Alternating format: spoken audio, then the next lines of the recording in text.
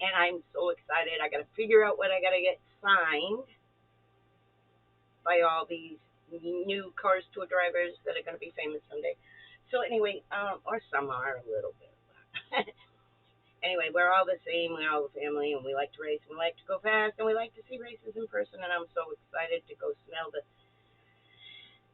burnt engine fuel, get burnt racer fuel, and popcorn and fried dough and all that smell and the burned rubber, the smell of a racetrack. Anyway, I'm returning to where my dad won his Busch Grand National Championship with Joe Nemechek in 1992. And as a quick review, he won it by 3 points, and it was I believe, the closest victory for a race in U.S. In Busch Grand National Sportsman history. So anyway, I'm going to be playing this. I'm going to be busy, and I'm going to be putting my picture that says, "Hi, I'm in the chat," because I'm going to be in the chat. So let's get this rolling. And that's why I was muted, because my mic won't mute. It won't mute like that. See, I'm still talking. So I have to go manually and close it. So anyway, let's get ready to go racing, and I'm going to put me in the chat like this, and I'm going to turn my camera off like this, and I'm going to turn my mic off. I will see you in the chat.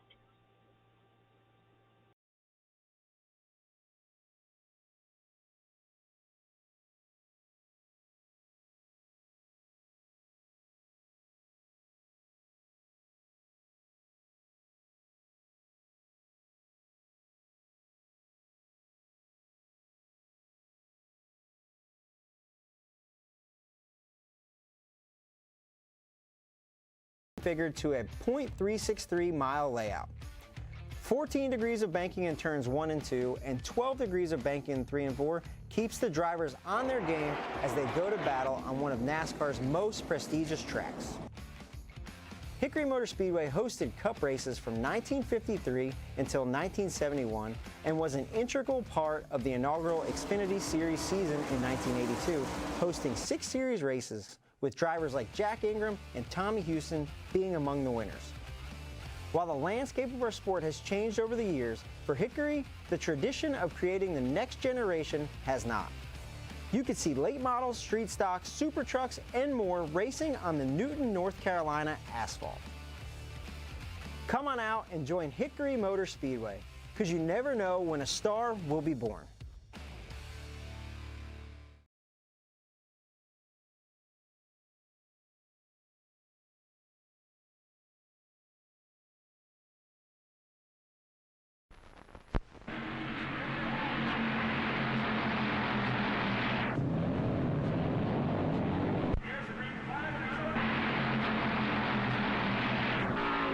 Stand by for the fastest half hour in television.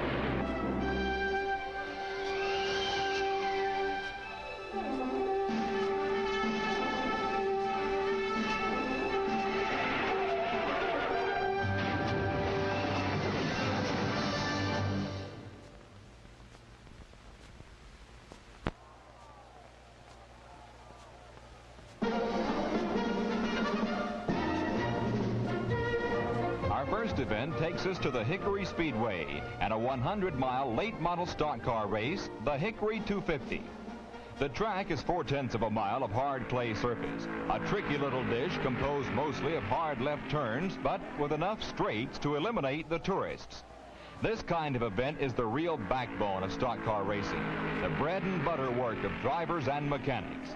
If you're not a racing buff and wonder what these guys do between the glamorous super speedway spectacles, this is it.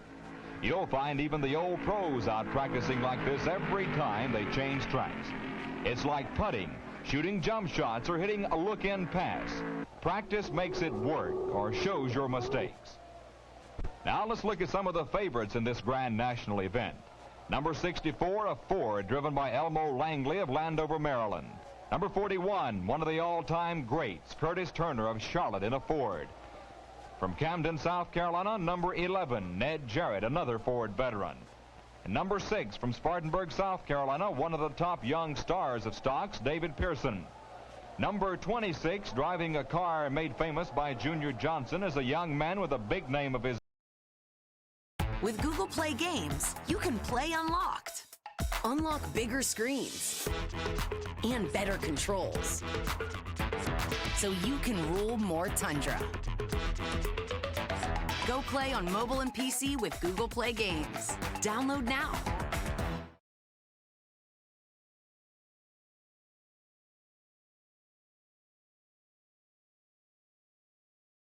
We promise a 10-fold refund if it doesn't work. We promise a 10.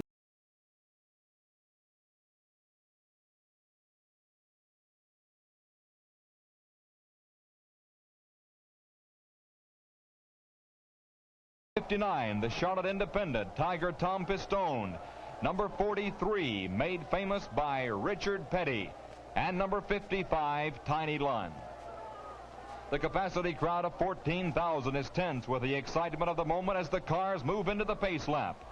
Out of the fourth turn now, speed picking up, starter checking the lineup, crowd on its feet, they look even, green silk falls and the race is on.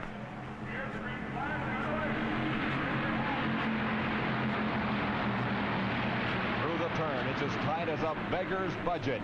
But at the top of backstretch, Curtis Turner, number 41, whips the Ford out of the pack and takes the lead. The Charlotte veteran, one of racing's all-time greats, shows how he got that way as he sprints through the first lap.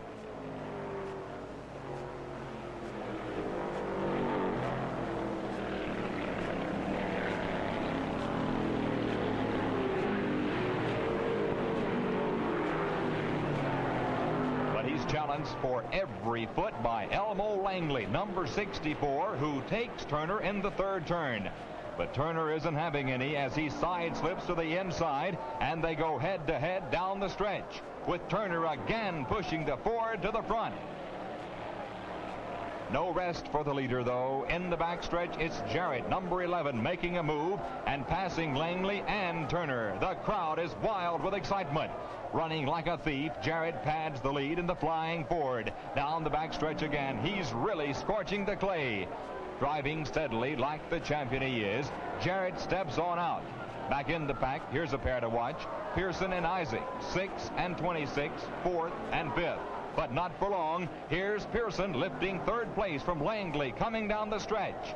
Unworried at this point, number 11, Jarrett, continues to stretch his lead. And Jarrett is still in control.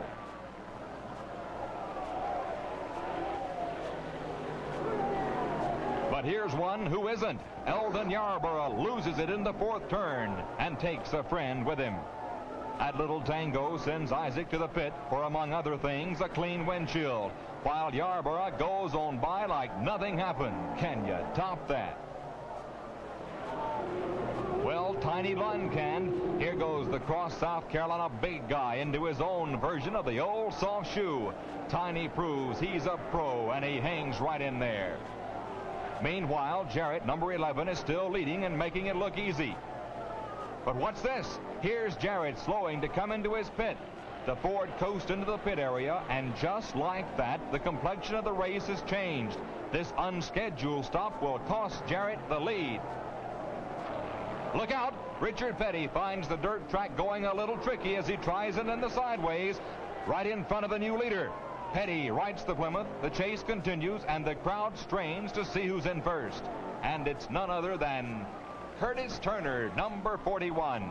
After chasing Jarrett for so long, Turner has nursed the Ford back to the front, with second place Pearson, number 6, breathing on his bumper. Now suddenly and dramatically, the pursuer is pursued. Coming hard, Pearson begins to close on Turner. Pushing his Dodge to the limit and nearly beyond, the Spartanburg speedster slowly but surely narrows the gap with every turn of the wheel, driving with a sure hand and an iron nerve. Calling on a champion's skill, honed by years of experience, Turner drives desperately, knowing that Pearson is closing on him, knowing that now, late in the race, if he is to win, he must hold the lead. But Pearson cannot be shaken, and now the race is right here. Pearson in the Dodge, number 6. Turner in the Ford 41 fencing for first. The crowd is standing and cheering as the tension of the wheel-to-wheel duel becomes nearly unbearable. And finally, breaking from the deadlock, Pearson makes his move through the traffic, and he takes Turner. With only a few miles to go, David Pearson has come from back in the pack to take the lead. Turner hangs in second place, but almost unbelievably, look who's challenging him now. It's Ned Jarrett. But the Camden Flash has pushed it too far, and it's a Ford Watusi in the third turn. Doug Cooper manages to avoid a collision, and Jarrett limps off at school zone speed.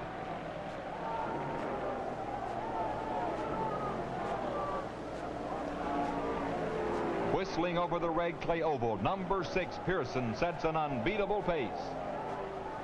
Pow! A whip-crack spin in the second turn, and there goes the last chance for Richard Petty, one of the few drivers left with still a shot at Pearson. Up against the fence, and number 43 is out of the race. Now, with only a few rounds left, here are the top 3. Pearson, number 6, is first. Turner, 41, second, and Isaac, 26, third. Anybody can see that the end is near. Down the backstretch, the checkered flag less than a lap away. Pearson still drives like the devil's running second. Through the third and fourth turns, it's all over but the shouting as Spartanburg's David Pearson takes the checkered flag and top money in the Hickory 250. Here are the official results of this race.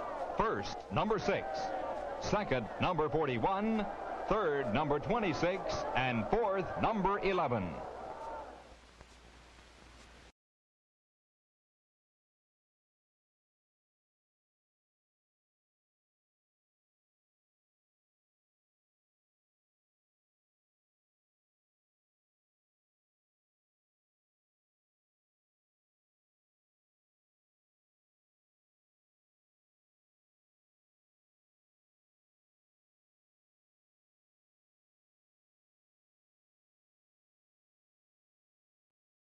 Series. Well, we've been looking back at drivers from days gone by, and we thought we should do the same for an old short track.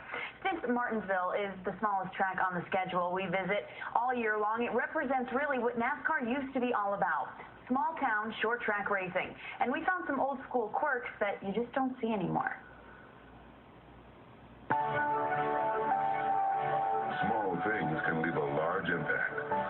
In North Carolina, this small town with its small track has left a large legacy. It was a short track, but it was a quick track, and it was a tricky track. When they built the racetrack, they didn't know how much banking they needed because there was not that much experience to draw from. I think it just happened to turn out. It put all the qualities there that are needed to mold a good racetrack. Stars were literally born and made right here.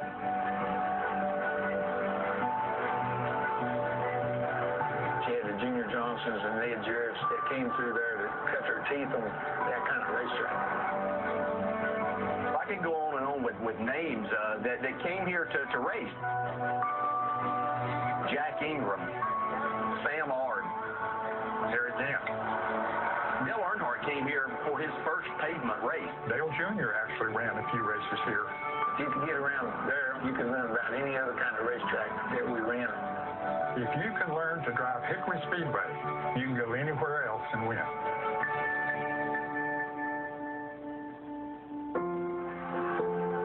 Certainly the Hickory Speedway played a major role in the growth of NASCAR because it was here almost from the beginning.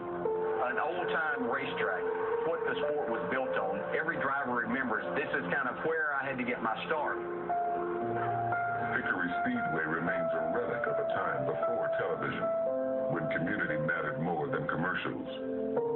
A time that's symbolized in the cemetery overlooking the track. There was a funeral, everything shut down here at the racetrack. Whatever was going on, that took precedent. It didn't matter how big the event. They had their funeral when the hearse left, and they threw the flag and would go racing again. To keep the Speedway in the right vein with the community, they had to do that.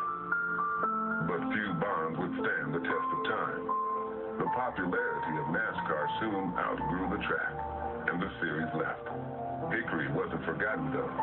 It helped birth the Busch Series by hosting 6 races in its first year. The Busch Series was a savior, but then the Busch Series outgrew this racetrack. For the sport to grow and become a national sport, it had to run in bigger market areas. That's the big reason it went off the schedule. As sad as it was, it was just one of those things that had to be done.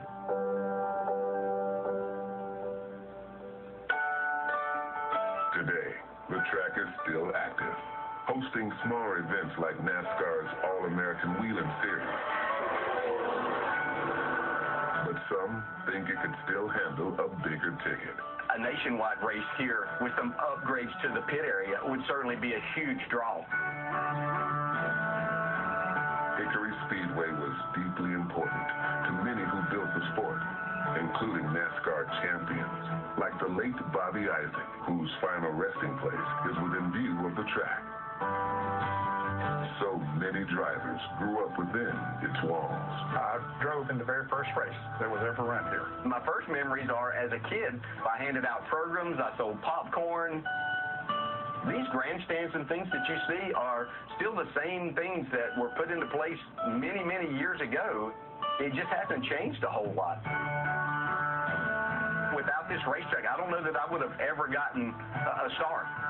There wouldn't be any Daytona 500 wins. There wouldn't certainly be any Hall of Fame nominations. None of that would have taken place without Hickory Speedway. It brings a chill to me to this day to stand here and talk about all the great things that have taken place here, and a lot of them I've been a part of. This is home. Hickory Speedway, just down the road from us here in Charlotte, North Carolina. Track you walk into now, it's all closed up for the most part, and it's sad to see some of these larger mile-and-a-half tracks start to grow as the short tracks shut down to make way to bigger markets. But Jeff, explain to some new NASCAR fans why these short tracks are so important.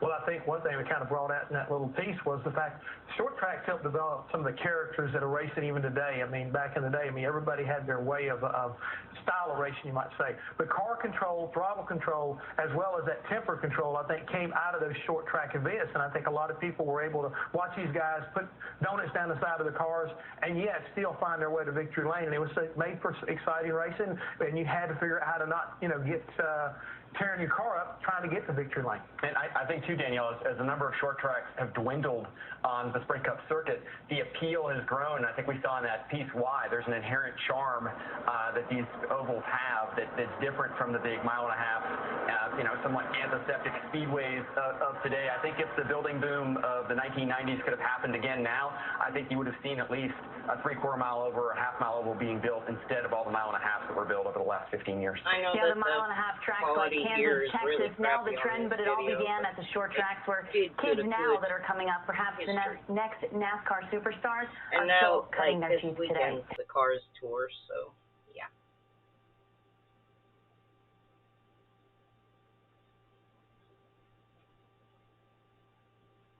At Spectrum, we believe every day unlocks unlimited possibilities.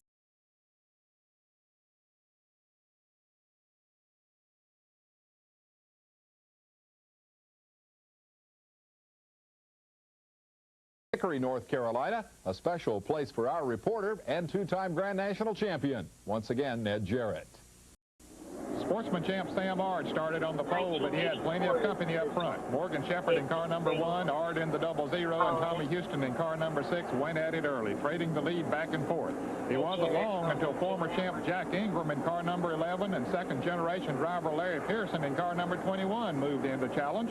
Shepherd faded back in the pack. Then Dale Jarrett began to ramble in his car number 32. He picked off Ard and moved in on Houston. They ran side by side for a long time, with Jarrett finally taking the spot for third. Meanwhile, Pearson had forged his way around Ingram and managed to hold off the Iron Man to claim his first ever late model sportsman victory. He's the son of David Pearson. He looked like a chip off the old block. I'm telling you, Ned, when I first started out in the baby grand circuit, and I think I won 5 or 6 races, but the win here tonight really topped it all. I'm really happy. Well, Dave, I actually started my career on this racetrack, too. It's good to come back. For Motor Week Illustrated, this is Ned Jarrett at Hickory Speedway.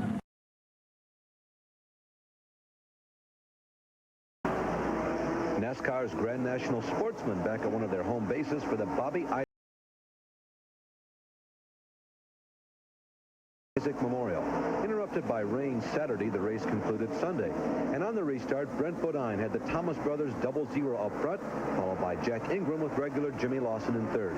Going in, Ingram had a number of things going for him. The circuit's leading money winner, $117,000, tied for the most Busch Series career wins at Hickory, and tied for the most wins of this year in Sportsman with Darrell Waltrip. Well, there are no more ties after a side-by-side fence with Bodine, another score for the Ironman.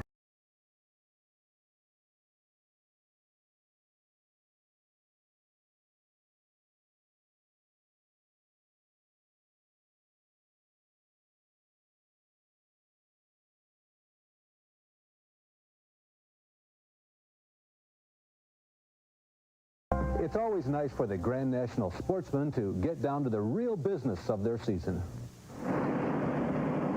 After all that super speedway racing and interloping Winston Cup stars, no track breathes as the soul of sportsman racing more than Hickory. And there's a fitting ending to the story, too. We keep saying that Brad Teague is due, and here early from on high, he directs the maestro, Jack Ingram, though Jack will play lead chair for 190 of 200 laps. A Herculean race all day among the top 10.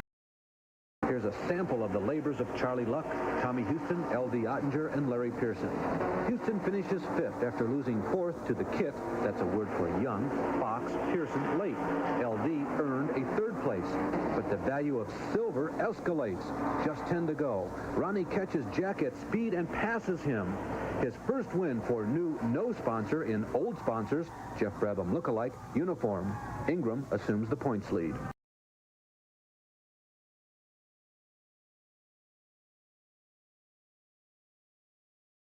Applebee's 2 for $25.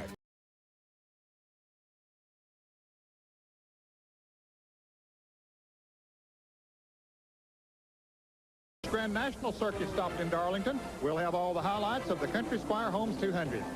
We'll also talk with Winston Cup star Jeff Bodine about the explosive growth of Winston Cup racing and his viewpoint of life away from the racetrack. Now, the third of a mile Hickory Speedway in Hickory, North Carolina has an awful lot of history. It's where a lot of famous names, including yourself, got their start in racing. And on that tight little bull ring, a lot of wildness happens. Boy, there's always plenty of good close racing and plenty of excitement like we had here in Richmond. Well, you normally think when Dale Earnhardt's in the field that he's going to provide a lot of that excitement, but it was a different Dale this time. It was Dale Jarrett and the excitement man himself, Jimmy Spencer. Tommy Kirkman has the highlights of the Mountain Dew 400. Jarrett and Spencer started the race on the front row, and the action they provided early on gave the fans a glimpse of what was to come. Jarrett would lead the first 11 circuits before Spencer took over and held the point for the next 76 laps. Dale Earnhardt gave young Rob Moroso a valuable short track lesson early as the two tangled in turn 3, bringing out the first caution of the evening. Hometown favorite Tommy Houston ran up front early before a broken oil pump belt relegated him to the rear of the field.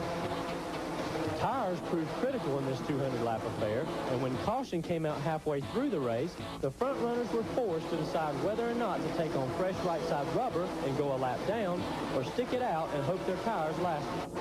Jimmy Spencer and Jack Ingram were the first ones in for new tires, and leader Dale Jarrett was close behind. Opting not to make a stop, Harry Gant inherited the lead. The cars who took on fresh tires were then some 0.5 of a second faster than Gant, so he finally made a stop on lap 141 after leading for 39 laps.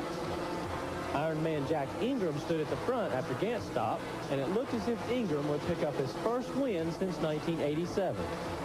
But Jarrett and Spencer had other ideas as the two chased the leader. Spencer was able to get by Jarrett for the second spot, and as they came up on the slower car of Jeff Burton, Spencer was forced to do a little dirt tracking out of turn 4. But Burton's problems weren't over. As they entered turn 2, Spencer tapped him once again. This time, Burton spun, and Jarrett recaptured second place. After the restart, Jarrett quickly disposed of Ingram for the lead, and Spencer came along for the ride. With just 2 laps left, Spencer made his move, and when he pulled under Jarrett, the two touched. Jarrett went spinning as Spencer took the yellow and white together. The next time around, Spencer took the checkered flag while Jarrett, in his haste to catch up to Spencer, put Tommy Ellis and Max Presswood in the wall. Jarrett would later join Spencer in victory lane, And while Spencer celebrated his first career wins, Jarrett was not happy with the outcome.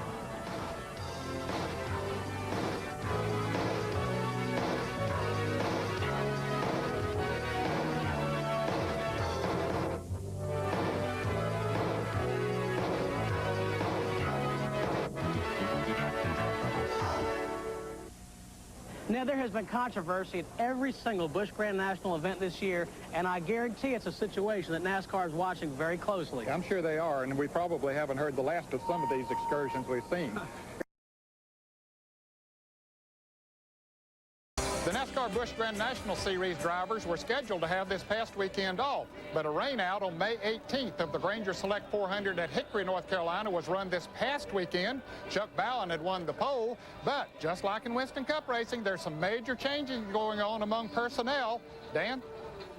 Well, Ned, the big story here was a major driver change. Elton Sawyer was relieved of his duties driving the 27 car. Ward Burton now gets that opportunity. Ward, this is definitely a big break for you. Well, it really is, and I tell you, A.J. Dillard's got some super equipment, and he's got a good team. I just got to buckle in there and turn it around. Champion Chuck Bowen sat on the pole for the Granger Select 400, but his problem started on lap 1 with an apparent transmission problem. Butch Miller left the race on lap 15 when he hit the front stretch wall. At the same time, Jack Ingram, who's won 2 track championships at Hickory and is on his farewell tour, suffered a flat tire. He retired only 3 laps later. On the restart, Cecil Eunice got loose and spun in turn 1. Everyone got by and the race continued. In the meantime, Robert Presley was doing his best untouchable act as he led 157 circuits with Steve Grissom waiting in the shadows. On lap 41, Bobby Dotter and David Green tangled in turn 1. No serious damage. Both drivers were able to continue. On lap 63, Troy Beebe spun in turn 4. When he pulled away, he hit the gas a little too hard, but got away safely. On lap 160, Robert Presley and Steve Grissom slowed to enter the pits when Ed Ferree spun directly behind them. This brought up the 8th of 11 cautions on the day. More importantly, though, it opened the door for Jimmy Hensley, who took the lead and shut the door behind him. Dave Rezendes had his problems all evening with an oil leak that eventually forced him to quit 132 laps into the race. On lap 217, rookie Jeff Green had an accident, and he too faced early retirement. Jimmy Hensley looked in the mirror and saw a pair of rookies beating down on him. David Green and Jeff Gordon were doing everything possible to pass the Virginia gentleman. With 17 laps remaining, David Green got a little anxious and spun out in turn 1. He continued and eventually finished 14th. Meanwhile, Jeff Gordon got the green light, but couldn't catch Hensley, who got his second win of the season.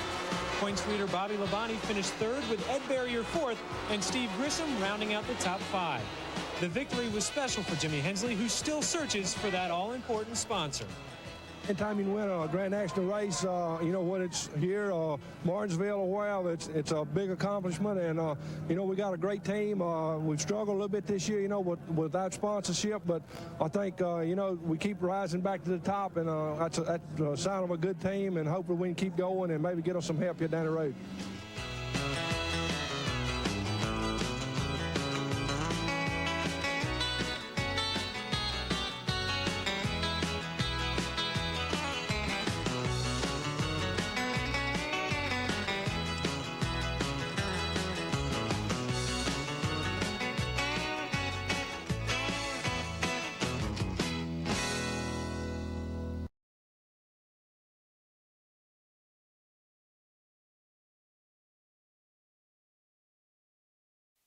Number 6 of the Busch Grand National Series here on TNN.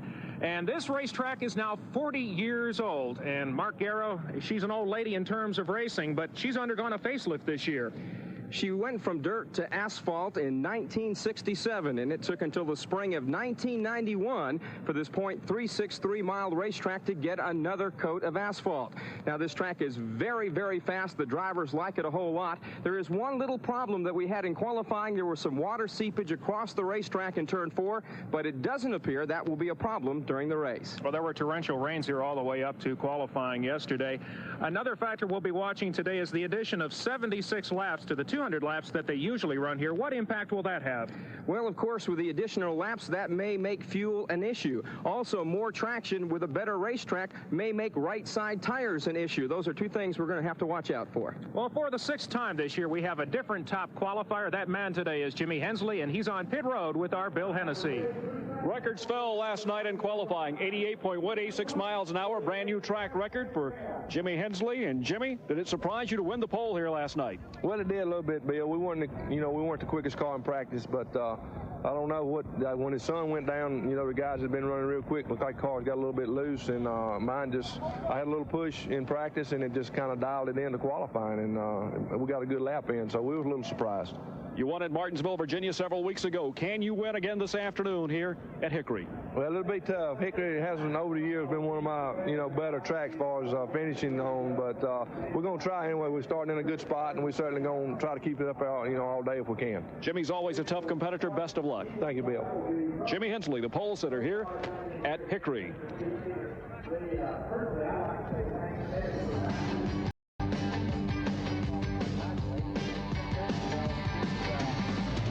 Today's telecast of the Mountain Dew 500 is being brought to you by New Haviland Formula 3 Motor Oil. Add more life to your car. By Eagle One Car Care Products. Eagle One is visual perfection. By Champion Batteries, when you can't wait to get started. And by Miller Genuine Draft, cold filtered for real draft taste. So get out of the old, get into the cold.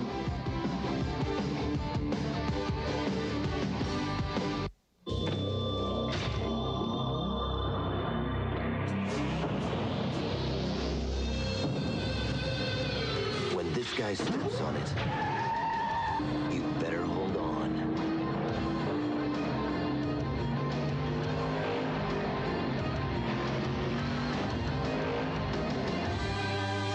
Looks like Rusty's back in town. The Miller Genuine Draft Rusty Wallace stock car is tearing up tracks everywhere. In America, your car is not just something you own. It's a part of your life. To give your car complete protection, Whelen is introducing new Whelen Formula 3 motor oil with not one but 3 kinds of protection against heat stress, starting friction, and engine dirt. New Whelen Formula 3. Add more life to your car.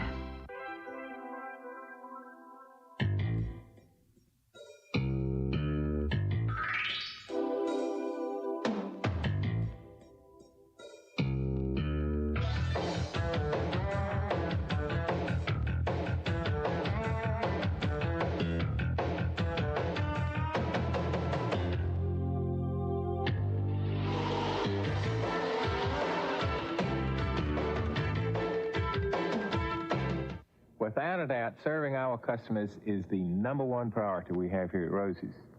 As you know, we have spent tons of money on technology and store design and layout and signage and lots of other things, but it all means absolutely nothing if we don't take care of our customers in a first-class manner.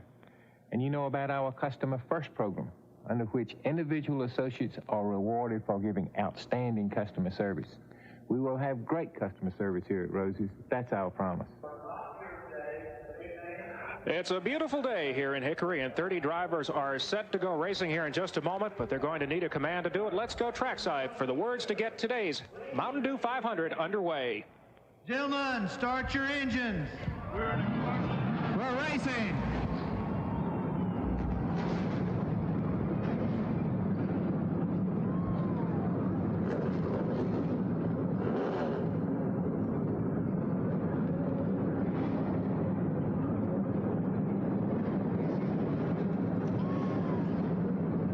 Let's take a look at last week's highlights of the event in which Kenny Wallace won in our Whelen Racing Update.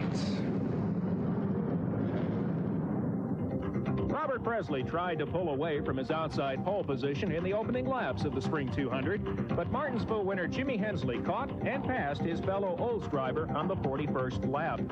The man on the march was Kenny Wallace, who quickly moved up from his 13th starting spot into the top 5. On lap 74, the Pontiac driver took the lead as the race stayed mostly green. The virtually incident-free event played to Wallace's advantage as he built up a sizable lead, and after just an hour and 9 minutes claimed his first career Grand National victory and his 5th straight top 10 finish. Tommy Houston came home second, Butch Miller was third, Hensley fourth, and rookie David Green fifth. In the Grand National standings, Wallace has a 136-point edge over Tommy Houston, with Jimmy Hensley third, Bobby Labonte fourth, and Todd Bodine fifth. Well, that's the way it was last week at Volusia County Speedway. 30 drivers are ready to go this afternoon. Let's take a look at the starting grid for today's Mountain Dew 500. Your 6th different pole sitter of the season, Jimmy Hensley in the number 25 Oldsmobile from Ridgeway, Virginia. Outside front row, Jeff Gordon, the reigning USAC Midget champion. In the second row, it's Kenny Schrader making a rare Grand National appearance from Fenton, Missouri, and rookie Troy Beebe in one of his best qualifying efforts yet in the series. Row number 3, the defending race champion, Tommy Houston from here, Hickory, North Carolina. This is his home track. And Dave Resendiz from Assonet, Massachusetts. Row number 4, Chuck Bound, who won the 2nd race here at Hickory last year from Portland, Oregon. And Doug Didero, a rookie from Ontario, Canada. And the 5th row, a rookie, Ed Ferree from Saxonburg, Pennsylvania. And Dale Jarrett, a past pole winner and race winner here at Hickory. In row number 6, it's going to be Jeff Green, the rookie from Owensboro, Kentucky. Beside him, last week's winner, Kenny Wallace. In row number 7, rookie Tracy Leslie and Butch Miller. In row number 8, Bobby Daughter from Chicago, Illinois. Beside him, from Asheville, North Carolina, Robert Presley. Row number 9, Ernie Irvin and Ed Barrier. In row number 10, inside from Gunnersville, Alabama, Mike Oliver. Beside him, Alabama neighbor, Steve Grissom. Mark Martin will start 21st with Tom Peck outside of him from McConnellburg, Pennsylvania. Then it's a rookie, Jimmy Bound, Chuck Bound's brother, and Elton Sawyer. Row number 13 will key Kenny Gregg, a local driver here from Hickory, late model stock driver. Todd Bodine from Chemung, New York will start 26th. The 27 starter, rookie Richard Lassiter, and Jeff Burton will start the car number 45. We'll explain that situation a little bit more in just a moment. Jimmy Spencer will get most of the seat time there. And the provisional starters for today's race, newlywed Bobby Labonte and Joe Nemechek.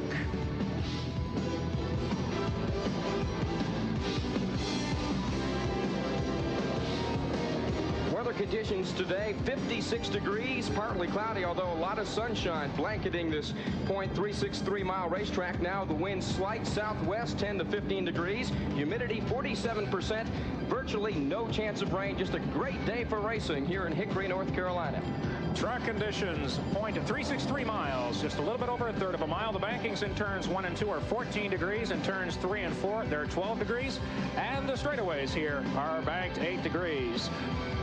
And now, Mark, let's take a look at the drivers who did not make the race. Tommy Ellis has not failed to make a race since he started his career in 1970. He will not be in the race today.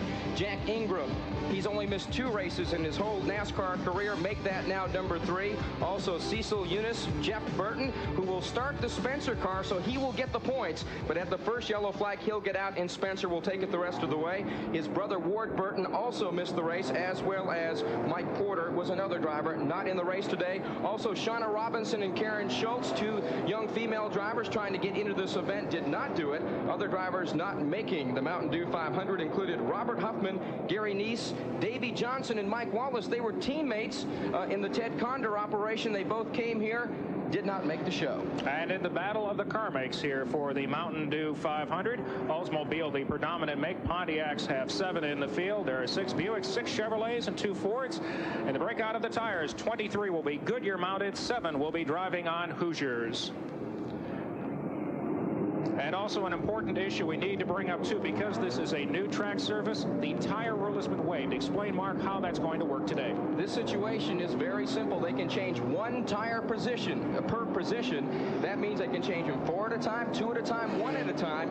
Under caution, they can do this, which is they can't normally do on the short tracks, and they must do it by lap 225. When they get to lap 225, no tire changing under yellow or it's a 2-lap penalty. The field is reforming for the start of this event. They've had the chance to warm the engines, to scrub any debris off of the tires. Everyone on this race is essentially starting on scuffed tires. They wanted to build some heat into them yesterday, but now the action is about to heat up as 30 drivers are ready to go racing here in Hickory, North Carolina. The green flag is in the hand of the starter, and we are just moments away from the start of today's Mountain Dew 500, and the field is under green.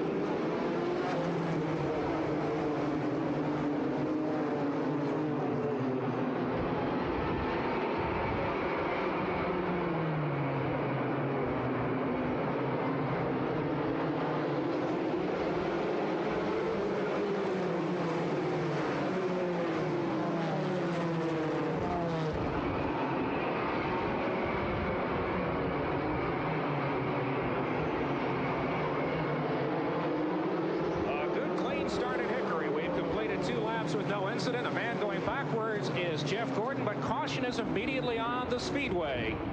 Caution on the speedway after just 2 laps of racing. The entire field slows down as they shaked out after the first few laps. Jimmy Hensley, as you saw, jumped out into the lead. Kenny Schrader up to second. Third, Troy Beebe. Fourth to Tommy Houston. Fifth to Chuck Bounds. Sixth to Dave Resendiz. There's some debris on the racetrack in turn number 1, and we see some heavy smoke now from the Kenny Wallace car. He's in turn 1, and you can see the smoke billowing out from underneath that Pontiac.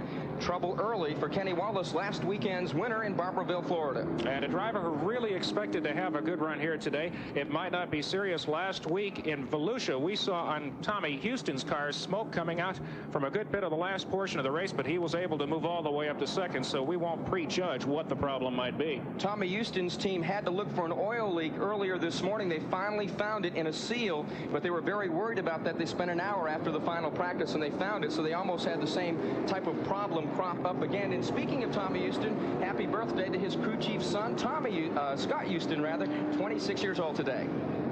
And here is the driver change that we were looking for on pit road. Jeff Burton will be climbing out of the number 45 car in the corner of your screen. He will be replaced by Jimmy Spencer. They practiced this driver change before. They didn't think they would lose a lap, but as it turns out, they will lose at least 1 lap as the field is back under green.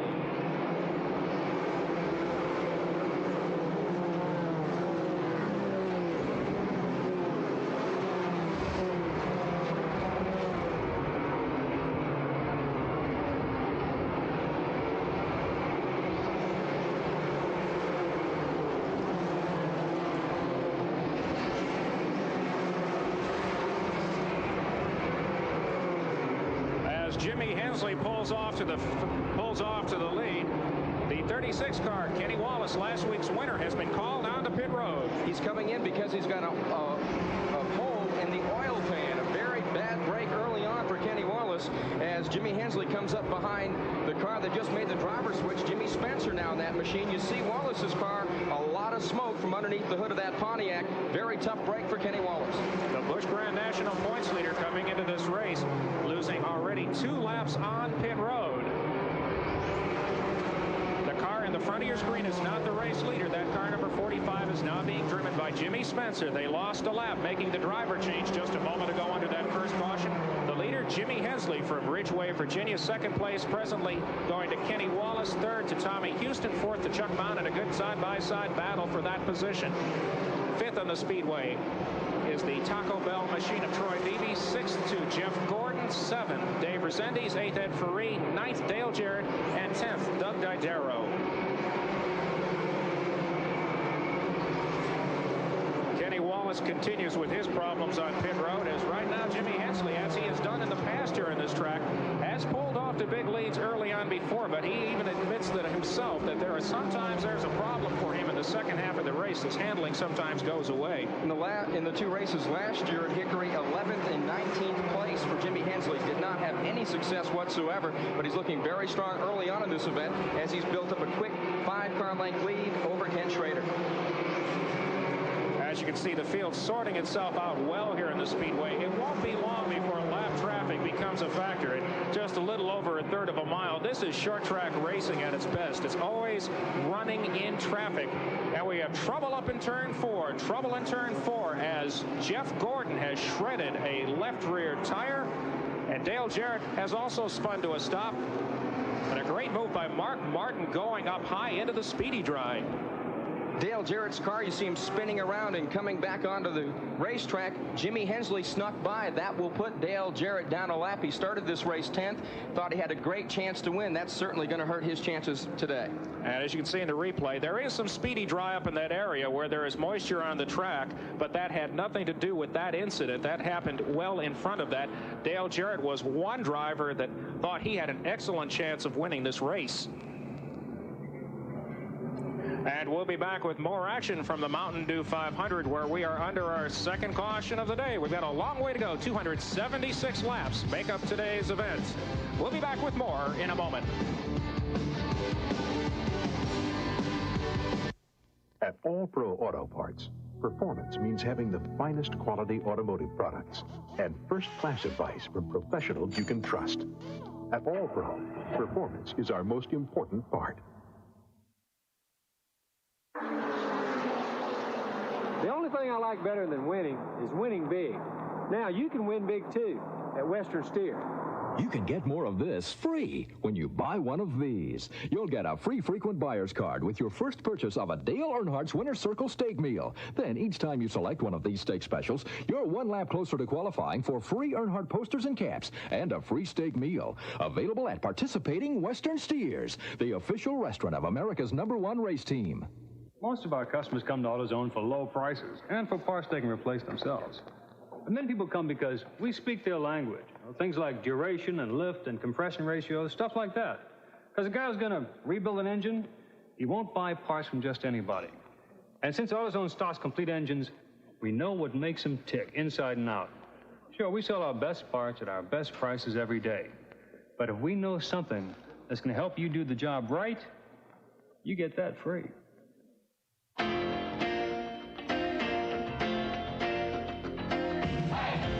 In America, your car doesn't just get you from here to there.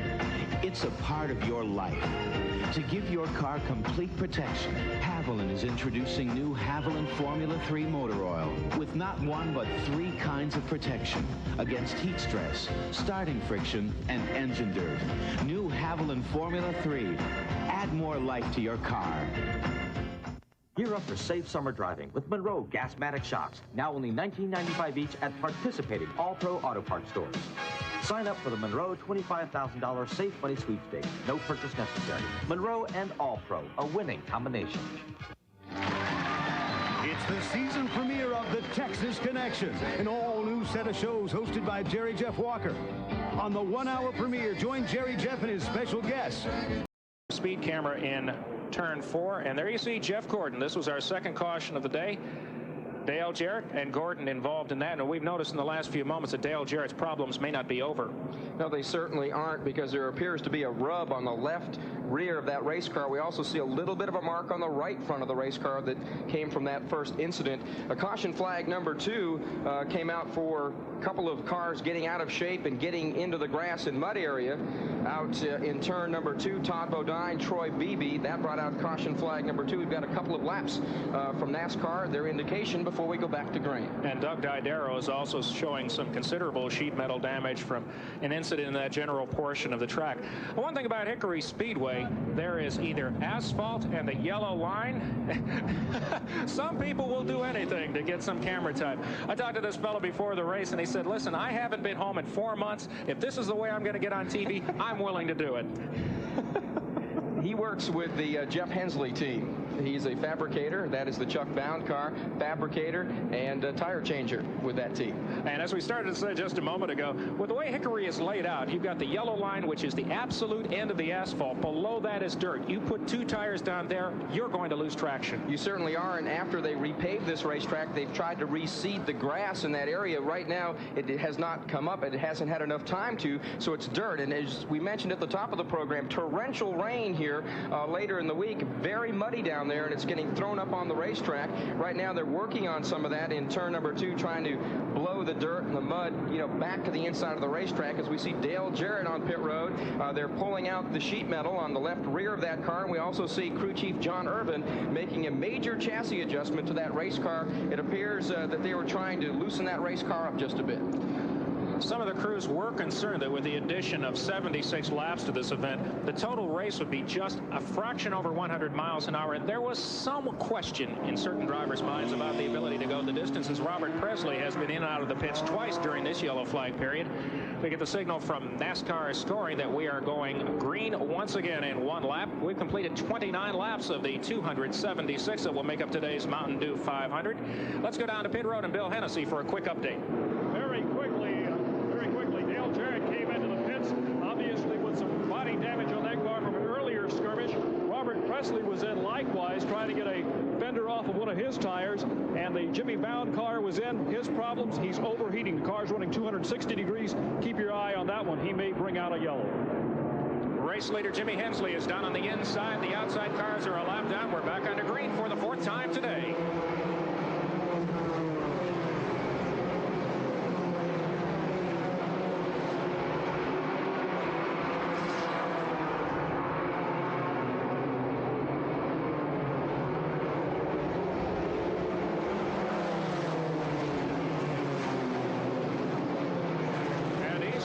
Determined driver on the racetrack right now is Jimmy Hensley in that green and white number 45. He is trying to get his lap back on Jimmy Hensley, who has led from the outset. Also separating the leader from the number 2 car, Ken Schrader. You see car number 34. That is Todd Bodine. So 2 lap cars between Ken Schrader and leader Jimmy Hensley. As you see, Jimmy Spencer right there on Hensley's rear deck trying to get that lap back. He lost in the driver's switch from Jeff Burns. This is short track racing at its best. Never more than a few feet away from each other. As now there's Spencer. He's won this race in 1989, trying to get back on the lead lap and make himself a factor again.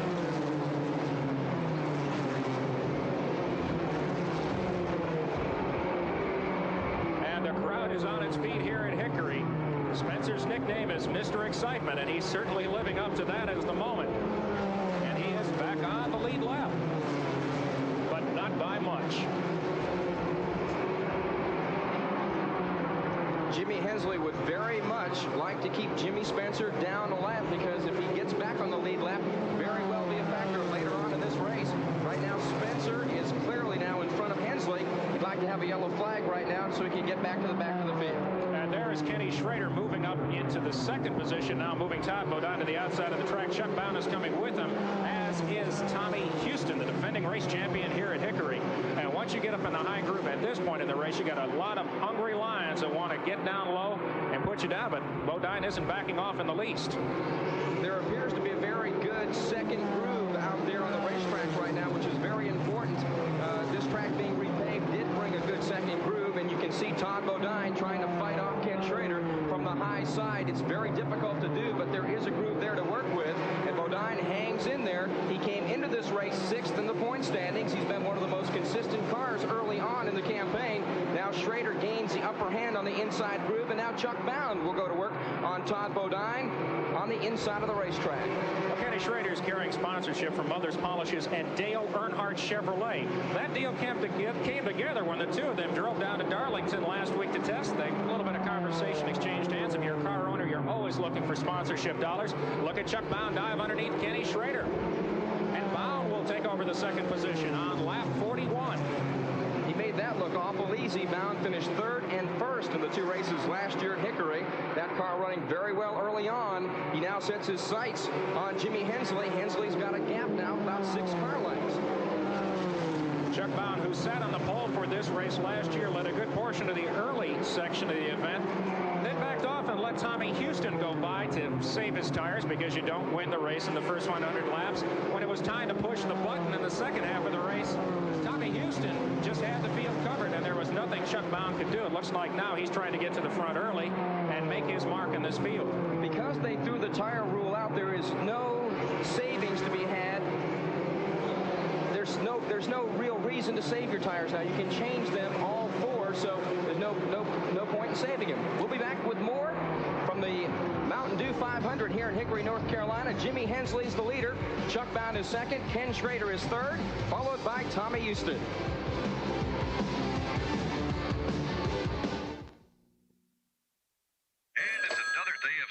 It's your boss on the phone. He says, do you still work here or not?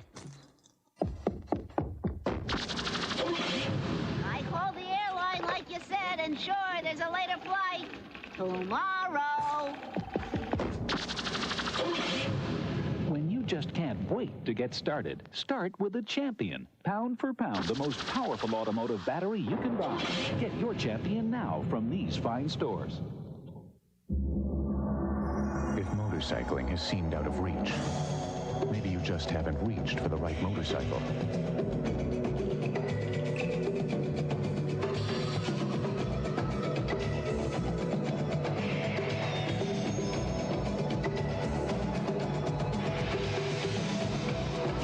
Legendary Inline 4 performance is now within your reach. Introducing the Nighthawk 750, only from Honda. In my considered opinion, it's okay to enjoy mowing one's lawn. Oh, for heaven's sake. In fact, my snapper significantly enhances my sense of well-being. Of course, my snapper dealer was kind enough to offer a 14-day money-back test drive. The good man really stands behind his machines. So if you're looking for emotional satisfaction, my advice to you is seek professional help. That's right. See your snapper dealer. Anything less just won't cut it. As Jimmy Hensley continues to lead in the early portions of this event, Chuck Bound is on pit road. He was our second place car at the time. They are going to the left side of that machine. And he was off the pace quickly, Mark, on that restart. Tough break. Very tough break. Bound was running second at the time and looking like he was chasing down Jimmy Hensley. He has now gone down, I believe, one, maybe perhaps two laps to the leader, Jimmy Hensley. He'll have to fight back now, but it appears his shot for victory today has gone out the window. Tough break for him as Jimmy Hensley continues to lead this race on lap number 56. And there is smoke coming from the second place car of Kenny Schrader.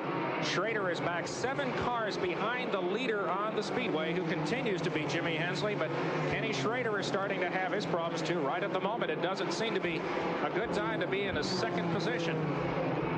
Schrader's team changed a motor earlier this morning. We also see the front grille work punched in on that Chevrolet. May be an overheating problem for Ken Schrader. And joining us in the booth is a man who's gritted his teeth and groaned a little bit in the early going, Rusty Wallace, who is Kenny Wallace's car owner, who's presently sitting third in the speedway, but is a number of laps down.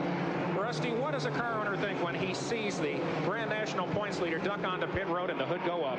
Well, it's just agony. It really is, because the car looked like it was running well. It ran over a piece of debris on the racetrack and punctured an oil filter. That's just something that doesn't have anything to do with the performance of the car, but it's a long year, and the crew chief looked like they made the right move to hurry up as long as many laps as they possibly can to try to get as many precious points as possible. Let's check on pit road with Bill Hennessy with the Bounds. And we have a spin up in turn number 4. That is Chuck Bound. Chuck Bound has spun, bringing no caution. He is out of the racing group. And yes, now they do indeed wave the caution flag for the 5th time today. Chuck Bound cannot possibly get out of the trouble he's in without backing into the racing groove. That makes him 3 laps down. And he was at an angle he just simply couldn't get the car around again to get back to the finish line ahead of Jimmy Hensley. So Chuck Bound, who was running very strong early on, looking like he was in the hunt for his first victory of 1991, has seen that all go out the boards. So problems for the current Grand National points leader and the defending Grand National champion. Hickory has bit them here today so far. The crew, led by Jeff Hensley, now going to his aid. And you see Bound and Kenny Wallace get together a little bit. Bound from behind, tapping Kenny and getting out of shape and spinning. All right, let's check in at pits with Bill Hennessy. Well, Jeff Hensley just took off, headed down for his car, parked on the inside of turn 4. It's typical Sunday afternoon short track racing action. The problem on Chuck Bound started when he missed a gear coming out of turn 4 on that last restart. In doing so, the gearbox had taken a dive. He came into the pits. Jeff Hensley went up under the car, put the car in 4th gear and sent him back out. And obviously his day is coming to an end down up there turn 4 right now. Coming onto pit road is Jimmy Spencer. Now, an interesting story on the number 45 driver. They had to put Jeff Burton in the car as a real gesture at the start of the race. Well, Burton and Spencer are completely different size. They had to put a pillow behind Burton to get him cinched into the car. Spencer's back in. They're working on the right front portion of that machine. We're under our 5th caution of the day, 64 laps into this, and we'll be back with more action from the Mountain Dew 500 here in Hickory, North Carolina in a moment.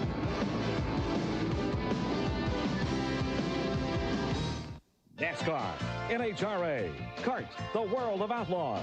Go inside the exciting, colorful, and dangerous world of auto racing with NASCAR great Neil Bonnet. Get to know the winners. Sports Sundays and following Saturdays on TNN. Homeowners, if you're tired of ordinary mowers that blow clippings everywhere and clumsy bagging mowers that need constant emptying, here's great news. It's the breakthrough mulching mower from Troy-Bilt, a revolutionary new kind of mower that ends bagging and raking forever.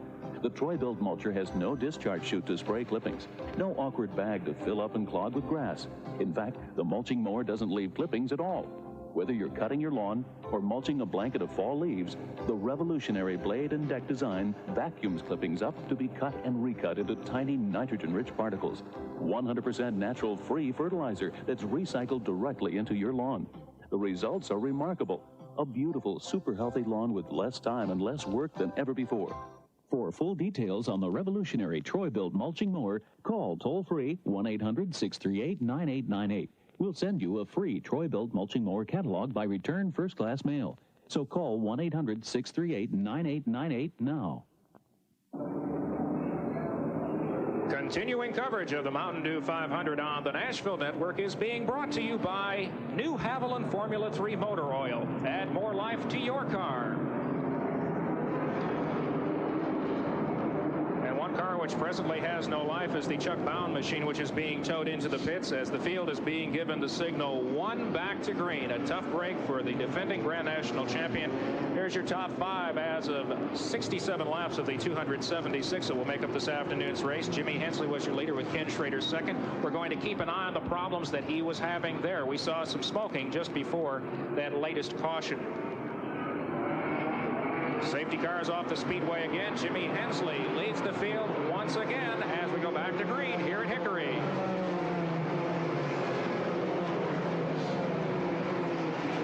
Watch aspiring country music stars compete for cash and prizes, including appearances on Nashville Now and On Stage when Be a Star hits the airwaves this week on TNN.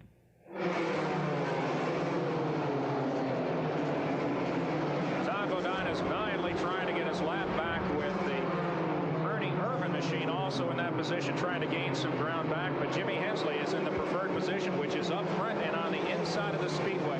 Rusty Wallace, let's bring you back in here for a second. Let's talk about how difficult it is for drivers trying to get back down to the inside after a restart. It's awful tough. You know, Jimmy's got the line right now, and there's some awful aggressive drivers trying to get their lap back, and I'll tell you, I know what it feels like. You're just so close to getting it back, and Doug Didero there has spun on the backstretch, but the field will stay green. As you can see, he's got a little bit of damage from an earlier incident. He's from Ontario, Canada, but Jimmy Hensley has got his hands full up front, trying to keep Bodine and Irvin a lap down. And we noticed a moment ago that a driver's had some problems is back in the speedway. Chuck Bound came back out, and he's gone back to pit road as we see things heat up again up front. Todd Bodine gaining the upper hand as we see Bound's car working on the left side again, working on that faulty transmission. Todd Bodine is back on the tail end of the lead lap. Ernie Irvin would like to get there as well. Jimmy Hensley is not fighting for position, but he's fighting to keep some very good cars a lap down. And in the process could be using up his tires. This is an issue that we're watching very carefully this afternoon with the addition of 76 laps to the 200 they usually run. That's certainly the case. We talked about that at the top of the show. And Rusty Wallace, what about that second groove? It's a little surprising just how strong it is. Well, the second groove really looks good. Now it's getting hotter. I don't think these drivers have practiced in this warmer weather yet. They practiced this morning when it was a lot cooler. I'm seeing a lot of tire slippage, and they're starting to move up right now. The guy's really taking abuse. Obviously, it's Hensley. He's leading the race, and he's thinking, come on, guys, get off my rear end. But, hey, these guys went their laps back. We'll have to see how the tires do. I look like they're looking pretty good right now.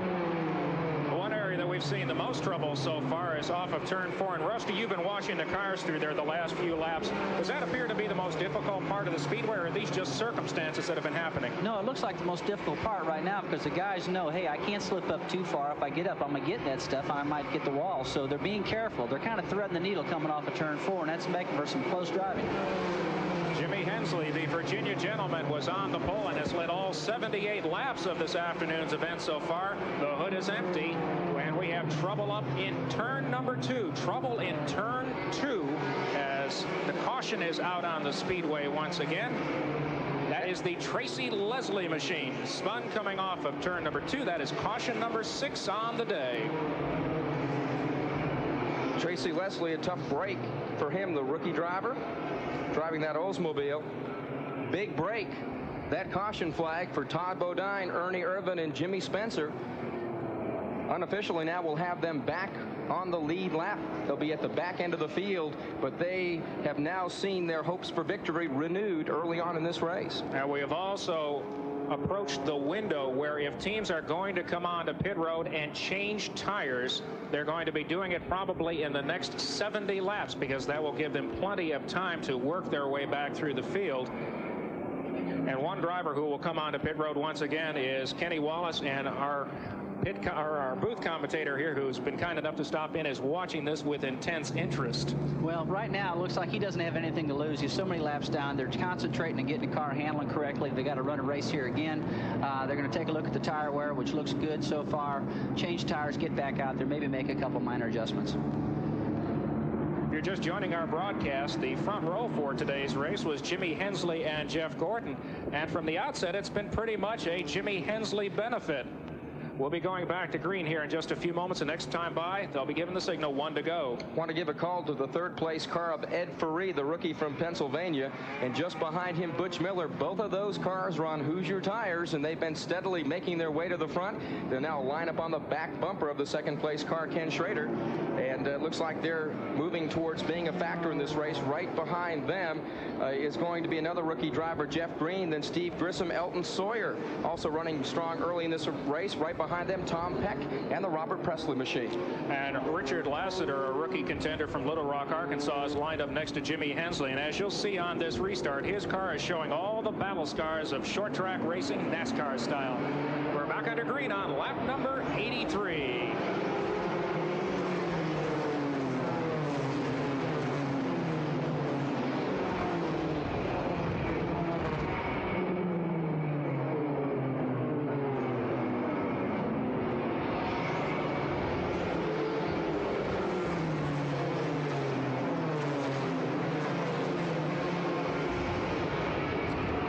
Jimmy Hensley, as he's done so often, is pulling away to a nice lead again. Let's go back to pit road and Bill Hennessy.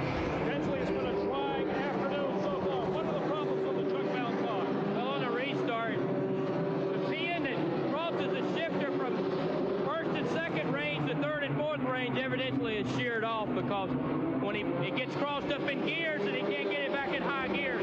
Well, we're running, you know, the NASCAR Classic Pontiac is running good. We're the fastest car here, but I don't know how many laps we're down. We're not giving up. We're still running good. You were a bit frustrated when the car sat down to the inside of turn 4 for so long. Then the entire team took off down there. Well, I was pleased with the NASCAR officials, and all we needed was a push, and they wouldn't get out there. And then the record driver, after they hooked to us, it looked like seemed like he had all day to get us back to the pits, and he didn't. You know, we're still trying to win a championship, and every second counts. It's just frustrating. Jimmy Hensley, the race leader. The car in the second position is Jeff Gordon, the man who sat on the outside of the front row, but he is a lap down, trying to get himself back in front of Hensley, as Jimmy Spencer and Todd Bodine did a few moments ago, to put himself back in contention. Early on in this race, 23 cars still left on the lead lap. As we mentioned before, that caution flag before, a blessing for Ernie Irvin, and the Jimmy Spencer cars are back in the lead lap, and they've got a shot to win this race now. There is so far nothing that Ken Schrader has been able to do. In fact, he has actually given up ground. Ed Ferree has moved into second place on the speedway, the rookie contender, and we have trouble in the front straight. That's Jimmy Bounds spinning down to the inside of the speedway at the start-finish line. Not a good day for the Bounds. He will go down a lap. The yellow flag does not come out as Bound is trying to get out of the way and refire that race car without getting hit from the cars coming up from behind. He's able to do that, but now the yellow flag comes out as Jimmy Hensley, the leader, got by him again to put him down 2 laps. We're on lap number 92 of the Mountain Dew 500 here in Hickory, North Carolina, on a sun-drenched day with a capacity crowd here around this .363 mile racetrack. We're under caution for the 6th time, and we'll be back with more from Hickory, North Carolina. Jimmy Hensley's the leader. He's followed by Ed Ferree and Ken Schrader. 2, 3. Allison believes. Mario and Michael Andretti believe. Don Prudhomme believes.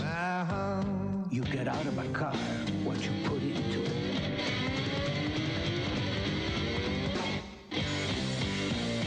Yeah. I stalk the wild gorilla, careful not to be noticed. He moves in and out of the light. But with 35mm 1 film from Polaroid, I can capture this majestic creature in low light, bright light, inside or out. With the same roll of 1 film, I can shoot under almost any conditions. 35mm 1 film, the simple choice from Polaroid. Ah, the thrill of safari. Next stop is the polar bear. Wait! She may not care that visual perfection took years to develop. She may not care that visual perfection, state-of-the-art technology produces an unsurpassed, deep, rich, brilliant color.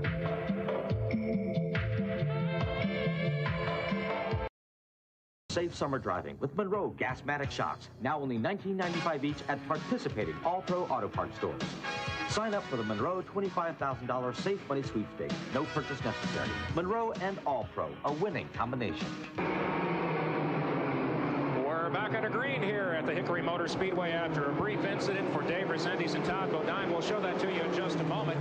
But the leaderboard as they restarted was Jimmy Hensley, Ed Ferree, Kenny Schrader, and Jeff Green, a rookie. 2 rookies in the top 4, Mark. And here's a replay of that incident. You see Resendiz spinning, Todd Bodine getting up in the back speed dry, and then clipping the wall with the right in front of that car. There's Resendiz spinning down low, Bodine trying to avoid it, gets caught in that substance. He's put down to dry up some of the water on the racetrack and hit the wall with the right front and punctured the right front tire. And he came to the attention of his crew on pit road to replace a right front tire, which is all the way down on the rim. Jimmy Hensley has had things pretty much his own way as we're approaching the halfway point of this event.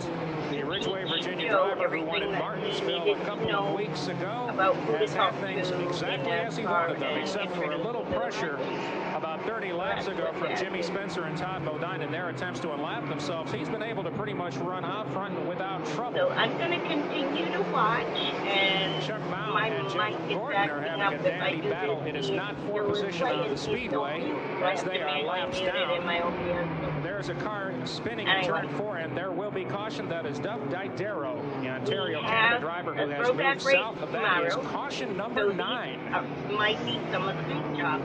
It comes out on lap number 121. The latest scoring we have from NASCAR, of course, Jimmy Hensley, the leader. Ed Ferree is second. Ken Schrader third. Jeff Green fourth. Tommy Houston is now moving up to the number 5 spot. Elton Sawyer just behind him. Then Mark Martin, Tom Peck, Bobby Dotter, Joe Nemechek, Troy Beebe. Then at lap 14, Dave Resendiz, Todd Bodine, Ernie Irvin, Tracy Leslie. That's the way the cars were in that rundown, followed by Mike Oliver and the Butch Miller machine. Let's go back downstairs to Bill Hennessy for an update from pit road. In case you were wondering what that lengthy pit stop was all about for Steve Grissom, well, here it is. It's about a 298 item. It's called a rotor button on the top of the distributor. He had ignition problems. It actually broke the little brass tip off. It went away. He had no ignition. The engine cut off. He found himself in the pits. Interesting enough, Brian Frazier, the crew chief, was being assisted by former crew chief Steve Bird down there. Another car that's on pit road that we talked about earlier, who made a quick dive in and didn't do anything, was Butch Miller. He has now taken on right side tires and will go back out. Todd Bodine was black flagged and brought onto pit road. Doug Didero, the spin. Great move by Tracy Leslie to get away from that spinning race car. He dove quickly to the right and still got in that speedy drive, but was able to hold on to the race car. We see Butch Miller coming back onto pit road. The jack wrench that they make adjustments to the car is in the top of the car. You see the crewman going around now, popping it out. Miller did not go down a lap. He needed that caution. He got it. And with the tire rule being waived, it looks like a serious incident, but when you're under caution, it really isn't. Rusty Wallace, when we saw Doug Didero sitting there facing traffic, what goes through a driver's mind when he sees the field coming at him? Well, the tough part is, what do you do? I mean, you can't do nothing. I mean, if I was in that situation, I wouldn't do nothing. If you try to let the car move, you're going to roll right in the path of the oncoming traffic, and that's the most dangerous thing to do, is try to make a move. Let them pass you, then go ahead and get going. One of the two Fords in the field of Mark Martin, which are two cars out of the stable of Bill Davis, the other being Jeff Gordon. Mark Martin has been given the black flag by NASCAR for smoking. He will have to come on to pit road to check what the problem is. Tough break for Mark Martin. Earlier, when I talked to him before this race, I said, how are you running after that final practice? He said, someplace between decent and incredible. I think I can win this thing. Well, now he's more decent and in trouble because he'll be coming out of pit road as the crew goes to the attention of that Carolina Ford dealer's Ford. We'll stay under caution here another few laps as there's some fluid down on the speedway that the safety crews will be paying attention to. Martin making a rare Grand National appearance. In fact, he is the only driver who has ever taken Ford to victory lane in the Busch Grand National Series. His last victory, Myrtle Beach, South Carolina, back there, and they were celebrating the 4th of July last year. You see that car sitting on pit road. It may go a lap down. Jimmy Hensley, the leader, now passes by him with the pace car, so that puts him down 1, and they now start to push it away. So a major problem for Mark Martin. When that caution flag came out, he was running very close to the front of the pack. You know, drivers work so hard to maintain an even keel when there's trouble, but it's always the crew people that you can tell the reaction from, and it was pretty clear when the Martin car came to a stop that the problems were terminal. I always think it's easier for a race driver. They can maybe grip that steering wheel and try to tear it out from the steering post, and the crew's got to run around and try to fix it. And the wrench that was left in the car, it goes back in for another major adjustment. Rusty, as Butch Miller, who was having such a good run there, is now starting to have some problems. Well, he's using all the caution flag periods to his advantage to try to get his car handling correctly. He's obviously not handling the way he wants to, so he's coming in every time. He's at the back of the pack, well, so why not come in? As you take a look at what they were doing, what do you think his problem is? It looks like his car is pushing real bad to me, and he's going downward on the right rear jack bolt to try to make the car turn better. 127 laps have been complete. We have been slowed 9 times for caution. Let's check back in on pit road. Here's Wayne Day. Wayne, you're the crew chief on the 52 Butch Miller car, trying to stay in the same lap. A lot of problems, car running loose. You're trying to tighten it up? No, it was a little bit tight. We're trying to loosen it up a little bit. We had a right front going down, too. So we got that off. We should be in pretty good shape now. We didn't lose a lap, so I think everything will be all right now. Trying to get him dialed back in here to run for the money here at the Mountain Dew 500. When it rains, it pours, but we'll be going back to green and with just 1 lap. As the field reforms for the restart, Jimmy Hensley is in just about the best possible position. He's got lapped cars down on the inside with him. The car that is in second place is Ed Ferree, and he is sitting all the way back in the 4th position on the inside lane. You see the jostling for position. The field has to be reformed by turn 3. Otherwise, they can make no further movement until the green flag falls. The safety car is back on pit road, and on lap 129, we'll go back to racing here in the Mountain Dew 500.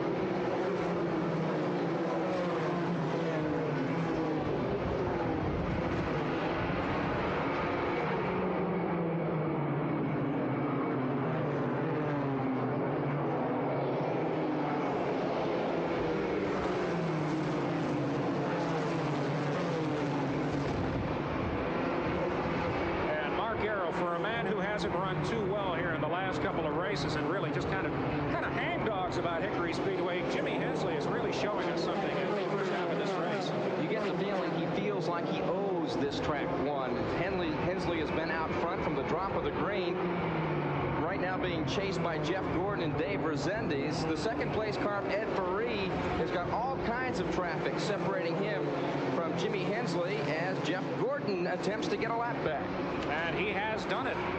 The USAC Midget champion from 1990, all of 19 years old, is showing experience well beyond his years. He is used to a car that weighs 1,400 pounds at most if it's a sprint car, 950 if it's a midget. He's running 3,200 pounds around the Hickory Motor Speedway and pulling away as, look at Hensley getting caught up in the high groove, and that's allowing a number of cars to get around him. And trouble up in pesky turn number 3 and 4. That's where we've seen all the action today. Doug Didero and Jimmy Bound both involved in their second spins of the day. The field splits between the two. Didero from Ontario, Canada. This is our 10th caution of the day, and we're not even to halfway yet in the Mountain Dew 500. Stay with us for the marathon from Hickory. My feet are so sweaty and smelly. Here's why. Your feet have more sweat glands than any other part of your body. They need super drying Odor Eaters foot powder. Look, you'd need 25 cans of talc to match the drying strength of just one Odor Eaters powder. It can absorb 25 times more wetness. Wow, it even keeps my feet dry. And no more smell. Odor Eaters foot powder from the makers of Odor Eaters insoles with the world's most powerful odor destroyer. In my considered opinion, it's okay to enjoy mowing one's lawn. Oh, for heaven's sake. In fact, my snapper significantly enhances my sense of well-being. Of course, my snapper dealer was kind enough to offer a 14-day money-back test drive. The good man really stands behind his machines. So if you're looking for emotional satisfaction, my advice to you is seek professional help. That's right. See your snapper dealer. Anything less just won't cut it.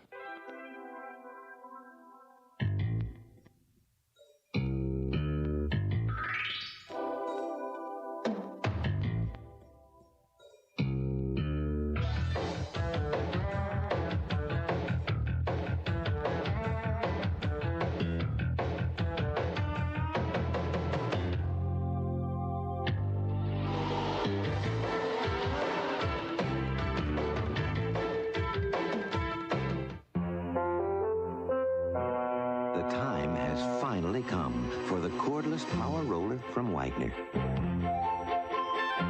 Now you control the flow of paint. So the Wagner power roller can cut jobs in half. Smoothly and evenly, it can cover areas twice as fast. And cleanup is a snap. So you can finish one job and do another. Get your hands on a real value, because the value of Wagner keeps on rolling. Here with 140 laps complete. We're just past halfway on the Mountain Dew 500. The race leader, as he has been from the drop of the green today, is Jimmy Hensley, but second place is held by surprising rookie Ed Ferree. Up to third is Tommy Houston, the defending race champion. Fourth is Ken Schrader, but we've been watching smoking on Houston's car, and let's check in the pits for a report with Bill Hennessy. Scott Houston is the problem on Tommy's car. The guys upstairs observing some smoke coming out beneath it. What's the story on the man that's won so many times here?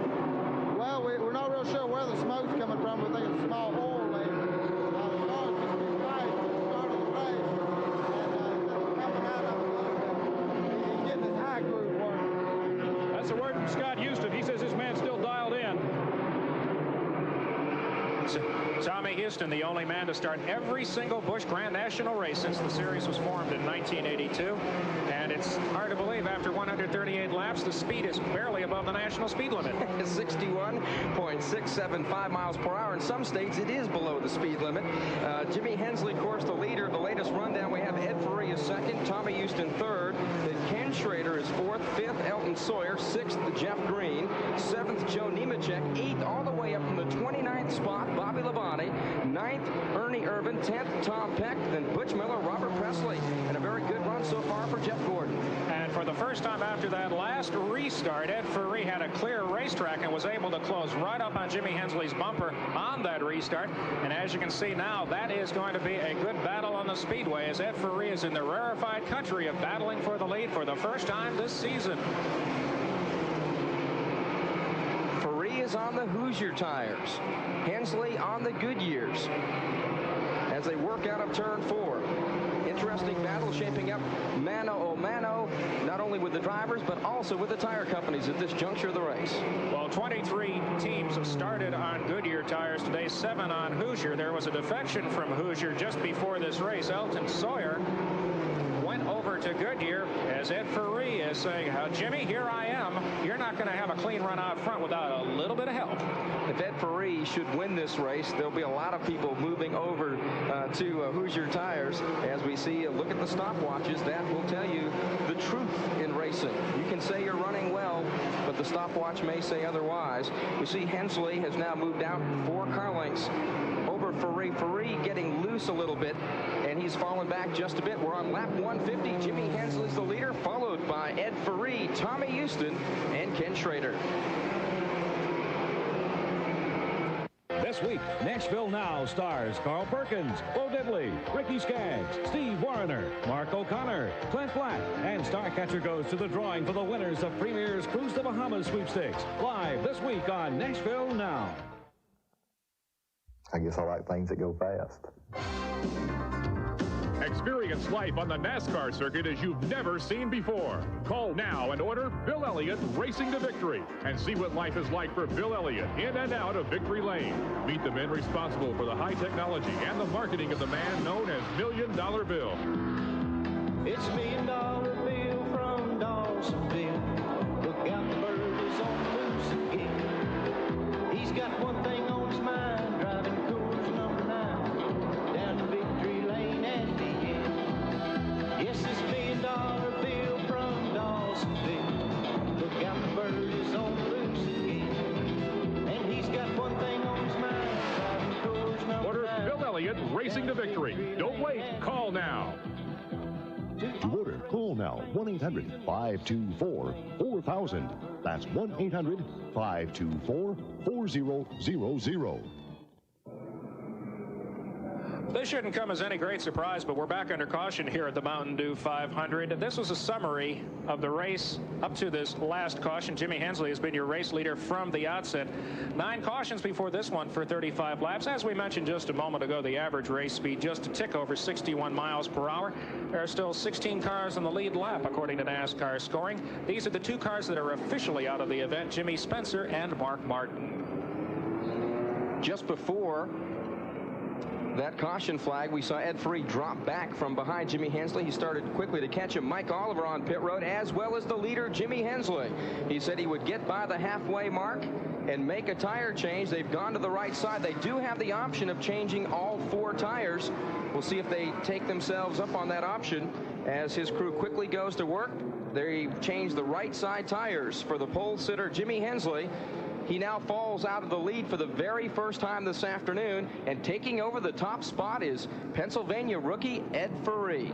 And how about that? This is a driver that I don't think many people really gave a chance in today's race. We've still got a long way to go, but at the moment, the Pennsylvania driver is in front as we go back to green.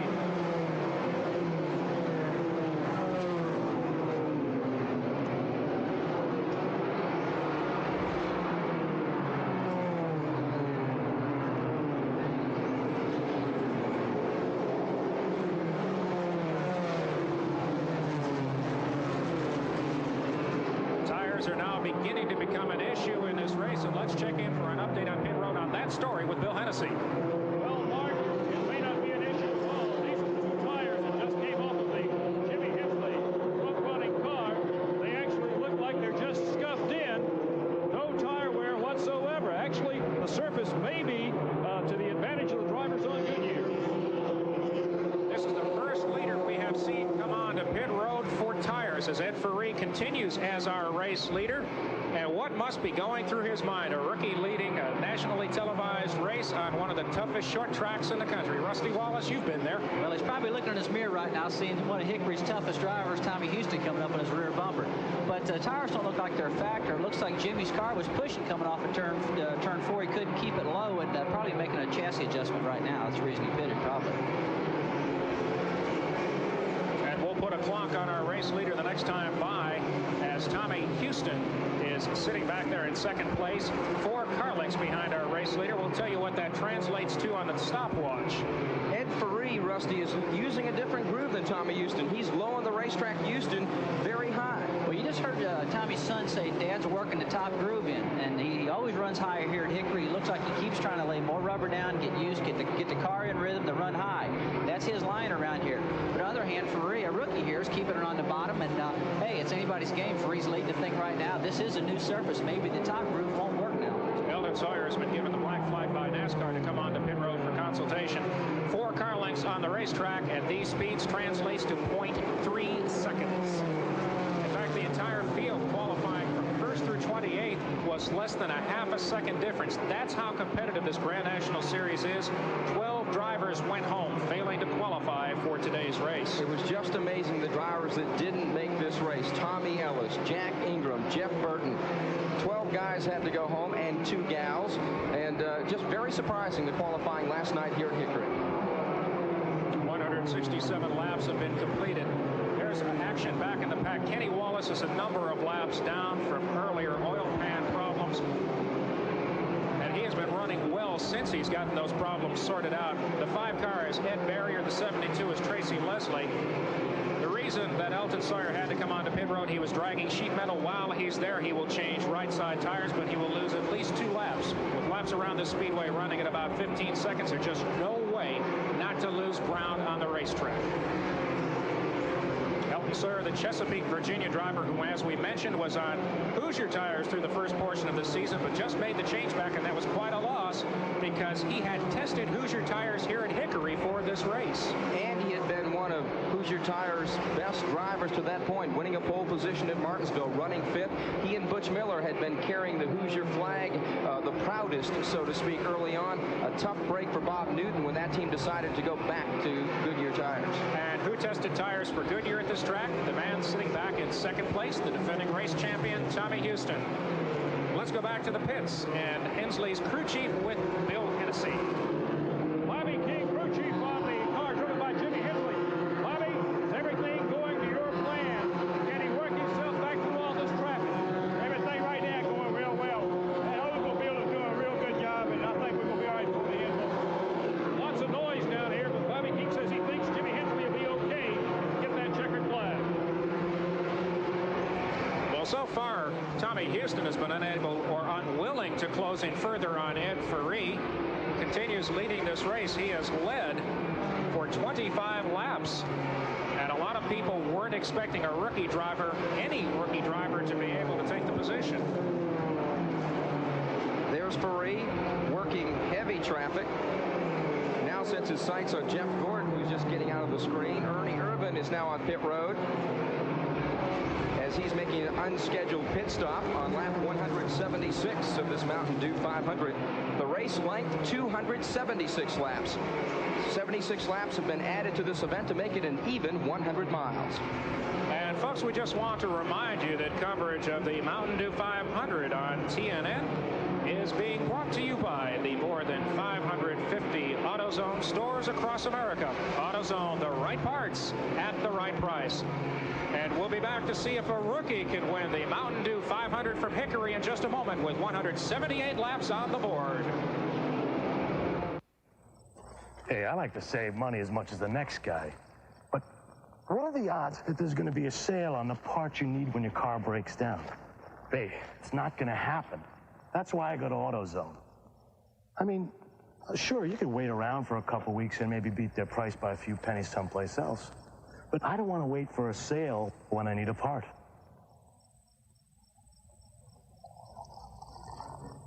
Now, what more could you ask for? I could spend all day here.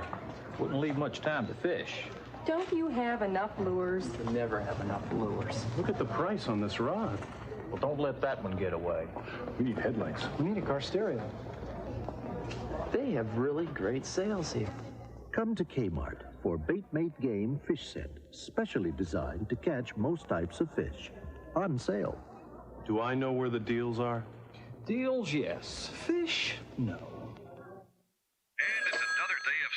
It's your boss on the phone. He says, do you still work here or not? I called the airline like you said, and sure, there's a later flight.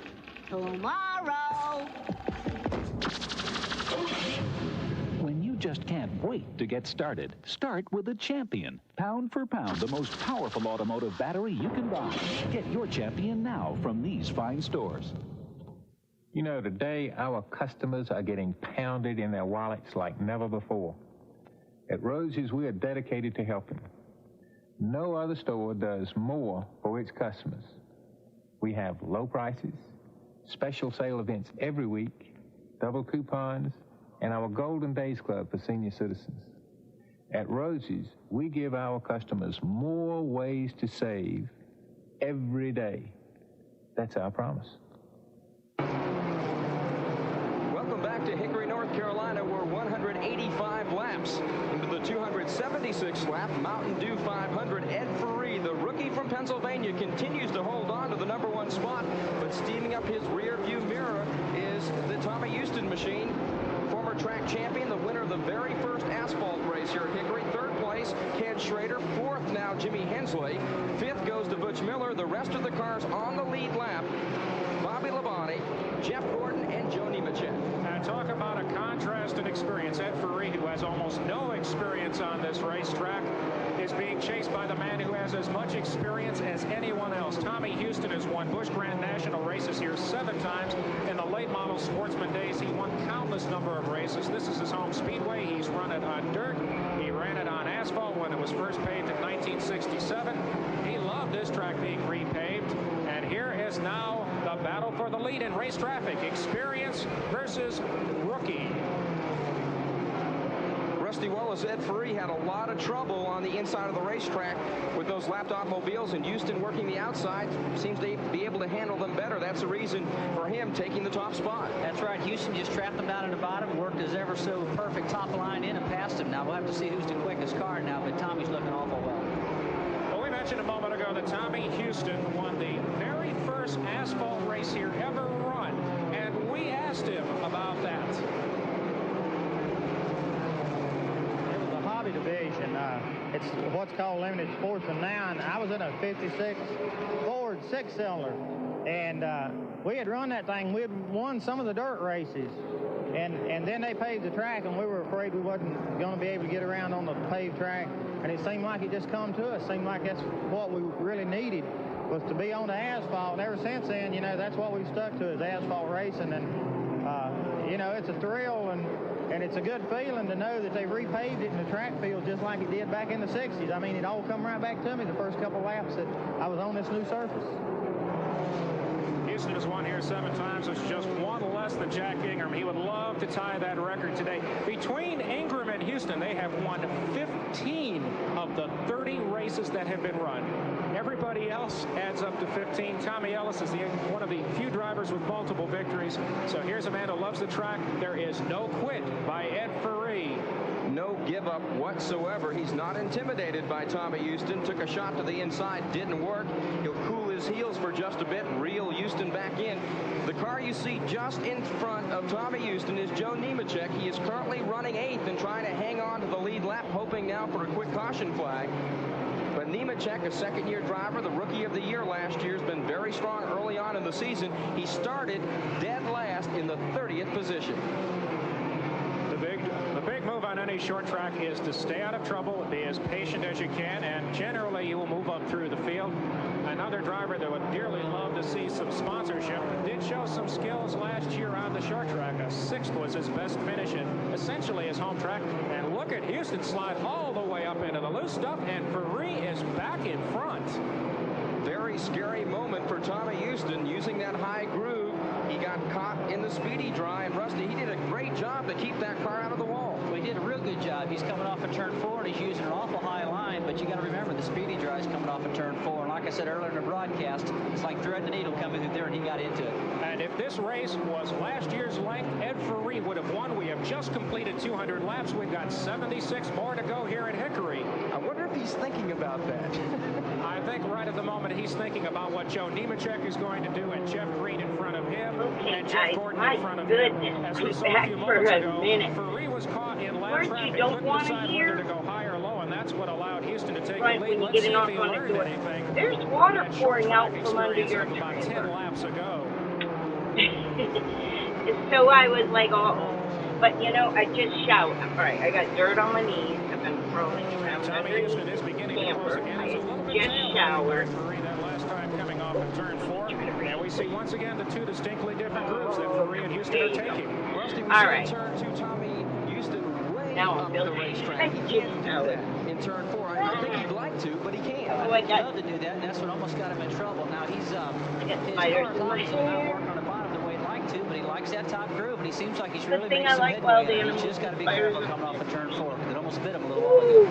Ferree got together with Joe Nemechek, the car running 8th and in danger of going 1 lap down. They bumped and jammed in turn 2, that very same spot just a lap ago, as Ferree's car fishtails just a bit, and Houston closes in for the kill again. The incoming water first.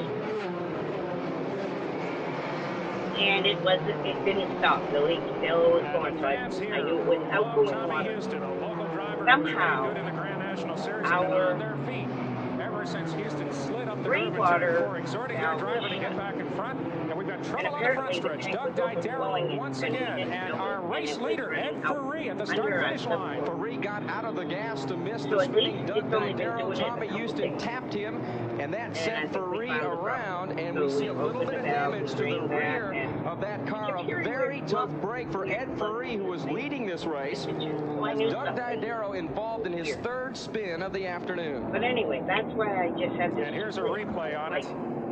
Watch the race, guys. Looks like he may have gotten a tap from Tommy Houston. It's awfully hard to tell. Maybe we can look at that one more time because Didero was already in the wall and Ferree had lifted. Now we're going to let her drive. Tommy Houston definitely tapped the back bumper of Ed Ferree. Nothing intentional. Ferree's first reaction was to try to get off the gas and miss the wreck. Houston's car, a lot of damage to the front, and here's the replay again in turn 4. Didero is spun. Ferree gets off the gas. Houston hits him in the back, and you see now Ferree's car moving to the left and starting a slow, lazy spin that lasted about 200 yards. Houston, a lot of damage to the nose of that Buick, slides by to actually lead that lap. And I believe that's the first lap Houston has led all day. Well, he led a few moments ago when he was able to get by Ferree, but had slid up the racetrack. But that has certainly damaged Ed Ferree's hopes of victory as he's on pit road. We've got 209 laps complete. We've been under caution 11 times in a dandy race so far. Tommy Houston, your leader. Butch Miller is second on the scoreboard. Okay, go to Chris. Go. Go. Yeah. Hey, shh. Sorry, let me shut this in, my God. She has a big mouth. Hold on, Spot.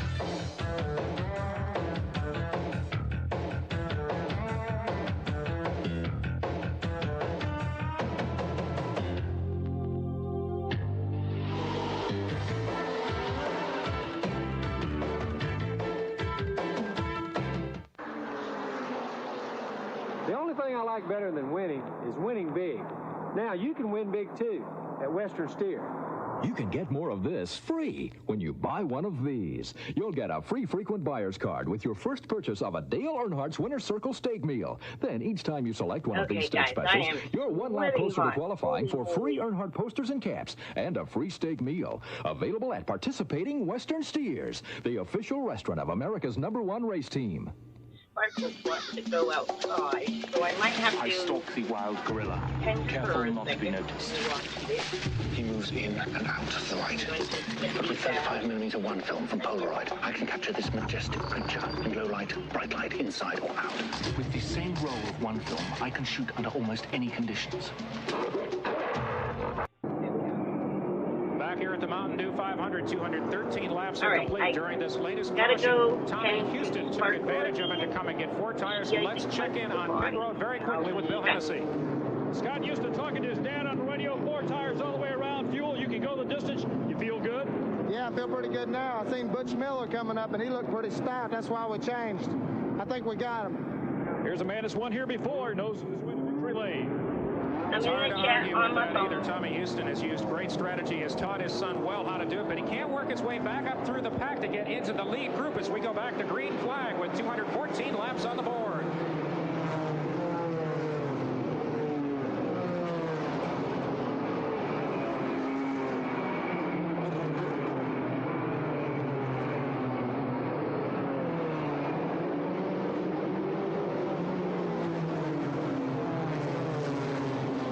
Miller, who came onto pit road for tires a while ago, had his wrench left in one of the wedge bolts, is our race leader. Sitting second, Jeff Gordon. Third, Joe Nemechek. Fourth, Jimmy Hensley. A dandy race is shaken out with the tire roll being waved.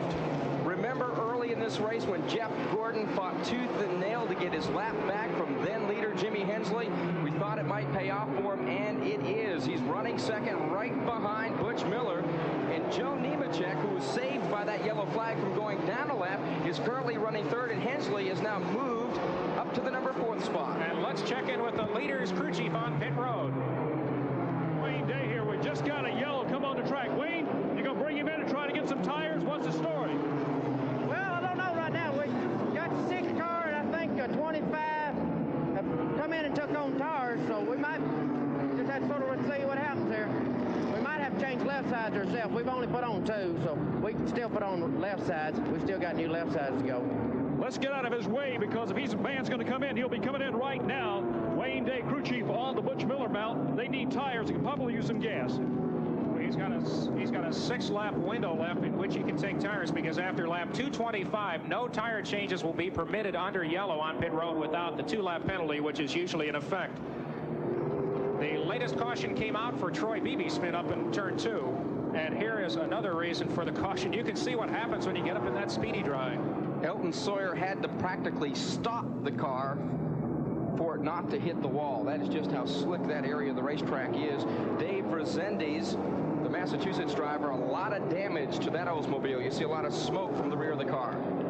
And he was part of the incident over in turn 2 with Troy Beebe that precipitated the 12th caution of the afternoon. We've got 220 laps on the board. Rough math puts us with 56 yet to go as Resendiz comes on pit road, showing the scars of short track racing, Hickory style. The field will go back to greet your leaderboard once again. Butch Miller on Hoosier Tires, the race leader. Jeff Gordon on Goodyear in second. Third, Joe Nemechek. Fourth to our pole sitter, Jimmy Hensley, who also took on tires. We're back in the green.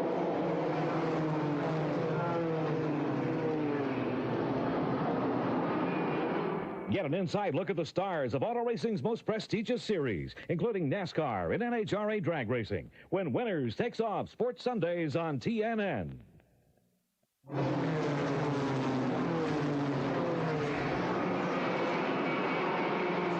Flagman Mike Harwood has had a busy day, but in the second half of this race, after yellow fever early, we have seen many less cautions as the field has sorted itself out, and we have trouble at the start-finish line as the caution weighs for the 13th time.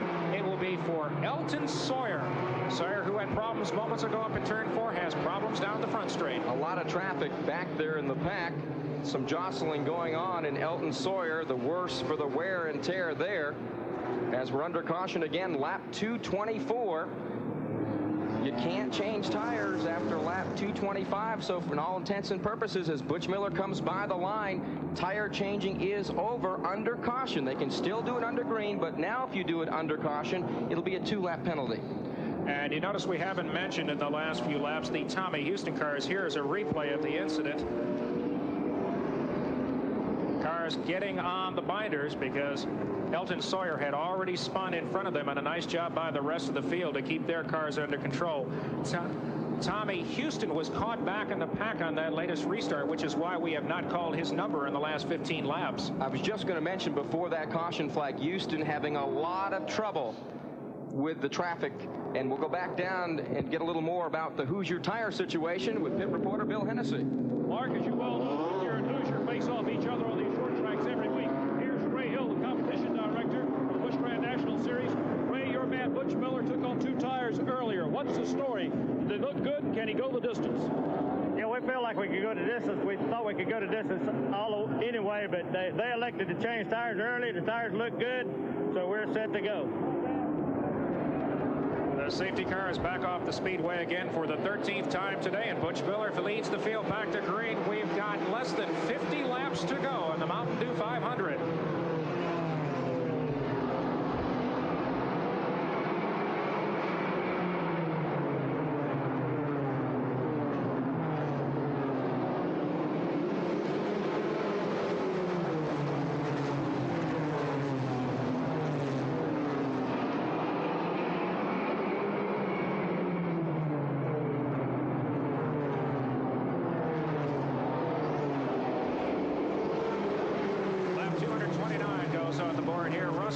You have been watching the strategy on tires unfold. If you were a betting man, who would you put your money on in the closing laps of this race? I don't know. I tell you what, Jimmy Hensley is looking awful well. I've been watching him throughout the race. Every time we have a caution, he gets one step closer. He just needs some open ground to work himself forward. How much is he able to save his tires, Butch Miller, as opposed now to Jimmy Hensley? Hensley's in deep traffic. He's fighting hard down in the bottom of the racetrack. Miller's got a clear racetrack. Well, Miller's got a clear racetrack, but when he can run his own line, that's definitely the best thing. And here's Jimmy's pack back there. But now let's look. We got the 87 car. We got Jimmy Hensley. We got Free. We got all of them trying to cycle their way back up to the front. We got a lot of front end damage on this number 6 car, and that might be affecting the aerodynamics of his car. I know that doesn't play a big effect here, but obviously playing something. And Jimmy Hensley is desperately trying to get around Joe Nemechek, but the Lakeland, Florida driver is more than a handful today. The experience he picked up in winning Rookie of the Year honors last year is serving him well this afternoon as he presently sits third. Jimmy Hensley has no option but to battle him on the inside. Now the racetrack starts to free up just a bit. Now he might be able to work in another race groove as a lot of traffic is back there, and that's affecting Jimmy Hensley. Just behind him, Ed Ferree, who has led this race for a long time, and behind Ferree, of course, Tommy Houston. All those cars very quick, all looking for some running room to try to chase down leader Butch Miller. And the question is, does Jeff Gordon really have anything left for the race leader? He has been backpedaling steadily ever since that green came out, and maybe more watching his mirror to see who will be coming up on him. There are at least 2 cars between the second place Jeff Gordon and any threat as Troy Beebe, who's had a long day, comes to grief down below the line in turn number 2. That will trigger our 14th caution of the afternoon. Yellow fever at Hickory here on Easter. When we went to Volusia County last week, we talked about a 16 caution flag race from the year before. We thought we might or might not see it again at Volusia County, but I don't think we thought we'd come to Hickory and see this many caution flags with a brand new racetrack that is in such great shape. Troy Beebe is one of 10 rookies that started this race. 6 of them were official NASCAR Rookie of the Year contenders. In fact, Beebe qualified very well all the way up in the 4th position right next to Ken Schrader. Surprised a lot of people, but he's getting that education that so many rookies seem to pick up on these short tracks, particularly Hickory Speedway, which has had so many great drivers. Now, our current leaderboard is Butch Miller, the leader, Jeff Gordon second, Nemechek third, Hensley fourth, and Ken Schrader, who came onto pit road 50 laps ago for right side tires, is up to 5th. Behind him in position number 6, it's Ed Ferree, then Tommy Houston. They're still very much in this race. What a great job by Jeff Gordon this afternoon. He told me before this race, I'm just getting more comfortable. I'm getting at home with these race cars every single week out. I feel like I'm just getting more in tune with what this race car should feel like under race conditions. He's qualified real well, and he's put in a great race so far today. Jeff Gordon still very much in the hunt, although Butch Miller had pulled away under that long green flag period, long for this race, before we got back to that last caution. But he's still very much in the hunt, that number 2 spot. But Butch Miller looking very, very strong. And Rusty Wallace, this is a guy that you've butted heads with many times before. He's a tough race driver. That's right. And we got Tommy Houston coming in the pits right now, so for some more adjustments. It looks like he's going to try another stab at it. And we'll cover that in just a moment from Hickory. NASCAR, NHRA, kart, the world of outlaws. Go inside the exciting, colorful, and dangerous world of auto racing with NASCAR great Neil Bonnet. Get to know the winners. Sports Sundays and following Saturdays on TNN. I have a lot of early influences. Basically, I grew up listening to anything I could get my hands on, whether it was folk music or choral music or bluegrass music. You gotta come from the heart.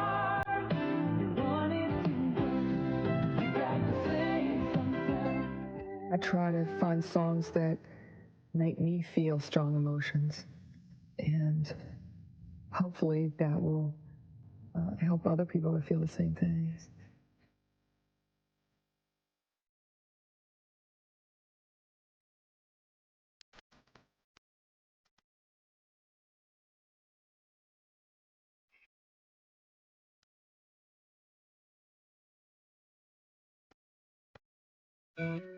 It's been great for all of us as artists, too, you know.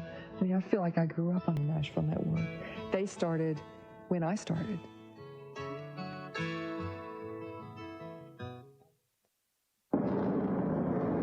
Butch Miller, one of the best short track racers in this country, spending a full season in the Grand National Series and showing the way so far. As we went to break a few moments ago, Tommy Houston had come onto pit road, and he went back there a second time as well, making some adjustments. Rusty Wallace, you watched those. What was he doing? He keeps trying to get the car looser and looser. He's got his front end's damaged. The front end's open up awful lot. There's a lot of air packing up under the hood of that car, lifting the front end awful much. It's making the front end slide out. So he's trying to compensate with it by trying to loosen the rear of the car up.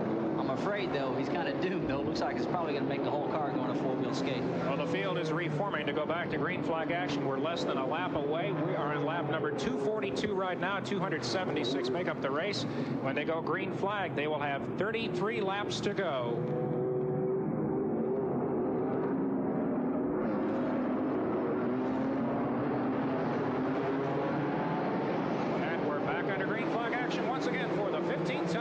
afternoon.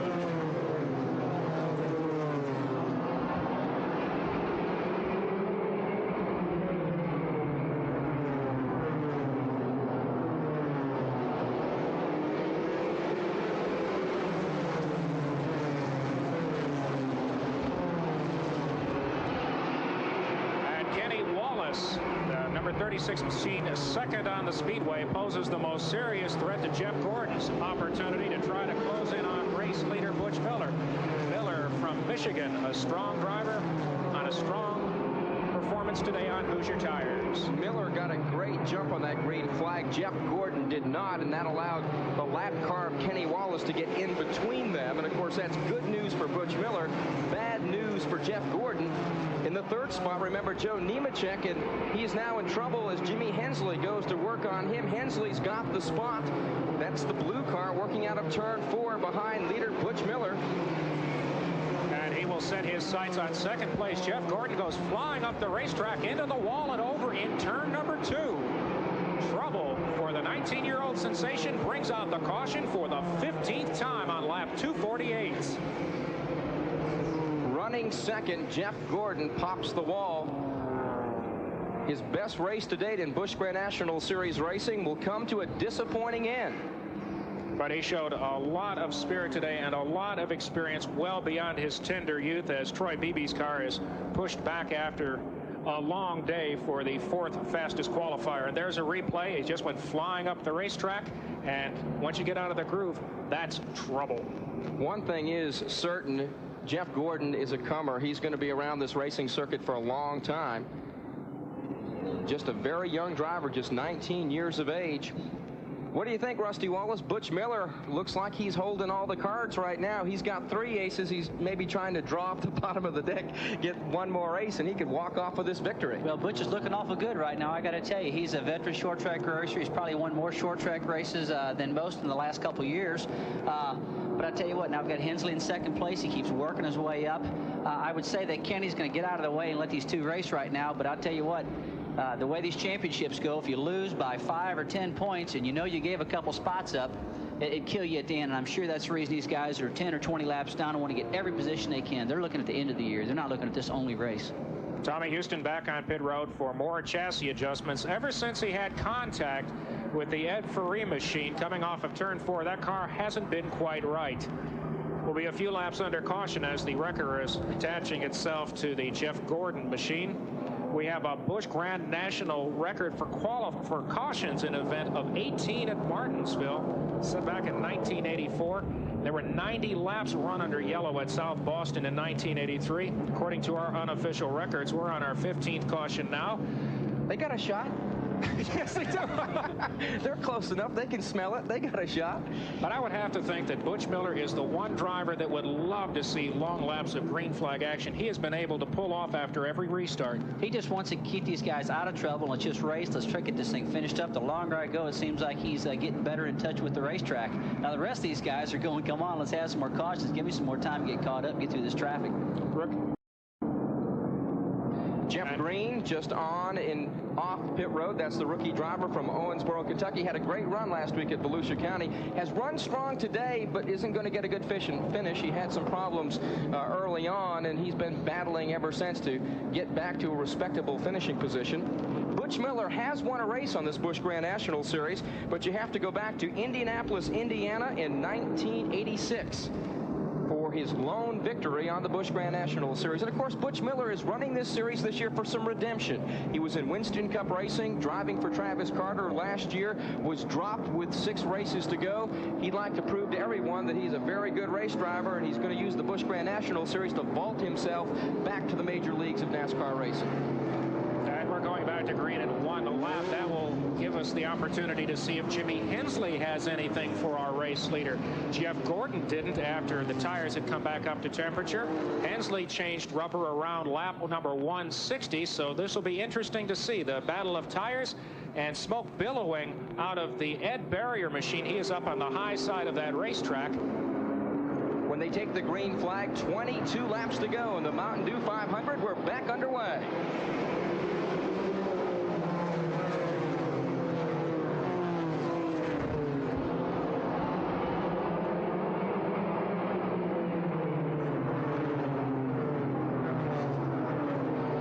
this is the battle we'd hoped we'd see all day near the end of this race. Butch Miller, the leader. Jimmy Hensley, your pole sitter, second. That's the battle for the top spot in the Mountain Dew 500. Rusty, right now for Butch Miller, does he pick out a spot where he's running strong, or does he simply widen his race car out to try to block any attempt from Jimmy Hensley? He just simply needs to widen his groove out, rear drive Hensley. That's all he can do right now. We're going to need a couple more laps to see how the two shake out, because they both got cool tires. When the tires heat up, we're going to find who's the better car.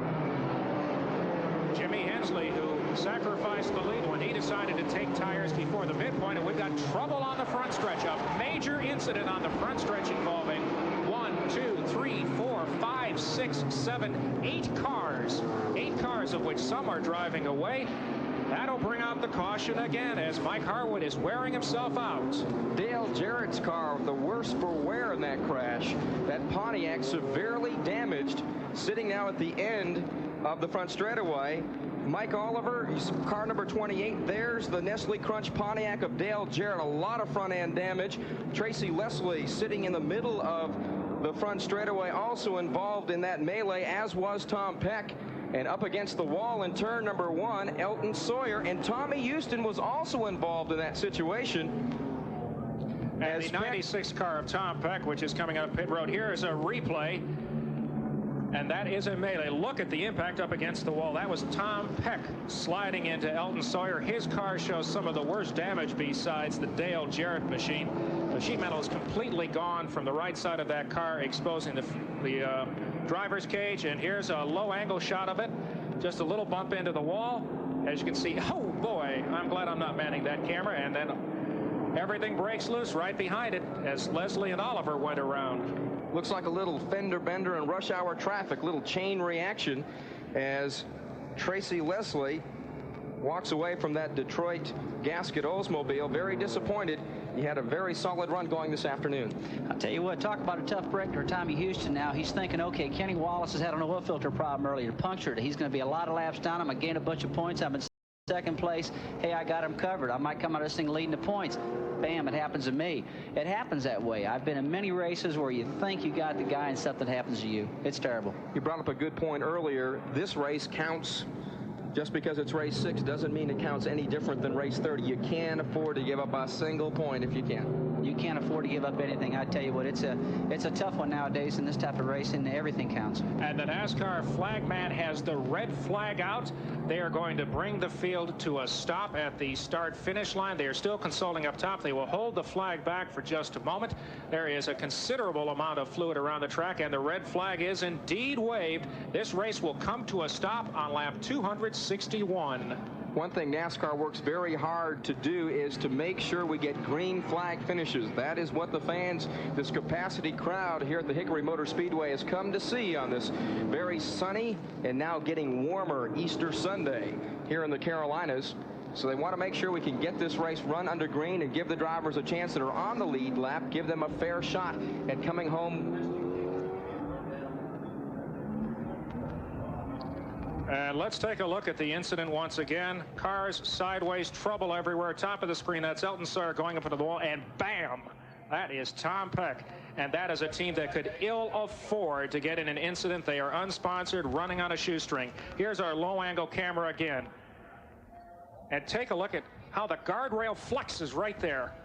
That's a shot. 3,200-pound car at a better than 100 miles an hour. Tracy Leslie spinning in and out of the picture as we're under red flag conditions on lap 261 of this 276-lap race. And if you're just joining our broadcast unofficially, that is our 16th caution period of the day. We are not that far from the Busch Grand National record of 18 yellows. The front stretch looks like a junkyard as Tommy Houston's car is being towed away.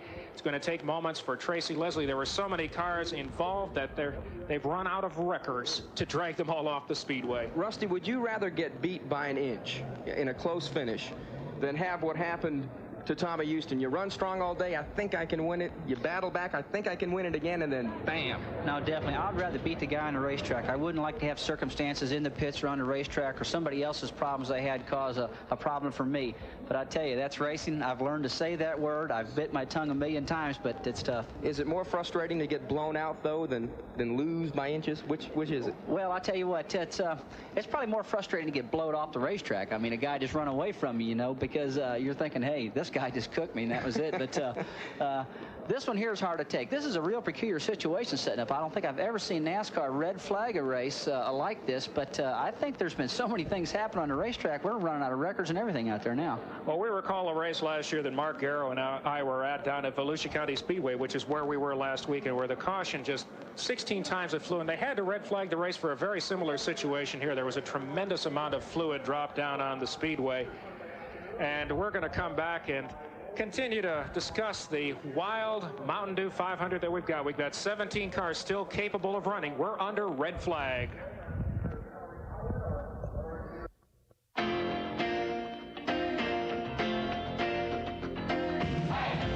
In America, your car doesn't just get you from here to there. It's a part of your life. To give your car complete protection, Whelen is introducing new Whelen Formula 3 motor oil with not one but 3 kinds of protection against heat stress, starting friction, and engine dirt. New Whelen Formula 3. Add more life to your car.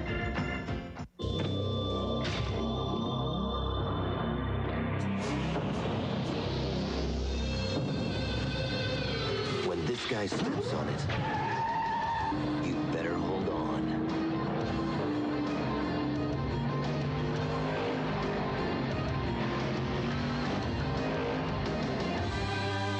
Looks like Rusty's back in town. The Miller Genuine Draft Rusty Wallace stock car. It's tearing up tracks everywhere.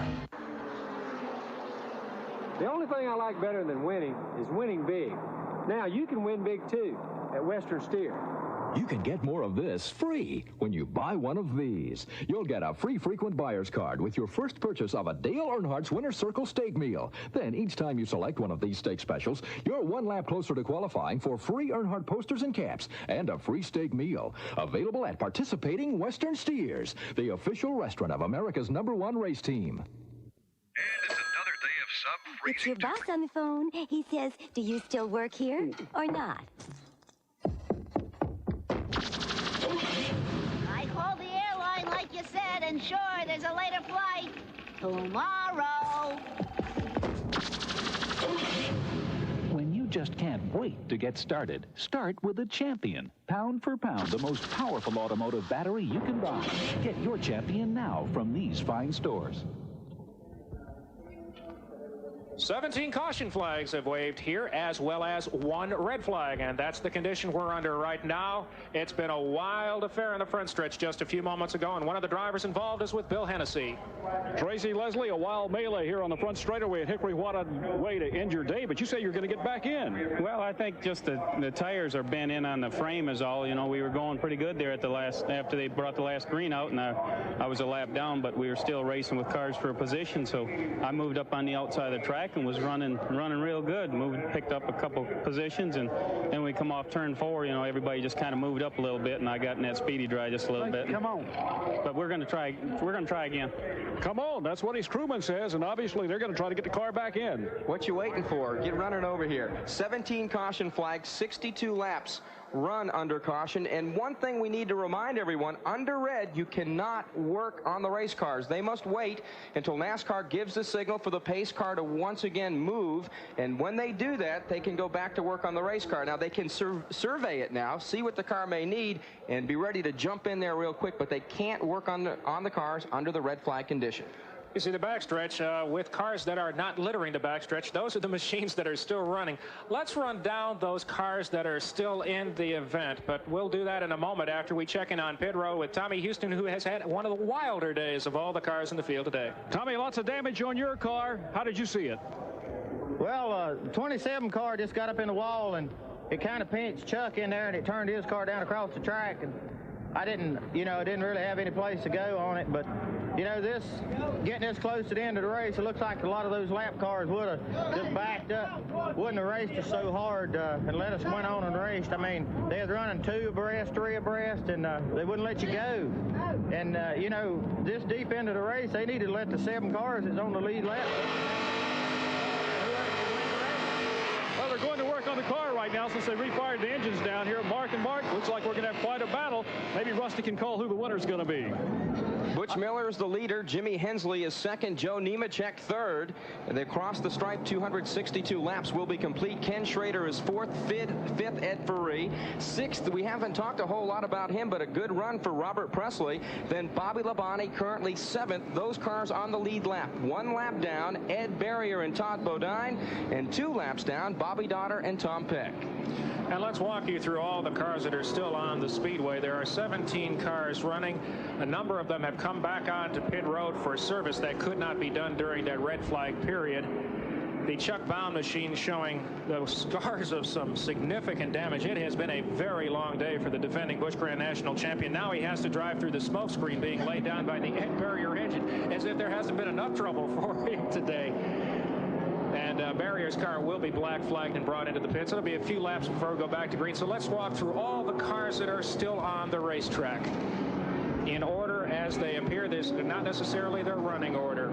It is Butch Miller, followed by Jimmy Hensley. Third car in the speedway is Joe Nemechek. Then it's Kenny Schrader, Ed Ferree, the rookie who led a good portion of this race. Trouble for Kenny Wallace earlier, but he is still out there and may not lose that many Grand National points.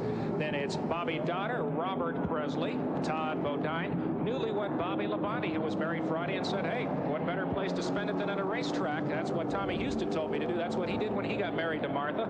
He's followed by Jeff Green, Ed Barrier, who comes back into the pits, Richard Lassiter, who has a part of a race car. Tom Peck comes on the pit road. Then Jeff Gordon, who had a broken tie rod, got that replaced. He's back out there. Steve Grissom is still running, and so is rookie contender Troy Beebe. Still working on the Tommy Houston machine. Tom Peck's car on pit road. Looks like they took a can opener to it because you can see into the driver's compartment. Let me tell you, these guys are points racing right now. The people in the infield, they got Tommy Houston's car jacked up so high in the air to clear the tires. They just want to log some laps. Give me some miles. That's all we need, guys. The important thing is 1 lap, 2 laps may be enough to move him up 1 or 2 positions. That's right. And we may be going back to green. Well, we're going back to green flag in 1 lap. The question is, how long will we stay green? We had a long stretch from about lap 180 through 220 where we were under green action, but it hasn't been that way very often today. Told you they had a shot at least to tie the record for caution flags. Number 17, 18's the record. We are not crossing our fingers for that record to be tied, quite frankly, folks. No, we're not cheering for it. When we go back to green flag action at lap 266, we will have exactly 10 left in the Mountain Dew 500. It has been a wild Easter Sunday affair. We're back under racing with Butch Miller, your race leader.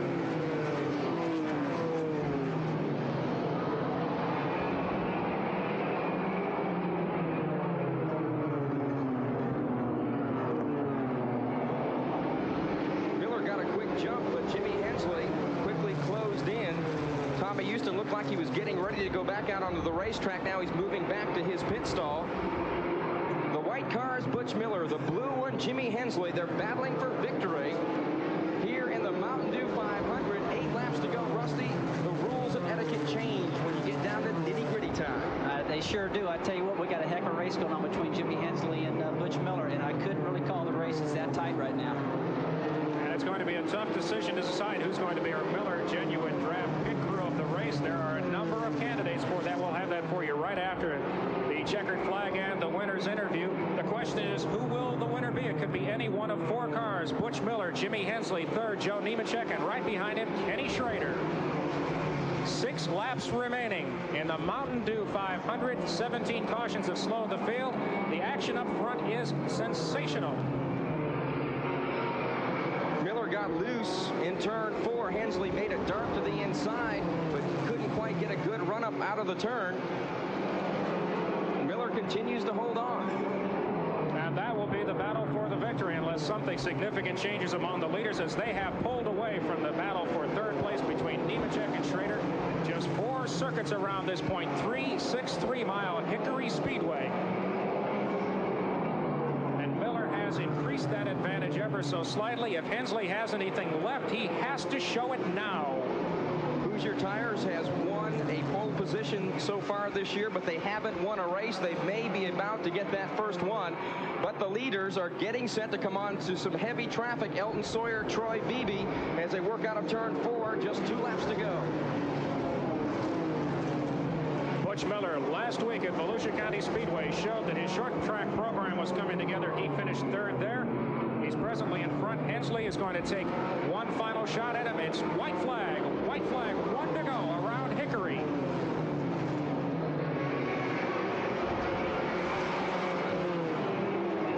For Jimmy Hensley, it has to be now, but it is not to be. Butch Miller will win the Mountain Dew 500. Better yet say survive this race this afternoon. Hensley finishes 2nd. 3rd place goes to Joe Nemechek. 4th to Ken Schrader. 276 wild laps from Hickory, punctuated by 17 cautions. Butch Miller's first victory on the Grand National Series since 1986 at Indianapolis.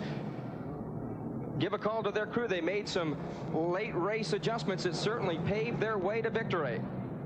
And we will be back to talk to the race winner, Butch Miller, the Michigan native, when we return to the post-race ceremonies from the Mountain Dew 500 at the Hickory Motor Speedway.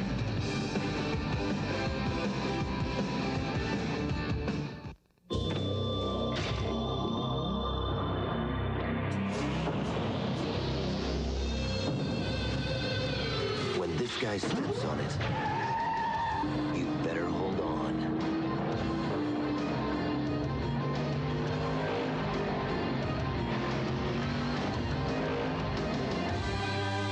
Looks like Rusty's back in town. The Miller Genuine Draft Rusty Wallace stock car. It's tearing up tracks everywhere. In America, your car is not just something you own. It's a part of your life. To give your car complete protection, Whelen is introducing new Whelen Formula 3 motor oil with not 1 but 3 kinds of protection against heat stress, starting friction, and engine dirt. New Whelen Formula 3. Add more life to your car.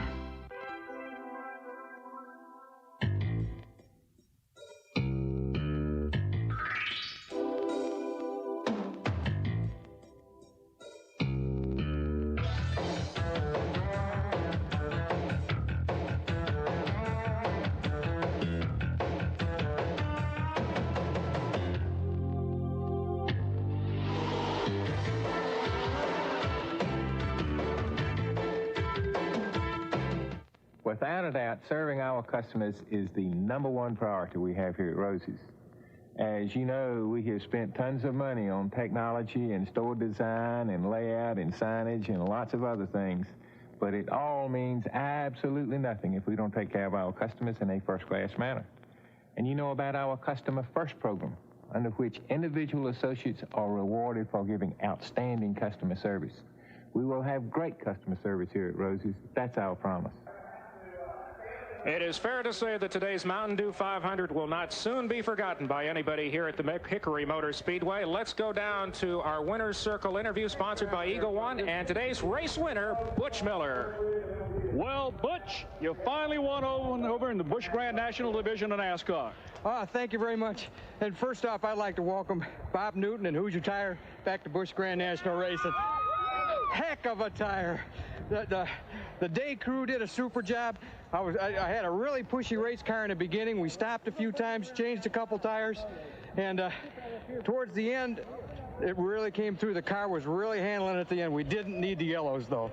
Were you worried about all those mangled cars that were left on the racetrack in those final few laps? I was worried more about the oil on the track and the oil dry. That stuff is so slick, you know, and Jimmy Hensley did a terrific job. I don't know why he didn't boot me out of the way. You know, I tell you, most of the guys would have. He's a real gentleman out there. Thank you for your victory here. Okay, let me say it. Kevin and Connie Burnett got married yesterday. They're from Beaver Dam, Wisconsin. I couldn't make the wedding. I'm sorry, but congratulations. And congratulations on your victory here at Hickory in the Mountain Dew 500. We'll be presenting the Crew Chief of the Race Award in just a moment. And a nice gesture by a race winner who you'd think would be thinking about himself and his team. He's thinking about other folks as well. Nice man, Butch Miller, obviously a very competent race driver, and it should come as no surprise, although there were a number of very strong candidates for the award that are Miller Genuine Draft Pit Crew of the race.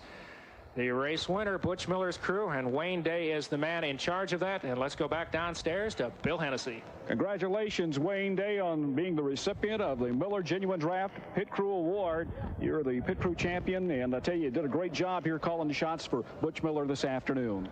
Well, we thank for the deal here, and we're just tickled to death. I want to thank all the crew. They did a good job, and Butch did a good job driving. Hoosier gave us a good tar. Day Enterprise and 31W did a good job. We just thank everybody. We're glad to be here. Thank you, Wayne. I tell you what, sometimes when you get in the victory lane, you're almost speechless, and that's where Wayne is right now. The unofficial top 10. We are no longer speechless, although there have been opportunities during this race that we have just been in amazement at some of the predicaments these drivers have gotten themselves in. It was a very unpredictable race, and it was more of a race, as Rusty, you mentioned earlier, was a race of survivorship. Top 10 unofficially. It is going to be Butch Miller, of course, the winner. Jimmy Hensley, another great job. He'll certainly move up in the point standings, close in on Kenny Wallace. Joe Nemechek, third. Ken Schrader was fourth. In the fifth spot, it was Ed Ferree. In the number 6 position, Robert Presley, then Bobby Labonte, Todd Bodine, Bobby Dotter, and Tom Peck finish out the top 10. They survived. There were a number of incidents, but they hung in there and got top 10 finishes. Says a lot for those drivers. Well, there's always a little bit of rubbing on sheet metal, but you don't expect to see the kind of damage we saw. Thanks so much for joining us from the Hickory Motor Speedway today. Your winner once again, Butch Miller. For Mark Garrow and Bill Hennessy, this is Mark Allen. Thanks so much for joining us. We'll see you again soon.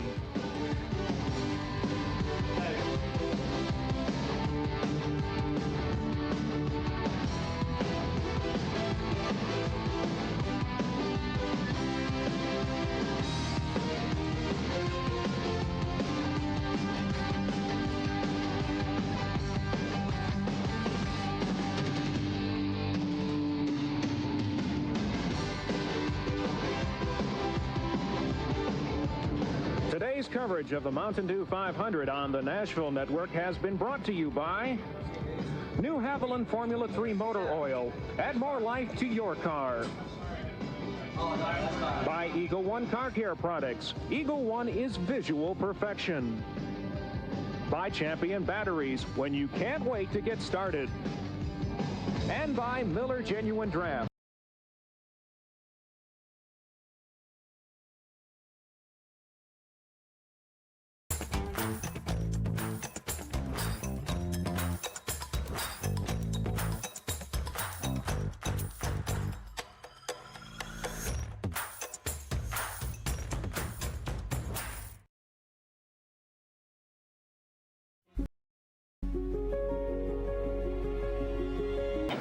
When I said a while ago that it'd be hard for him to figure how to handle it, I certainly know that Labonte's got the ability to make a move, but a racer wants to pass people. Right. And his pass could have been the inside, so I certainly didn't mean taking that with Labonte. And plus, he's quite a racer. Plus, his strategy from the go, Neil, pass everything he can, run, stay out in front of everything, win this championship. You can't do anything but. Hey, Denny, can you tell me another story? Not tonight, buddy. We have a race tomorrow. Just the one about how 37 million drivers trust Progressive? I'll tell you tomorrow during the race. Let's get some sleep. If your car could talk, it would tell you to get Progressive. Now, right behind him now, Butch Miller, 52-race winless streak he's looking to break right here. Boy, Labonte has been so good on these restarts. He just takes off, leaves the field. Yep. Here he goes with a big jump again. Butch Miller was laid back some. Didn't get a real good start. Kenny Wallace in between them. But in Butch's defense, neither is anybody all day. But Bobby Labonte's been in the lead. He's got one of those Richie Evans restarts going. Or Dale Earnhardt restart. Right. This is the last one I want to play. Oh, it started. I was watching it earlier. Can you tell? He's in 6th. All right. We will erase all that when I put it onto Not tonight, buddy. When I put it onto my YouTube channel, I'll skip right to this race. Local driver. All right, let's start it over. They have fired the engines here at Hickory, North Carolina. Here's how There they'll we start go. the Pantry 300. The surprise pole sitter, Jim Bound. 88.8 miles per hour. He's on the pole. Jeff Gordon just missed his 12th pole of the year in the Ford. He's outside pole. Chuck Bowen will start in the 3rd spot, and Mark Martin in the Ford will go 4th. Bobby Labonte, 2nd place point man, starts 5th. Bobby Dotter had a good qualifying run to earn the 6th spot. Todd Bodine, 3rd in the points, is 7th, and right alongside is the point leader, Joe Nemechek. Butch Miller will go off 9th today, and Hermie Sadler is in Jack Ingram's car. 11th, Mike McLaughlin from New York State. Then Tom Peck from Pennsylvania, 12th. Robert Huffman, local driver, is 13th, and Tommy Ellis is here in 14th spot. Ward Burton qualified in 15th, and Nathan Butke is in 16th spot. I'm a local real hero person. Tommy Sigmund has the 17th position, and Jeff Burton sit is with you in a sponsored for that minute. car next year. Announced And today, then I'm Dale going to get Jarrett off the starts camera 19th, again because I'm busy and getting Robert prepared Presley for is the back in an uncharacteristic 20th spot. Jimmy Spencer will go off 21st. Dennis Setzer in another Bill Davis Ford is 22nd. Steve Grissom goes 23rd. And Richard Lassiter from Arkansas. Ricky Craven, the new Rookie of the Year. And Lonnie Rush Jr., who had a great run up at Bristol. Tommy Houston, the winner here in April, goes 27th. And Kenny Wallace will start 28th. The provisional starters are Tracy Leslie, 29th, and Mike Wallace, the 30th spot. That's the way they'll go to post here for 300 laps. We'll have 2 cars carrying our in-car cameras today on TNN. The Winn-Dixie Ford of Mark Martin gives you this view from 360 degree tilt pan race cam mounted on the roll cage. Look at the border and all Mike around Hembry in Winston Cup scene called the Wham Bam Thank You Ma'am cam. Those are several of the cars that is worked on in the Kenny Wallace in the Dirt Devil Pontiac. He's starting way back in 28. There's Tommy Houston's car out the windshield. There's our 360 degree view race cam. And we'll have the face cam on board with Kenny.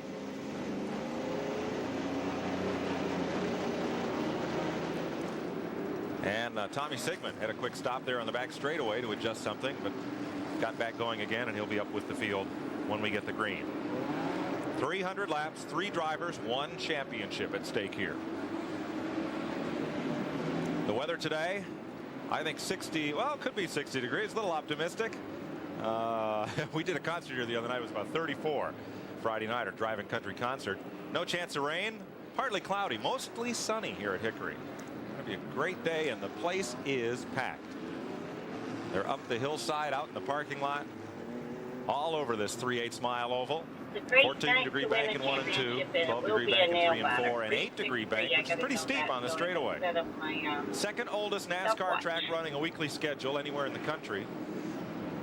They began racing here in June 1951. I believe the oldest is Agawam, Massachusetts, 1949. You believe? Is that the closest you can get to us? Well, I know they're 1949. I'm just not sure that's the one they carry in the book. Mike, one thing when you're talking about track description, earlier in the year we were at this track and they had a little bit of problem with the surface, and no one feels any worse about that than the track promoters. Since that time, they came in here and totally repaved the racetrack, and it looks excellent right now. Benny out and his folks have just done a great job here, and a special hello to General Manager Bob Friedman. I'm going there tomorrow. I want to the family stand can't be and here take my today photo where to close out Dad this won season. the I know he'd love to be. championship. So we've got to take something at Jones. In fact, that track in Agawam, Mass, Bob Friedman used to wrench on a race car there. Now he runs this I'll track. figure it out. Have you got a book over there with all that stuff in it? No, I just kind of grew up there, so. We're seeing them take a lot of laps here. When they said 60 degrees, they were being real generous a while ago. It feels a lot cooler outside. They're letting these guys take a lot of extra laps, get some heat in these tires. They were having a little bit of problem. I'm going to get in on this a little bit, Neil. You notice the cars zigzagging back and forth. You get a tremendous amount of rubber buildup on cars when you run around here slow. When you see these guys whipping back and forth like that, they're cleaning the tires off for a start. Which is what we're going to have next time by. Kenny Wallace checking in with his crew by I'm sitting here radio. in the chat, folks. Getting set to go here. From Mark Martin's car, you're looking at the front row. We'll take Jim you to the Brown green, on the pole, totally and I'll unsponsored be in car, the and a chat. great story about the engine of that car we'll pass along in a bit. 300 laps to decide it all for 1992, and we're under green. It's going to be Gordon on the outside, getting a little better bite off at turn number 2. He leads by a car length. Bound lets him slip in. Here comes Mark Martin up the outside. Bound is second. Jim Bound, Chuck Bound is right on his bumper. You're riding with Mark. Well, what a shot, Neil. I'm telling you what, that was a little give and take going in the first corner there, and I think that was smart this early in the race. Yeah, Jeff Gordon, he was able to get in front, and Mark got hung outside, and it backed him up a little bit. Leader Jeff Gordon. You saw Jim Bound give his older brother Jim is second, Chuck is third. Up the outside now for fourth. Mark Martin crash, turn 2, 4 cars. Mike Wallace is one of those. At lap 3 we get our first caution. Tracy Leslie. Well, the Bound brothers were racing hard. So were the Wallace brothers. Mike and Kenny were both involved in that one. So was Tracy Leslie in 72. And the number 90, the Lonnie Rush car, were all involved.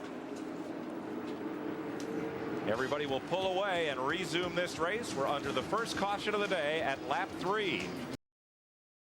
Should we celebrate? We could. Or we could. Now this is how you celebrate. You really know me, Denny. Like Progressive knows their 37 million customers. If your car could talk, it would tell you to get Progressive. Applebee's 2 for $25 is taking your taste buds on a trip. With one full-size appetizer like the new bacon. Stay with us. Welcome back to Hickory. We're under the first caution of the day. Mike Wallace, one of the cars involved, replaced a right front tire and some sheet metal. Let's see what happened here in the backstretch. Looks like they're hung up, buddy, coming off the second turn. Yeah, trying to see who got into him there. You see, they just run right in the back of Mike and turned him up the racetrack. He's got a little damage to the right front corner. Kenny Wallace ended up on the wall. That's Lonnie Rush and Tracy Leslie who got the worst of it. Looked like Tracy Leslie climbed up the back or the side of Lonnie Rush's car. Here's how they're running at the caution. Outside pole sitter Jeff Gordon took the lead from Jim Bound going into turn 3. Jim's big brother Chuck is third. Bobby Labonte and Mark Martin, 1 to go. The rest of the top 10, they're your point leaders, Bodine and Dotter, but for Bobby Labonte, not his style to run and charge too hard too soon. That's the way they're running. 1 lap will go green. Jim Bound and his team, and his dad runs his team. Dick went up and bought an engine at the Ted Condor auction of that team. They paid $6,000 for this engine, brought it home and slapped it into this car and put it on the pole. And $6,000 is nowhere close to what you normally pay for these motors, so it's got a pretty good deal, I would say. Without knowing what they had or what's in it, they just popped it in there and ran it. And he sat on the pole. Tracy Leslie unable to get his lap back as Jeff Gordon pulls away. That's Leslie in 72. The Detroit gasket car. Jim Bound and Chuck gets together with Lonnie Rush. Fends him off. Then Bobby Labonte right there. Right behind Chuck Bound. Mark Martin got shuffled back a bit in the order. Todd Bodine and Joe Nemechek are side by side. Battling for that championship. There they are. Top of your screen coming out of turn number 4. And Nemechek and Rush get together just a little bit. Well, I tell you what, he's letting it be known he's racing to win the race, not worrying about points right now. Nemechek is. They came off that corner 3 abreast. That's uncommon in short track racing. Almost ran out of room. Down in turn 1, there are the point leaders side by side. Bobby Dotter now inside of Joe Nemechek as Todd Bodine has moved up a notch. Bobby Labonte up ahead of them. Up toward the front, Gordon leads, and the Bound brothers are going at it for second with Bobby Labonte. Nemechek the point leader. If the race ended right now, he would be the champion. Chuck Bound has moved ahead of brother Jim and taken Bobby Labonte with him on the inside. All the passing going on, but for Jeff Gordon taking the early lead, they've been passing on the inside. Well, you know, when you come up on slow cars, they run where you need to be on the bottom of the racetrack. You go to the outside, he'll probably lose 4 or 5 positions to Jim Bound will now that he's hung up on the outside. Got a little loose down and going into turn number 3, and 2 cars went by him on the inside. Among the point leaders right now, Bobby Labonte runs in 4th. 6th is Todd Bodine, and 8th is Joe Nemechek. Meanwhile, Jeff Gordon, who has broken the bank for money won on the Busch Grand National Circuit this season, is out front. Todd Bodine with Jim Bound and Joe Nemechek. A 1-second lead for Gordon. 1.9 seconds. Good battle here. Neil, you see our point man right now. He's getting passed by everybody. He's thinking, God, if I could just get back on the inside, it sure would help. Yeah, he started on the pole. Bound did, and now he's fell way back. Once you get that outside groove, you're going for a ride, but it's to the rear. Speaking of way back, look at this pack of traffic. Jimmy Spencer trying to break free of traffic, as Robert Presley just did. Dale Jarrett's in the midst of that. Steve Grissom, Ricky Craven, and Tommy Houston moving up well. Houston will switch to Fords next year from Buick. That's a good indication. That was the straightaway there, and this track is so small you can see the cars actually making a turn, the complete straightaway. They will come off the corner and then go right back in, so it's very short straightaways here for passing. Dale Jarrett taking Jimmy Spencer up through the pack. That's back about 21st spot. They worked their way under Lonnie Rush, whose car was damaged in that third lap accident.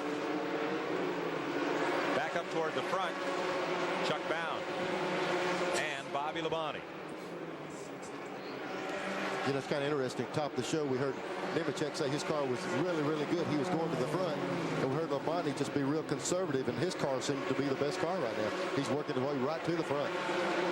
4th and 5th place. Well, you know, Bobby Labonte has to win the race, and Nemechek finished well back of him, and he's doing what he's got to do. He's going to the front. I'll tell you what, he's doing more than he has to do. He's going around the outside of Chuck Bound, which is a big accomplishment on this racetrack, and it looks like he's going to make it stick. He's on the outside and around him. Lap car darted to pit road, so Bound had to crack the throttle, and Labonte went on past. So Bobby Labonte moves up. In fact, that is now, let's correct, that's now 2nd position.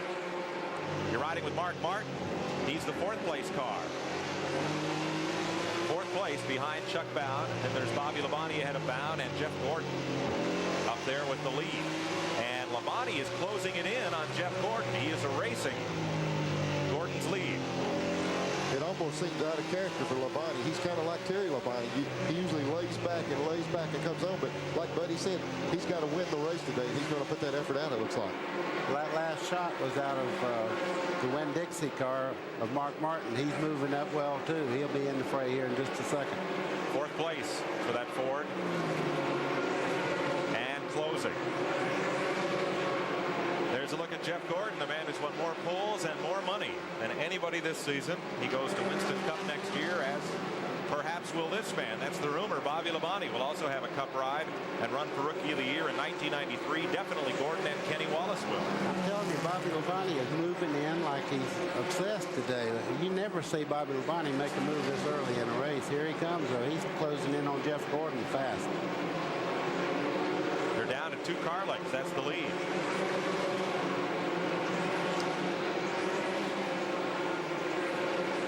Cars on the lead lap here.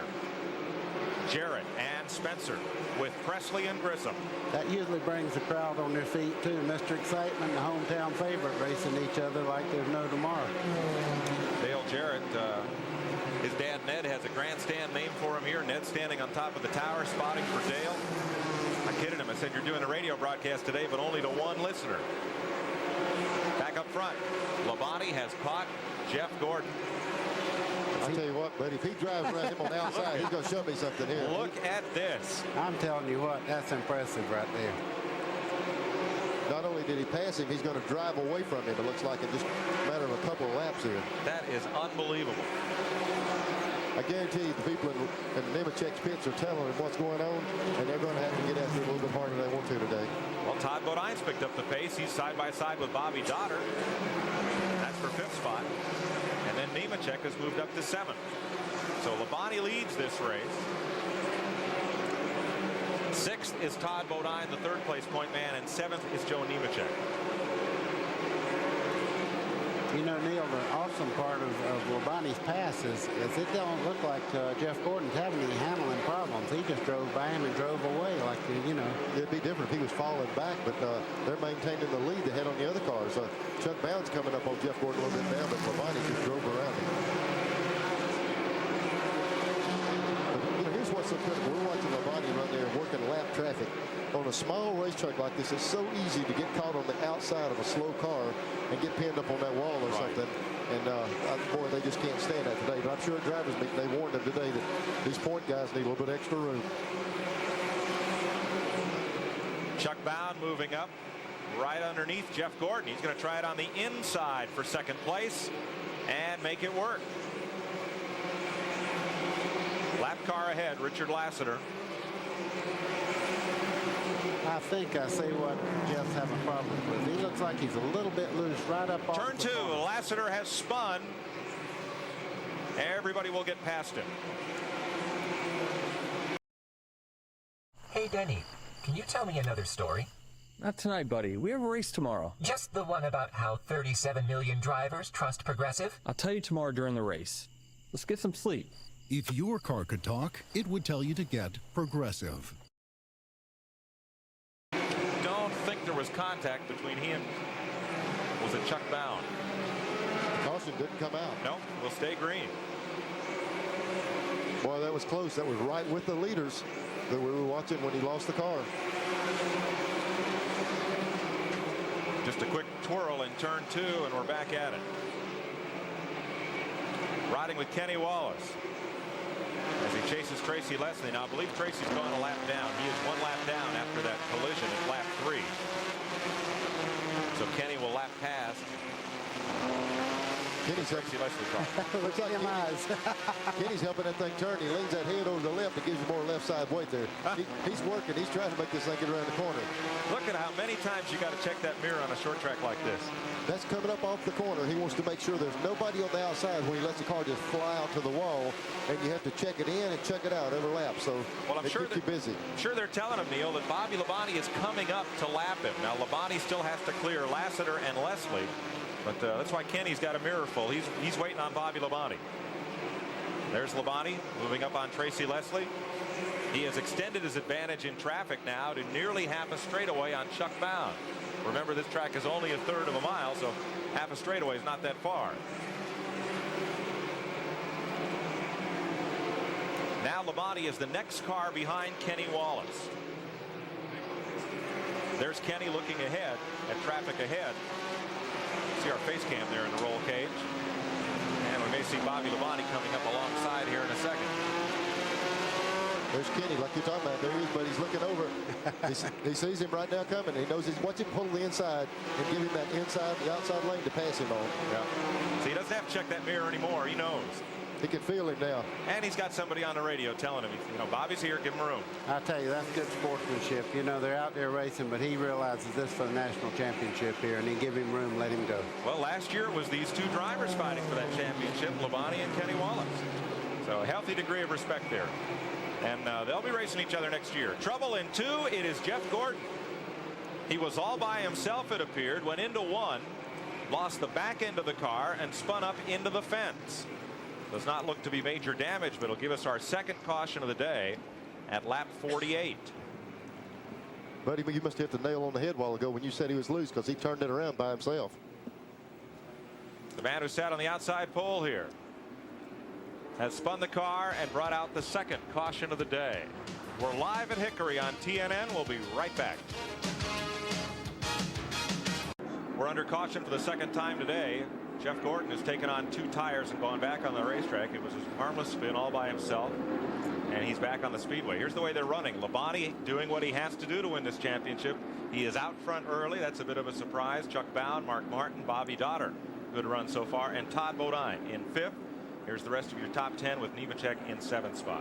One of the things that really cost Jeff Gordon on that deal was he didn't even hit the wall, but he got up there on the outside lane. That's no different than when you pull up to an intersection at the stop sign. You've got to wait till all the traffic goes by before you can go. He got caught out there. He had to wait for the pace car to come along, so he lost the lap sitting out there. It's going to be tough to get it back.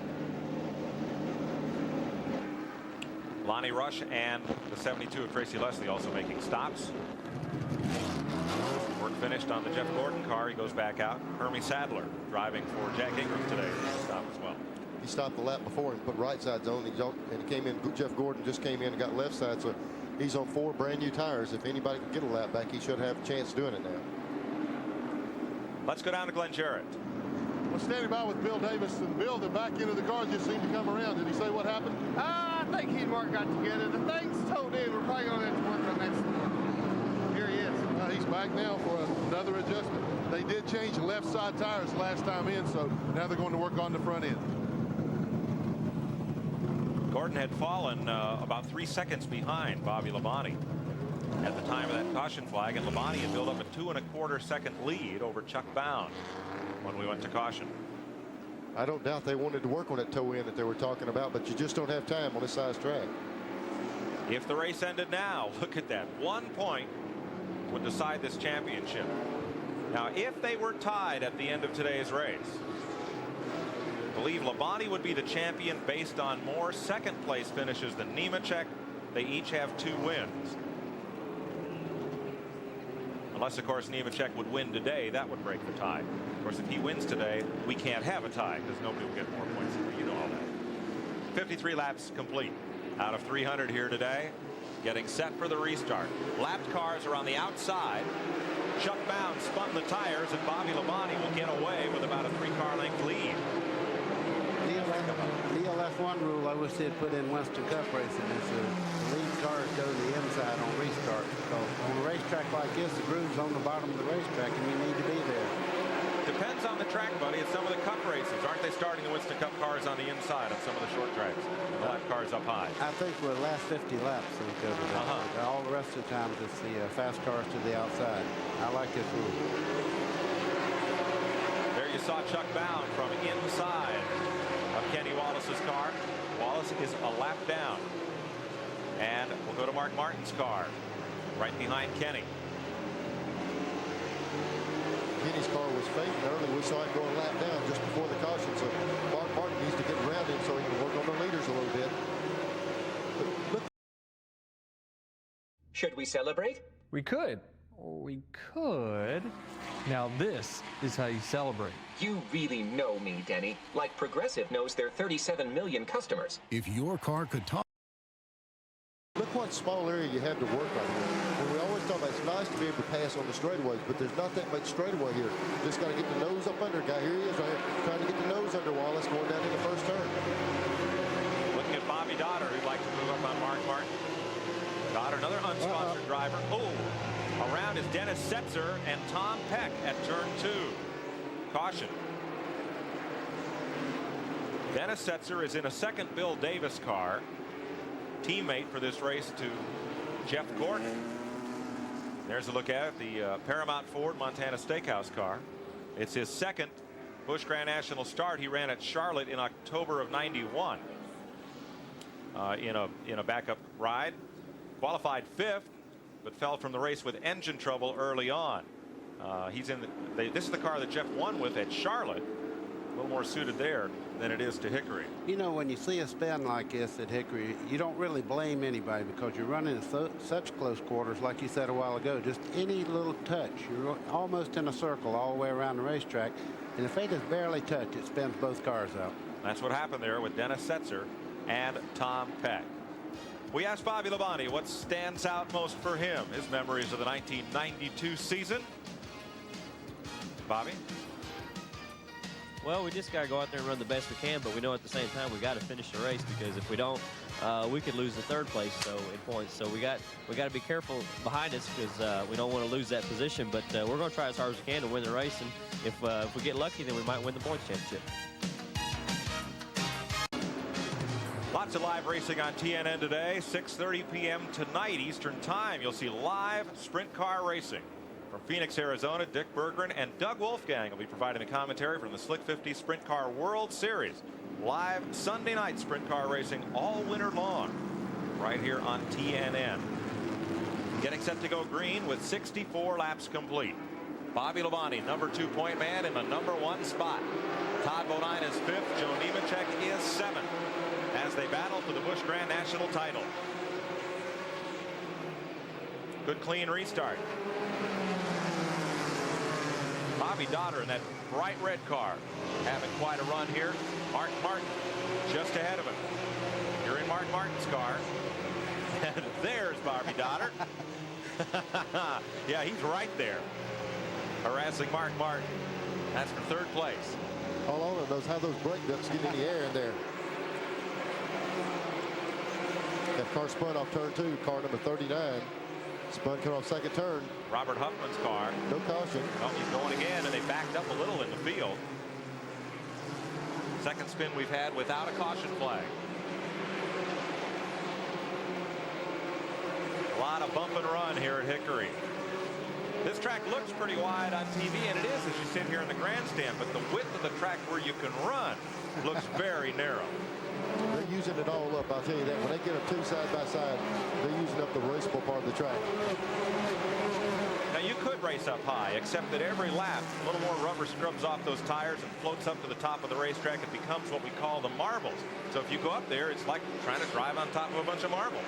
Well, Mike, what happens is everybody's running the bottom right now, and sooner or later it's going to get slick down there, and they'll start moving the groove out wider as they go. We're only 70 laps in here at Hickory. Chuck Bound running in second spot there behind Bobby Labonte. Chuck, former titleist, 1990. Labonte, the 91 champion. Lonnie Rush has taken his car behind the wall. Chuck Bound driving for Hubert Hensley, looking for his first win in his last 34, or rather 41 starts. 34, that's Todd Bodine's car. With some damage on it, Mike. We haven't seen that. Looks like he's rolled the right front and the hood area back on the car. On that restart, he must have gotten into someone, and that's not going to hurt him as bad at this racetrack as most of them that we see these guys run, unless that thing flies loose or something. That, or if it hit hard enough to move the radiator back just a little bit on one corner, maybe that fan blade get in there. Of course, they run electric fans on those, so it's not that critical. Yeah, on the Busch series, they all run the electric fans without a big blade on the front of the motor. So if he didn't knock any, if it doesn't fly off and they have to black flag him, he should be okay. Was that recovery or what? Well, they'll get the pancake flipper and straighten that thing out on their next pit stop. Kenny Wallace is a lap down. That's Butch Miller just ahead. The Charlie Henderson car. Nemechek has spun at turn 4. Lights up the tires. Ricky Craven climbs up on the back of Tommy Houston, and everybody else gets through.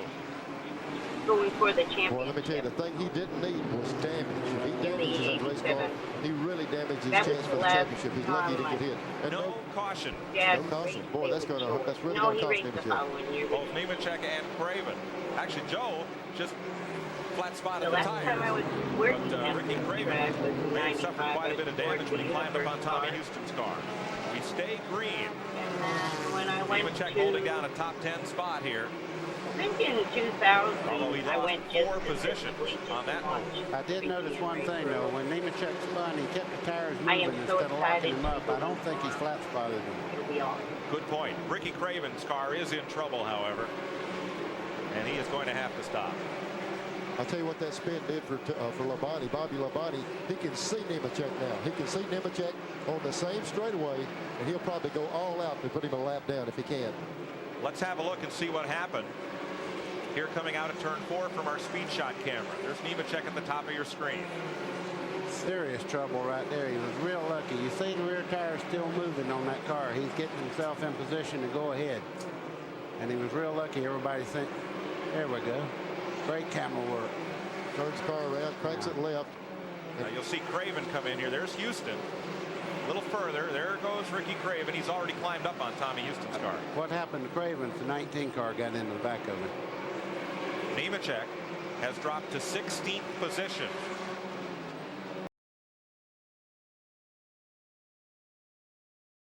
Hey, Denny, can you tell me another story? Not tonight, buddy.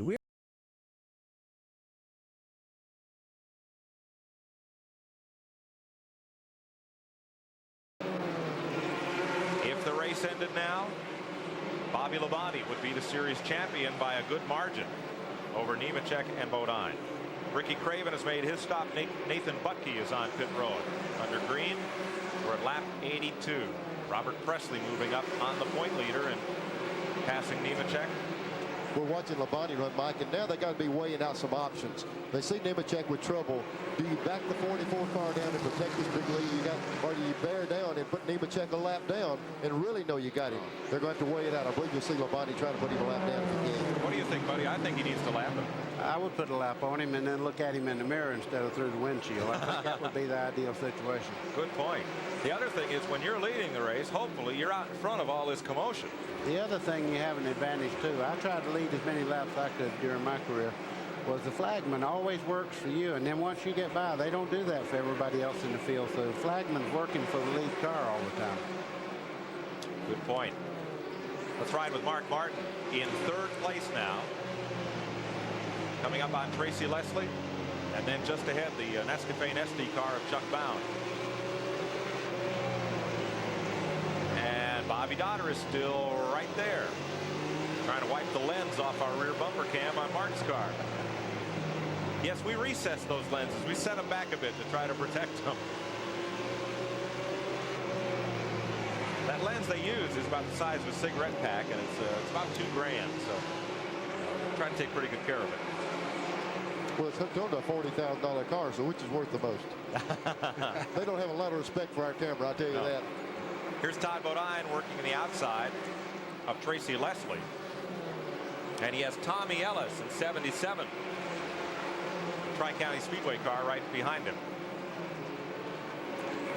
You see Craven there, he's having some problems. He's on the outside of the racetrack running pretty slow after that accident. Yeah. We're 90 laps complete here out of 300, and this man is leading not only the race but the Busch Grand National Championship chase. We'll be back to Hickory right after this. We're under caution once again. Let's go to the Nemechek pit. Glenn? Well, Mike, Joe Nemechek brought the number 87 Chevrolet in for right side tires. I talked to crew chief Vic Kangas right before that caution came out. He said the car was very loose. They didn't know what they could do about it. They got that brake, got that caution, changed right side tires. They put about 3 or 4 rounds of wedge or bite in the car. So I look for Joe to move back up through the pack. Boy, he was lucky. Nemechek was 1 car length away from being lapped by Bobby Labonte. He needed a miracle, and he got one. Let's show you what happened.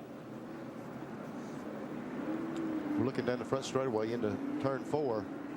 We'll see Rick Craven, that's him coming down to the inside. Looked like he got tapped. He'd been riding around real slow. There's Nemechek passing him right now, and that's Labonte directly behind him in the red car. Here that car coming to the line, Mike, and it's right on top of him. And caution wave with Labonte nestled right up against Nemechek's rear bumper. Could not put him a lap down. So now what's Bobby Labonte's strategy? Well, Bobby Labonte don't have a strategy now. He just wants to stay out front, but Nemechek did exactly what he had to do. He had to have fresh tires on the right side. Now he should have an advantage for 50, 75 laps now. Understand you had a star pupil at the Buck Baker Driving School this week. Did indeed. Bobby Allison come down. I tell you what, he's smooth as the day he got out of him. He's just as smooth, and I tell you, his attitude when he got in the car, he's kind of quiet, and he really got to talking with everybody and having a big time. I really enjoyed having him down there. I know you do schools at both Rockingham and Atlanta. Where was this? This was in Rockingham. Yeah? Yeah, Bobby just was, you know, he's really having a good time. He stayed the whole weekend down. Glad to hear it. Say hi to the Robinson family. Shauna was here to try to qualify for this race and missed the cut by 2 cars, and her dad suffered a stroke here in the pit area at Hickory, was taken up to Catawba Regional, where he is resting comfortably. The rest of the family on the way in from Iowa, and want to wish him well. You're right, Kenny Wallace's car. We saw the car falling back all day long. They're working on it, putting tires on it. I'm sure they're making chassis adjustment because he's been off the pace. 1 lap will go racing behind the Oldsmobile safety car.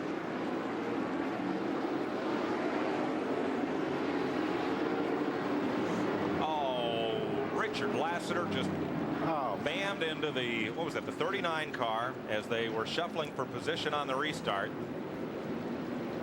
Turned him around, but they got sorted out in line there. Yeah, Bobby Labonte was right in the middle of that. He had to run down off the racetrack. Hopefully he didn't pick up anything in the tires because he had to get off the track. Almost got whacked. That's Robert Huffman there that'll be right up with the leaders, and we're going to stay yellow here. Labonte, you can tell, is questioning his car. He knew he had to get off the track and all. He's got damage to the right front corner of his car there. Yeah. That was the 39 car. Robert Huffman was trying to get up on the outside row to be first up in line for the restart. Richard Lassiter got into the back of Huffman, turned him around, and into Bobby Labonte's car. It's Bobby's father talking to the NASCAR official, trying to figure out what's going on. Now Bobby's going to be concerned what that's done. I don't think there's any damage here other than these air dams on the front of these cars are effective on how these cars drive. That front air dam nails the front end down where the car cuts in the middle of the corner. We got to see if he's as good as he was before this happened. We're going to find out here in a lap or two. He seems to be satisfied that he didn't get any real major damage to the car other than the front spoiler a little bit. Good thing they keep that oil cooler on the left side, left front, and not the right front. Glenn Jarrett's down there. Glenn? I talked to Bob Labonte and I asked him if that fender was against the tire. He said David Green, who used to drive in this series, was spotting for him, said it didn't look like it was on the straightaway. We're going to have to wait till the green flag drops to see what it does in the racing conditions. Awfully concerned about it. That was totally uncalled for. Understand David Green may have a strong ride in this series for next year. We expect news in Atlanta on that front. Ready to go racing. 103 laps. Joe Nemechek, his championship hope saved by that caution flag for Ricky Craven's spin. Lap cars way up the racetrack, and everybody gets by underneath. If anything happens to Labonte's car here, it should get pushy. It should get to where it doesn't cut in the corner. Before he was running around the bottom, we seem to leave the... Hey, Denny, can you tell me another story? Not tonight, buddy. We have a race tomorrow. Just the one about how...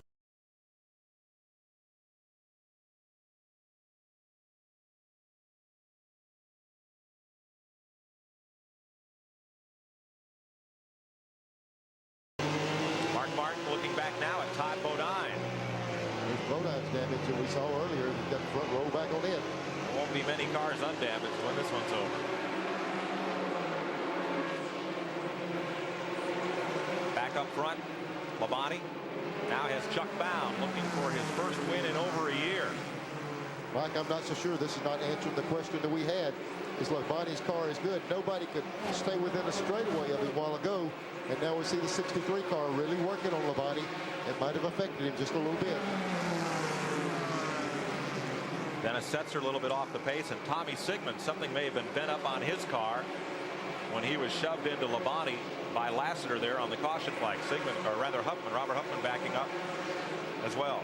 That particular damage we saw should cause a push. If anything, it should take some spoiler away from the car. See how much higher he is up off the corner? We can see right there, Labonte's just not running the line he did before. Let's see what happens. Dennis Setzer comes to pit road as we run with the leaders. Labonte leads this race. Todd Bodine is the 5th place car. Trouble in 3. Ooh. And Nemechek got hit as 4 cars go flying. But Nemechek was able to continue. Look at Tommy Ellis up on top of the front of the Craven car. That's where he just landed. He just came down on top of it. There are very few one-car spins at a place like Hickory. Caution is out. 5th time today at lap 111. We'll be right back. Well, they're kind of piled up here at Hickory Motor Speedway.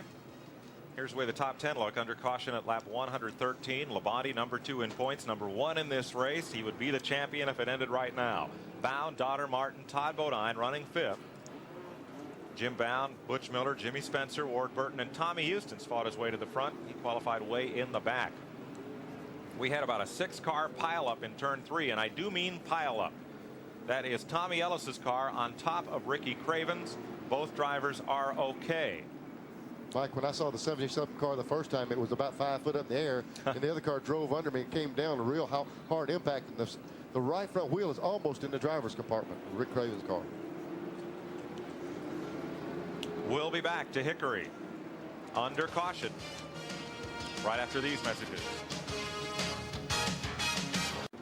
10% of the population of Brownlee, Nebraska is here. 2 of them. They have to drive 68 miles to go to the store and bring a cooler with them to do it. Got a 1-room schoolhouse for grade 1 through 8 with 8 kids. And the folks here cheer for Robert Presley because their last name is Presley, but they're no relation. So hi to Brownlee, Nebraska today. Did you see the population of 20 or so? Yeah, or so. That counted lately. Well, it's or so because 2 of them are here today. That's right.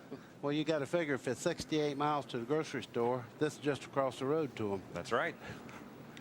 Boy, here's the thing. Nemechek sustained a lot of damage in that wreck. Let's go down to Glenn, please. Well, Neil, he has. The car took an awfully hard hit on the left rear. They brought it in and changed the left rear tires the 2 laps before this. He brought the car back in just now to double check everything. They seem to have gotten everything off the tire. Nothing seems to be rubbing, and the track bar is not bent.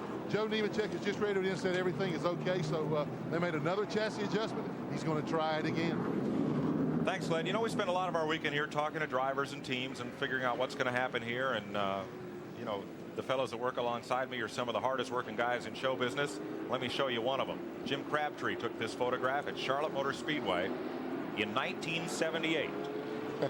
Cars sitting on the line waiting to qualify. Guess who that was? Asleep in the wheel.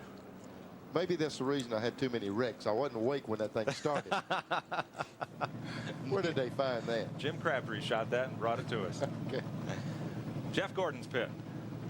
They said earlier that they thought they'd damaged the toe end, and there's a tie rod. That boy there he's cranking the tie rod. He's readjusting the set on it. Glenn's there.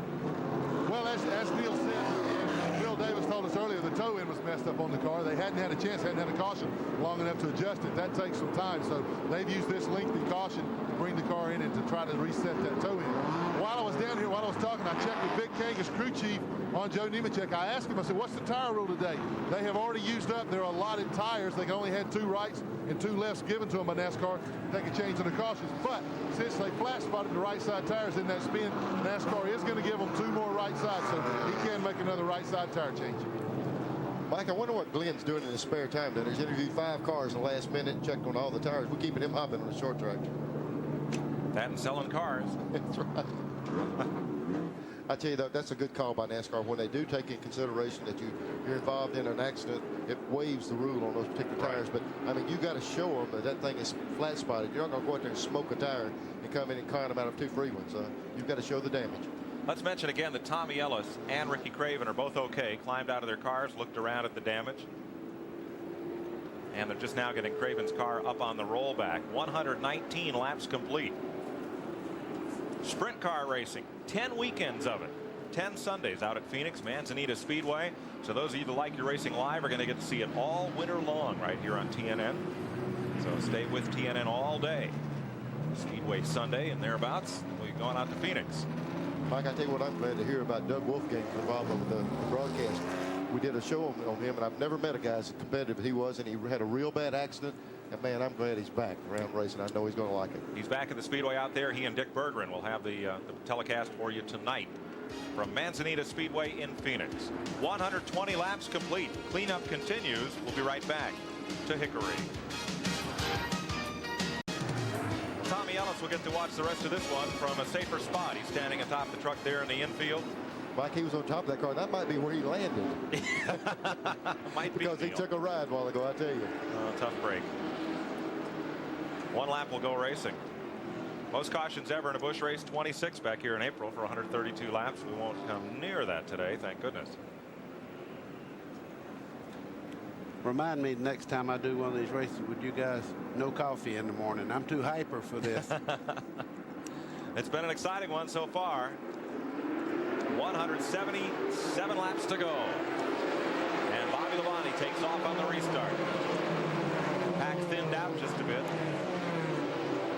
through early attrition. You're riding with Mark Martin. Right behind Jeff Gordon. And Gordon just behind Bobby Dotter, who's up to 4th place.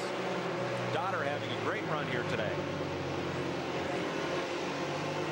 Dotter had a good run at Martinsville. Seems to be good on these short tracks. His car works well on a short track. He's right in the middle of it. Here's your Napa Field standing update brought to you by Napa, because there are no unimportant parts.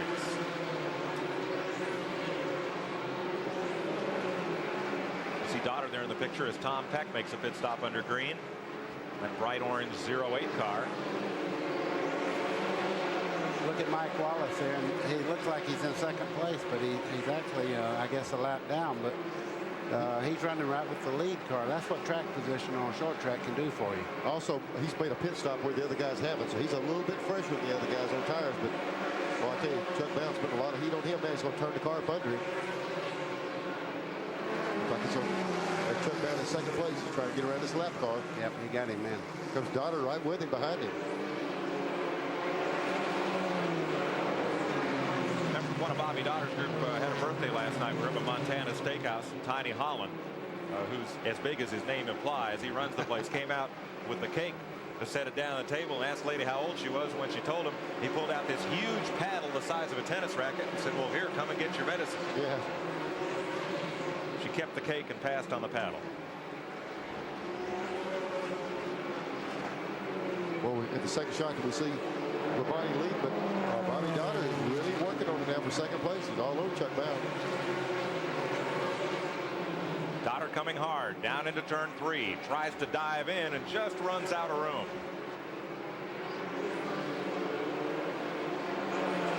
Back to turn 1, 2nd place. NASCAR black flagging Robert Huffman to pit road. You know, Neil, every time I watch one of these races, I see Daughter running like this. He's up front every week and no sponsor on that quarter panel. Where are these people at? This guy needs some help. Yep. Boy, and I tell you what, they're swapping a little bit of paint there. Daughter got out on the inside and came back across, protecting the position there. Daughter's car seems to be really good in the corner, middle of the corner. We'll try him outside, or maybe inside. I've got him. Now, who's got the motor? Chuck lets him go. Still early. Trouble in 2. 3 cars have spun, and Ward Burton is the one that gets left sitting there with Tom Peck's car at turn 2. Mike McLaughlin got in the middle of that and has really bashed up the right front of the Harry and Mike Ricci Coors car. Now there's a shame, because here is a young fellow with some serious talent. You're right about that. Hoping for a full-time ride in the Busch Series next season. He's won a couple up at New Hampshire in both modifieds and Busch Grand Nationals. And look at Tom Peck's car. The front end of that is gone. I tell you, the short tracks really take its toll, but these things right here, they're going to tear a little bit of metal off and park them, either just ride the rest of the race. They're torn up too bad. Lap 136. It's the 6th caution of the day. Ward Burton was involved in it, and I don't think they're going to be able to help that one too much. A lot of stuff laying on the tracks. It'll take a while to clean. Here's a 10 car. You can see the front of it torn all to pieces. Hermie Sadler's car stopped here at start finish. He may have gained a lap from the leader under that caution, so they're holding him till the field comes around. Well, they'll clean it up, and we'll do it again here at Hickory after this. Packed house here at Hickory, North Carolina. 9,000 in the seats, about 3,500 out on the grass and in the infield. Here's the tail end of it. Ooh. Well, you see Ward Burton sideways. The 19 car comes in and just couldn't get slowed up enough. He slowed up as much as he could, but they still had pretty good impact. At the end of it, Joe Nemechek just scooting by on the outside. Labonte is the leader and in position to clinch the championship the way we run right now. Todd Bodine back in 5th there, the 3rd place point man. That takes you back through 10th position. Joe Nemechek is 11th right now. 13 cars on the lead lap. Well, I'll tell you, Mike, with all the problems that's happening right now, just a while ago on that caution when Nemechek was able to keep him going a lap down, it's really paying off right now. Ooh. Jeff Burton was involved in that one as well. The TIC Financial car will change colors next year. It'll be white and carry Baby Ruth on the side. Phil Martocci's picked up that sponsorship that was with Bill Davis this year. Neil, I've seen some telltale problems there. I've seen smoke coming out of the nose of that car. It looks like radiator busted. Well, you've seen that. How does he see anything? Look where that hood is. He's watching his carburetor about all he can see right there. But it's like Buddy said, sometimes you go out and see tire smoke, but that car was setting dead still. It must have a hole punched in the radiator because it looked like the steam engine setting still. Mike McLaughlin was in that. Tom Peck was involved, and Hermie Sadler. The new name for this thing is going to be the Noseless 300 next year. Yeah, they're in the car out there and hadn't got some kind of damage that I see on the racetrack right now.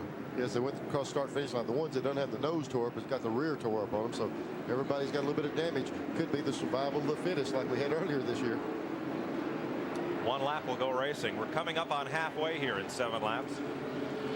If it ended right now, Bobby Labonte would be the champion over Joe Nemechek and Todd Bodine. Jeff Gordon would end up 4th in the points. Robert Presley, Kenny Wallace, Butch Miller, Ward, and Jeff Burton, and Tommy Houston would be the top 10. Got a new twist to this restart. Labonte's on the inside, but Kenny Wallace went in and put tires on. Maybe this is opportunity for Kenny Wallace to get that lap back. We'll have to see. Kenny's in 14th spot, 1 lap down. Here they come. Make that 13th spot as the restart goes on without Jeff Burton. He's still in the pits, and Kenny Wallace is back in this race. Is that Neil Bonnet smart or what? Huh? Sorry, put those tires on. It's supposed to do that. The key now is he's got to hold Labonte on and hope for another caution. Here comes Jeff Gordon. He's in the same position as Wallace. 1 lap down, trying to get back on the lead lap. New 2nd place car, Bobby Daughter. What a great run he's had today. There's Labonte trying to get back under Kenny Wallace. He's got to be concerned with going on. He can't wait on Kenny. No, Wallace couldn't clear him and pull down into the low groove, so Bobby is right at him again. Boy, oh boy, that 44 car is hooked up, Neil. On old tires to be able to run that fast, that's something to watch. Look at Jeff Gordon. They made some chassis adjustments. We saw him working on the towing on the one car. Evidently, they've helped him because he's a lot better than he was earlier. Gordon in the number 1 trying to get back into this show. He, like Wallace, is a lap down. The two drivers that fought for last year's championship now fight for the head of the line. Kenny Wallace in the Dirt Devil Pontiac, the Slim Jim Chevy of Bobby Labonte. Boy, Labonte just knows if he can get on by him and use the entire racetrack, he's a lot easier on his tires. When he has to pinch him down, he's using up a lot more tire than he wants to. Well, right there, if he could move out against the wall and get the front straightaway to really work for him. Up, we got to spin it. Tommy Houston, turn 2. And yellow comes out. Houston could not get that car turned around with all that traffic. And Bobby Labonte kept the Dirt Devil car back. He's still a lap down. 7th caution comes out at lap 150, halfway. Harmless spin by Tommy Houston, but it will take Houston off the lead lap. He was the 9th place car. So now there are but 11 on the lead lap. Somebody tapped, looked like Nemechek might have got into the back end of the 6th car of Tommy Houston. They touched for whatever the reason, coming off 2, and the 6th car of Tommy Houston goes around. Houston trying to refire the car and get the Roses Buick turned around. We'll take this pause from Hickory Motor Speedway and be right back. After this run-in with Elmo Langley in 64 and Curtis Turner in the number 41 Ford, Richard Petty would bring his Plymouth to pit road. Dale Inman, Morris Petty, and the crew would go to work 26 years ago. Still a lot of pit work here at Hickory, but it's a different story today as the Busch Grand National cars fight for their series championship on this, the final day of the season. We just went back under green a lap ago. 156. This time, Bobby Labonte got a good jump on the start, and it's Bobby Dotter now getting underneath Kenny Wallace, keeping Wallace a lap down, and Jeff Gordon.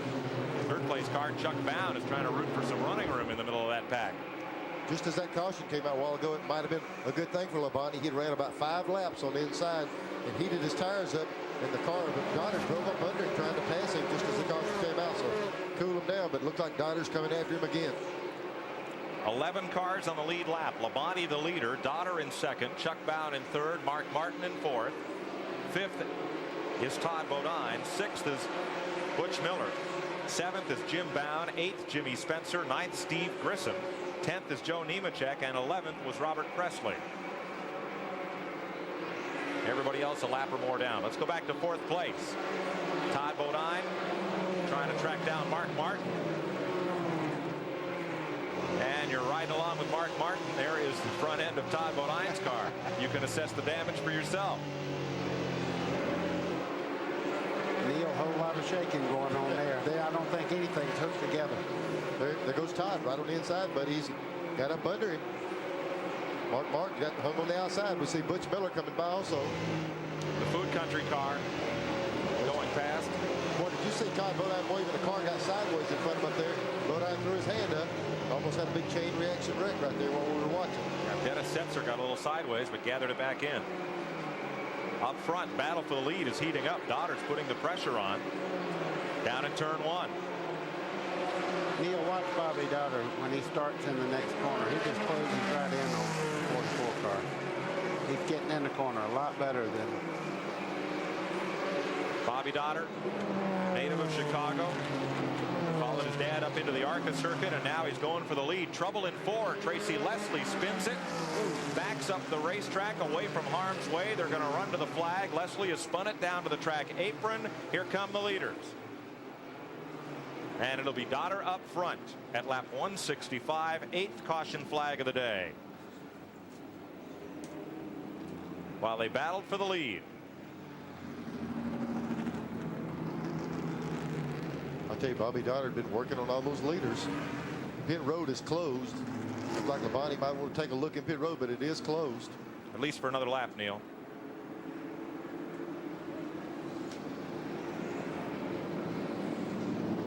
This might be a little bit like you saw at Martinsville. Bobby Dotter's on the Hoosier tire. All the other guys on the Goodyear, and it seemed like Dotter was working good as the race went on. We'll just have to see what happens. 3rd race that Bobby Dotter has led this year. 1 win. Came long after everybody had departed. Jeff Burton Had a win taken away at, I think it was at Pulaski, Virginia, was it? Or was it South Boston? Bobby Daughter got that win. Had a couple of top fives. Well, if you're going to go sponsor hunting, there's no better place to do it than from the front of the pack. Chuck Bound seems to be the only leader right now willing to come in. Well, I say that just as I say that, there come some other guys in. 2 lead cars stayed out.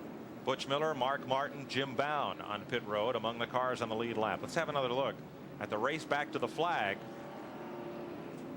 At this time right here, they were already, he was making this pass as the caution was coming out. He had actually cleared him before the caution, and he beat him back around the line. And Tracy Leslie did a good job of getting that car down to the track apron after it was spun up in the top groove at turn 4. There's Leslie going a second lap down. Boy, Butch Miller pitted, almost got caught in the pits, but did beat the pace car out. Kenny Wallace, Tommy Houston, Mike Wallace, Hermie Sadler. Tommy Houston, who lapped the field here en route to a victory in 1988 at Hickory and who won here in the spring. There's Chuck Bound on pit road and riding with Mark Martin. Talking about Mark Martin, he's got some damage on the rear of that car, and I noticed he come in, got right sides, come right back in, got left sides, and about 4 rounds of bite in that car. Look here, parallel park. This ain't going to get it. Mark Martin is finished first, but Jim Bound had him blocked in. There was nothing they could do. There's such a small pit area. They were parked in their parallel. There's no way to get out like that. Now Chuck Bound has pitted twice on this caution, so likely he's got all 4 new tires on the car. Let's have another look at Tracy Leslie's spin as we continue under this caution, the 8th one of the day. With everybody come out forward. They got a little help from behind, just turned him right around. He's real lucky here that he didn't decide to turn down, or he'd have really got tagged. Kept going. But he's also got that thing. He shoved it up in reverse because after this stop, he backed the car on around to the inside. Real smart move on his part. Good driver and a good spotter. Letting him know when that section of track was clear, he could get it back around and down off the racetrack. Give him 1 to go again. 170 laps complete, 130 to go. They'll also run a 200 lap late model stock car feature here today. Yeah, he's getting ready to go. He's shoving that thing around different gears, scrubbing those tires off. Glenn Jarrett walked up to him yesterday. He says, Kenny, I need to do an interview with you. He says, but if it's all right, I'll hold the microphone. Yeah. Rusty helped him last time. Yeah. Yeah. I tell you, race car drivers are intense, and that's just the sport with it. Where You see Dale Jarrett on the outside there trying to get a lap back. Jarrett is 1 lap down.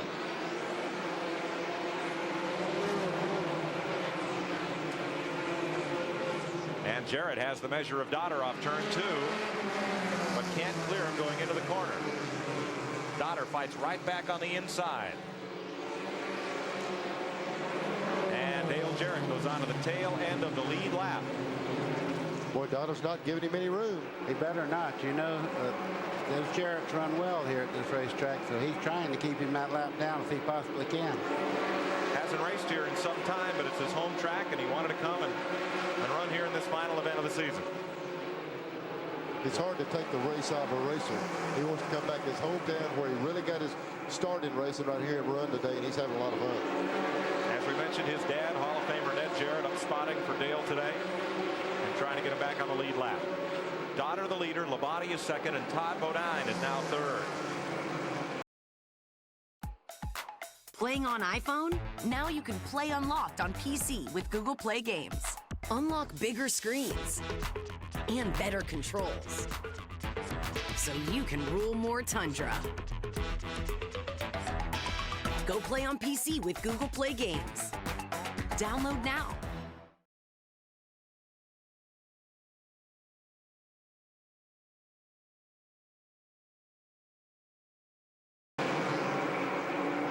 Robert Huffman makes a pit stop under green. Here was Daughter, who worked real hard to take the lead. There they go, touching down in the corner. We saw them get together. Here's Labonte sticking a nose back up under him. Jarrett comes right back on the outside. But that's not the fast way around here, even with those new tires. I bet Labonte's saying, man, I wish I was in front of these two guys. Let them do whatever they want to do. he's still got the national title he's running for. And he's got Todd Bodine right on his back bumper, and Bodine's still very much in this title chase.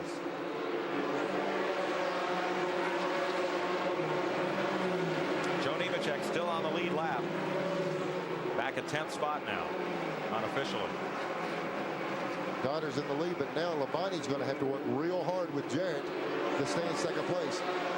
Jarrett is lap down, fighting to get that lap back, and Labonte's having to work awful hard to try to run Donner back down. Labonte, though, has driven away a bit from Todd Bodine, who is the third place car. Jeff Burton has fresh tires moving up, but many laps down after that stay on pit road. Jimmy Spencer up into the fourth spot. I was just fixing to say that car is really moving well, and he's moving right up on this front pack. Jimmy Spencer is. I'll be in that picture in a second.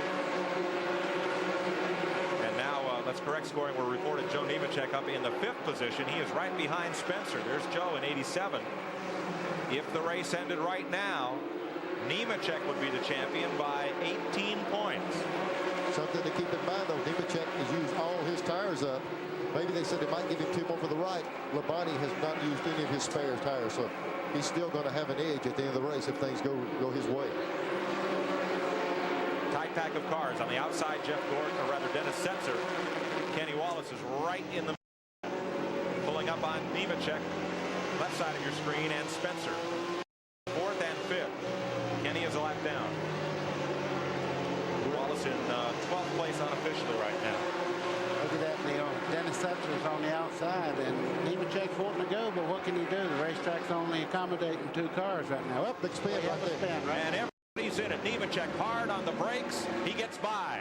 Yeah, a lot of damage, though. Spencer and Setzer. Then Steve Grissom trying to race back to the flag, piles into Chuck Bound. Both cars get through, and that's Dennis Setzer in the other Bill Davis car, rubbing everything on the rear end.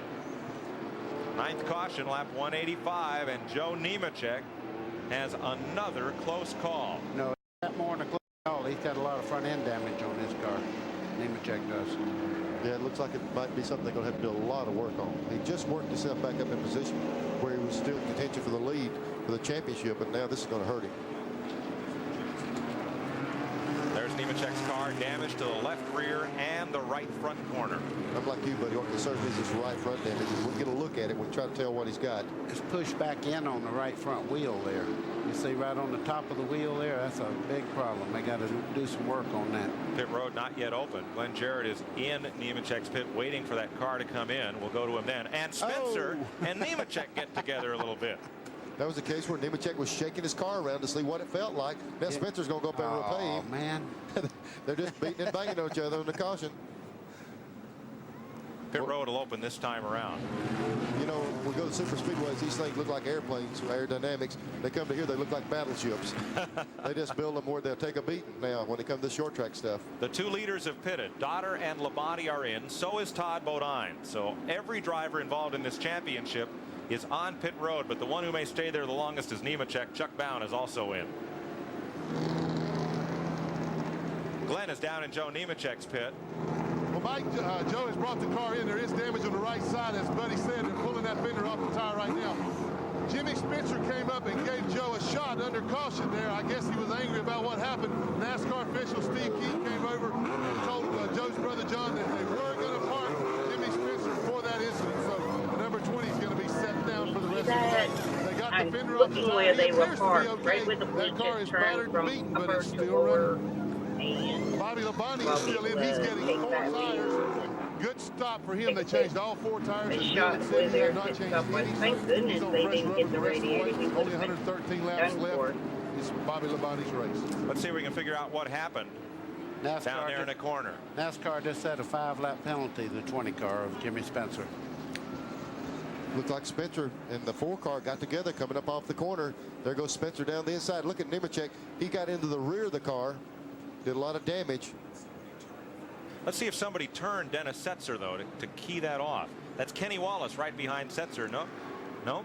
He and Jimmy Spencer were the cars involved. Well, I see why Spencer was mad, but it was nothing Nemechek could do. He got sideways, and Nemechek hit him, and it started that reaction there. But still and all, he shouldn't be mad at Joe. Look at this right here. 3 that crawling all over each other.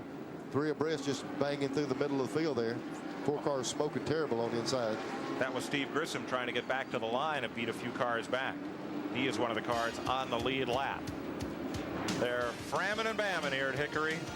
We'll be right back. We promise a 10-fold refund if it doesn't work. We promise a 10-fold refund.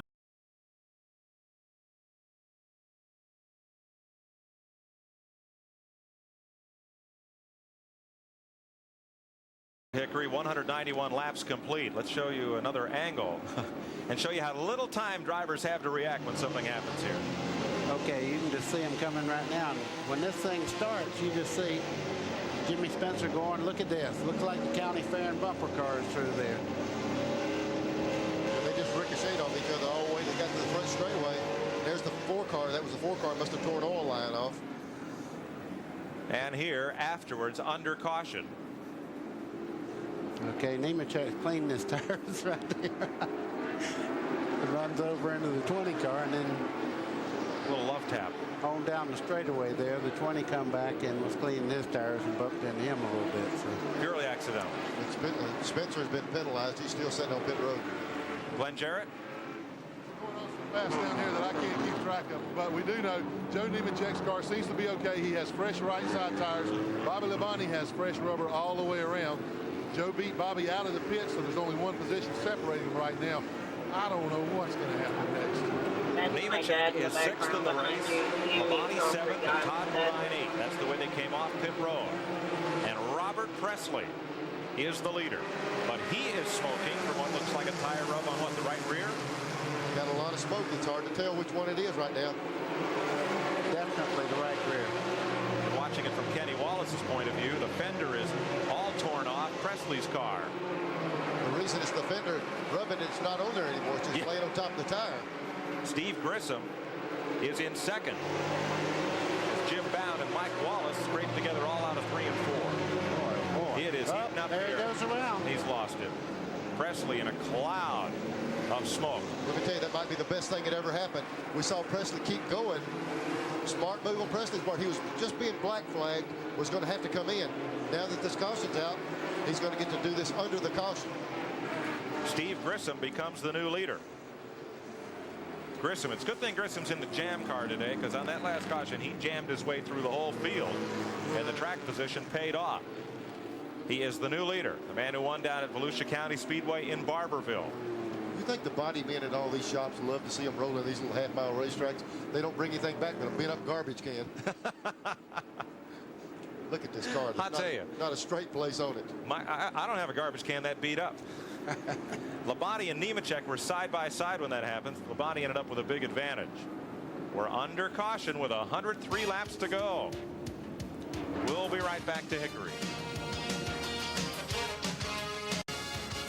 Robert Presley, Steve Grissom made pit stops. So let's quickly go to Glenn.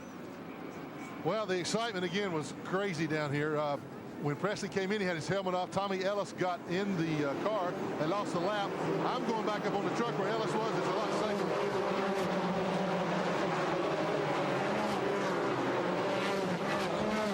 In for Robert Presley, and now Presley, or rather Ellis, brings that car back to pit road after just a lap or two. We're back under green. Bobby Labonte is at the front because Steve Grissom came in twice for 4 tires, 2 on each side. If the race ended right now, Nemechek by 3 points would be the champion. He is still running in the pack with Labonte the leader, Todd Bodine in 3rd, and Nemechek 5th right now. Or make that 6th, 4th and 6th. Labonte the leader, Mark Martin, Jim Bound, then Todd Bodine, Butch Miller, and Joe Nemechek. Whatever chassis changes they did to Mark Martin's car seems to be working for him, Neil. He's catching right up to the lead car now. Yeah, they've really worked on that thing. Those guys don't hesitate. Mark Martin will make you change your car all day. He's not hesitant to make chassis adjustments. It looks like they went the right way. 96 to go. Tommy Ellis. Oh, and Nemechek gets turned around off the front of Spencer's car. Spencer's moving again. Caution is out. But, Nemechek's cars, I'm sorry, got going. He didn't lose a lap. Man. He may have thought he had Spencer cleared as he came down the racetrack. Honestly. More front end damage. This was a nail biter. It's super nail biter. Not sure on that one. Spencer was not really quite up to speed. Tommy Houston had given Spencer a wrap. Let's have a look at it. And Nemechek might have thought he had him cleared here.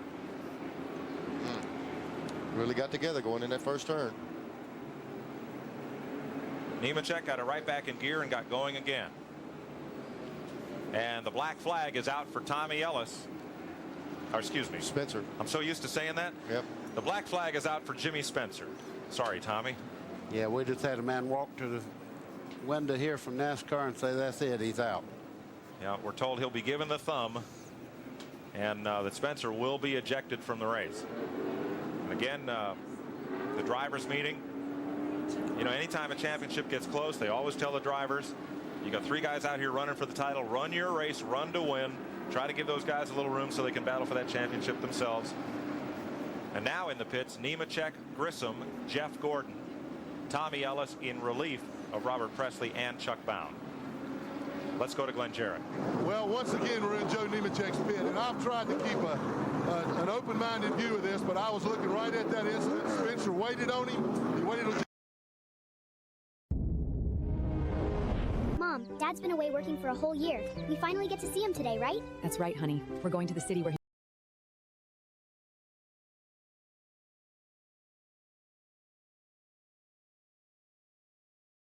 Working on the right front of the car right now. There doesn't appear to be too much damage.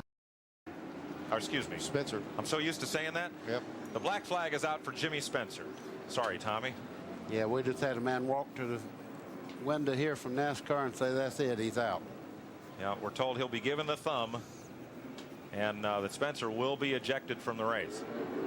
And again, the drivers meeting, you know, anytime a championship gets close, they always tell the drivers, you got 3 guys out here running for the title, run your race, run to win.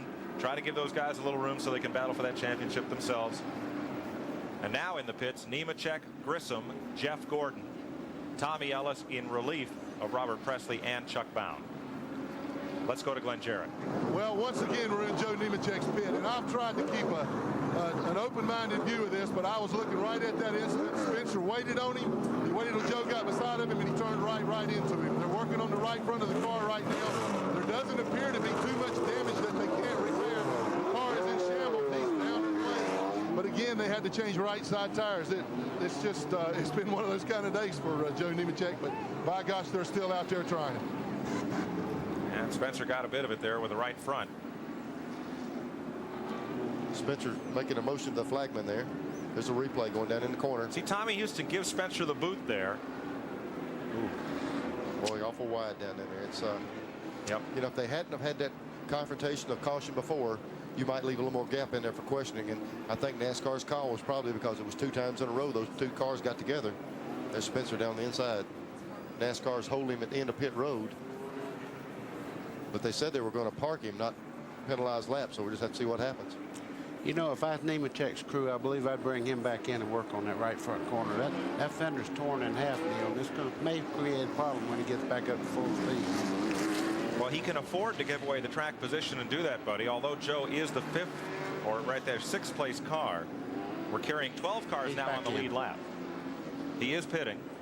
Kenny Wallace and Dale Jarrett, a caution ago, did get back on the lead lap.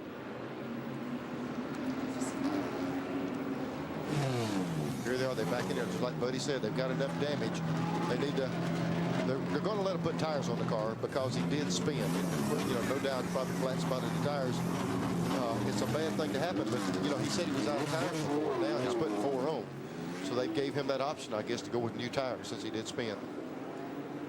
90 laps to go in the Busch Grand National Series season. All 3-point contenders still on the lead lap. Bobby Labonte in the lead of both the race and the point chase right now. They were about to restart this race. Jimmy Spencer tried to return to the racetrack, was denied that opportunity by the Busch Grand National officials. Glenn Jarrett is down in the Dick Moroso pit. Well, Mike, Jimmy Spencer has climbed from the car. Jimmy, what's going on? Well, you know, Glenn, I'll tell you something. We ran real well there and got bumped in the back. got spun out, and I'll tell you something, I hated what happened there. Somebody let somebody come out of the pits there, and you know, I don't know who I run into, but I sure in heck didn't mean it. But NASCAR thought it was my fault. They penalized me. My car owner decided to park the car, but you know, Daly's first day people have been great to me all year long. I really think we had a shot at winning this race. Looking forward to next year. Well, that's the version from the driver's point of view in car number 20. We ended up working for him. My dad worked for him. My Spencer, and then gets going again. For him in 95, but boy, on this day, Spencer was describing there was one driver. Look at Chuck Bound up there in the wall. Actually, there were two drivers that I would have liked to boo, but I was not allowed to boo any drivers growing up. Several drivers our family trying to end their season with because a victory. Mom said Dad might work for them someday, and by golly, didn't we? You know. Ended up working for Spencer. I ended up working for Bouchard. 217 laps down. Biggest modified competitor or whatever. And then the competitor here He's third as we're ready to go back to green. It's crazy. You all saw that with your own eyes. What Spencer just did right there was say, don't believe what your eyes just saw. Don't you believe what you're looking at? Believe what I'm telling you, because I'm telling you so sweet. And in such a nice voice that I, by golly, sure didn't mean it. Where do we hear that stuff? We're smarter than that. He faded real early in the race, but like you say, buddy, he's in third place now. It seems to be as quick as the leaders. Nemechek unofficially the last car on the lead lap. But he's working on that. His car, he's got 4 new tires, best I can tell from that deal he had. That gives him the option to put on fresh tires. His car should be as good or better than it was before. Riding with Mark Martin, second place car. That's the distance as he closes it down from Mark to Bobby Labonte.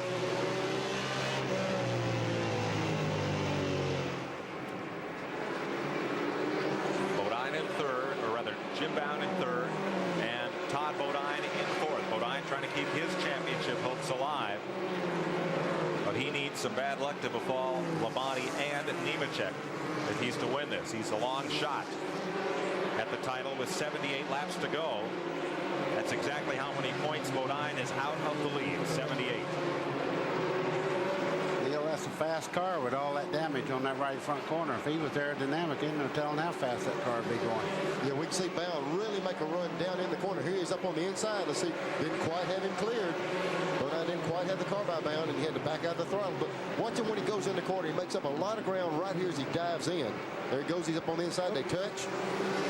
There's Butch Miller crawling over the back of them.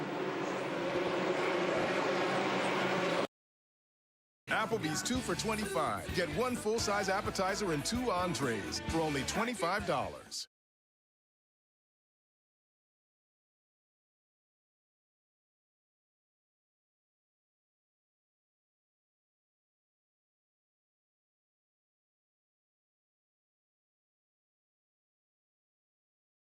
Well, they tried to slam.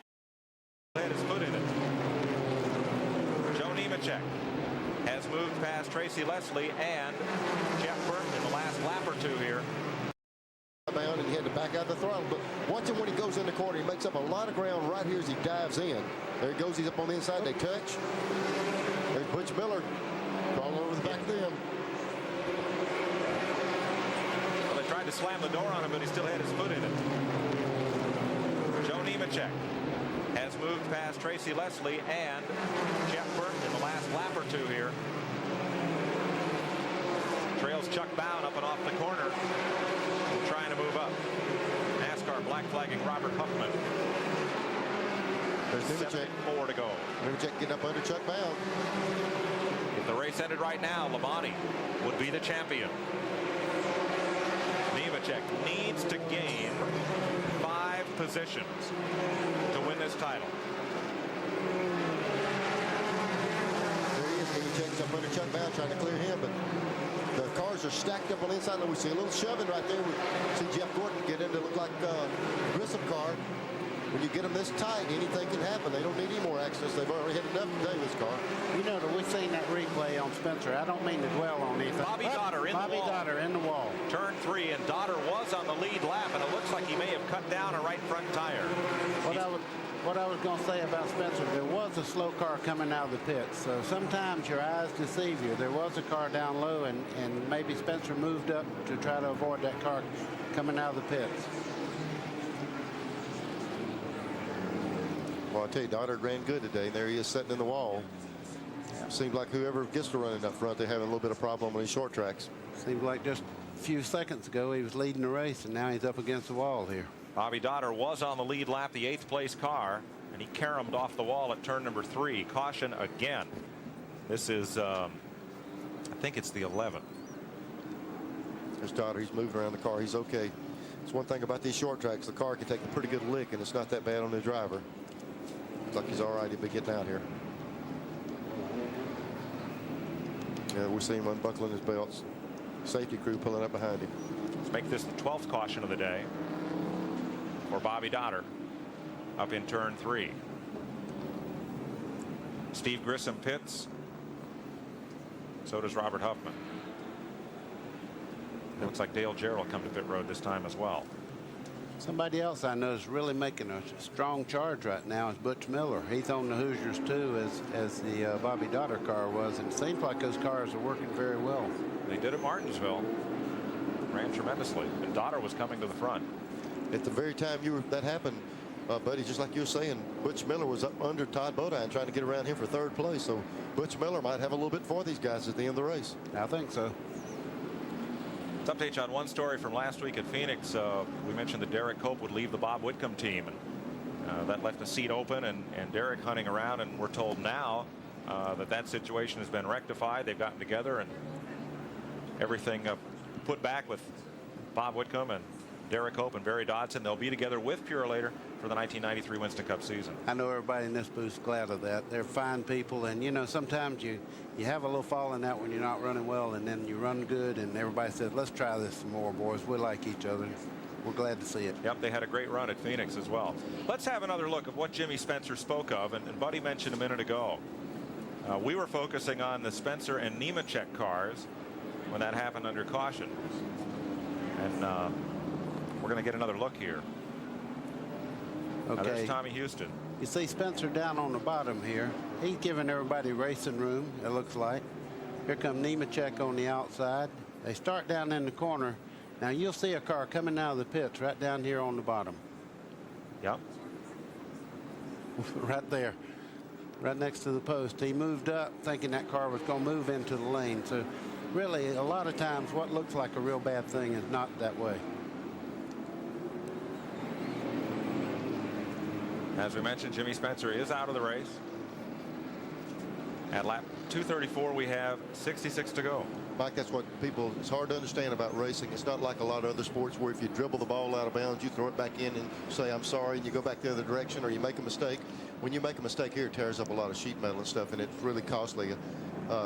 When things like that happen, it's bad, but it's hard for me to imagine it was done intentionally. I'm sure there's a lot of people mad about it and everything, but there's two guys that know. That's Spencer and Nemechek, and they're both welcome to their thoughts. All right. Bobby Dotter's car has been hauled to pit road, and it looks like he's out of this race. Look at them scrubbing those tires, man. They're getting it ready to really get down to serious stuff now. We're getting to pay time. Kenny Wallace signaling 1 to go to the cars behind him. On the lead lap, Bobby Labonte, Mark Martin, Todd Bodine, Butch Miller, Kenny Wallace, Jim Bound, Mike Wallace, Dale Jarrett, Steve Grissom. Jeff Gordon is back on the lead lap, Chuck Bound, and Joe Nemechek. Nemechek between Bound and Grissom. Well back in the field. We're going to ride with Mark Martin for this restart. See if he has anything for Bobby Labonte. But Labonte gets a quick jump in low gear, 3 car lengths. And Tommy Houston, the April winner here, separates the 2 leaders. Tommy Houston has got him between first and second place. Tommy's car's running good right now. He's not holding up anybody at this quick time. Houston was trying to get back on the lead lap there. It happened in April. He got a Outback Steakhouse has a 3-course meal called the Aussie, Aussie, Aussie. Oi, oi, oi. With super.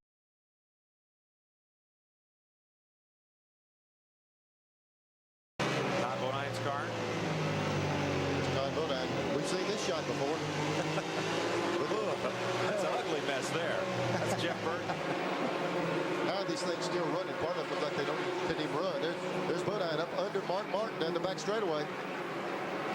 Second place. And the Chevy of Bodine will take it on.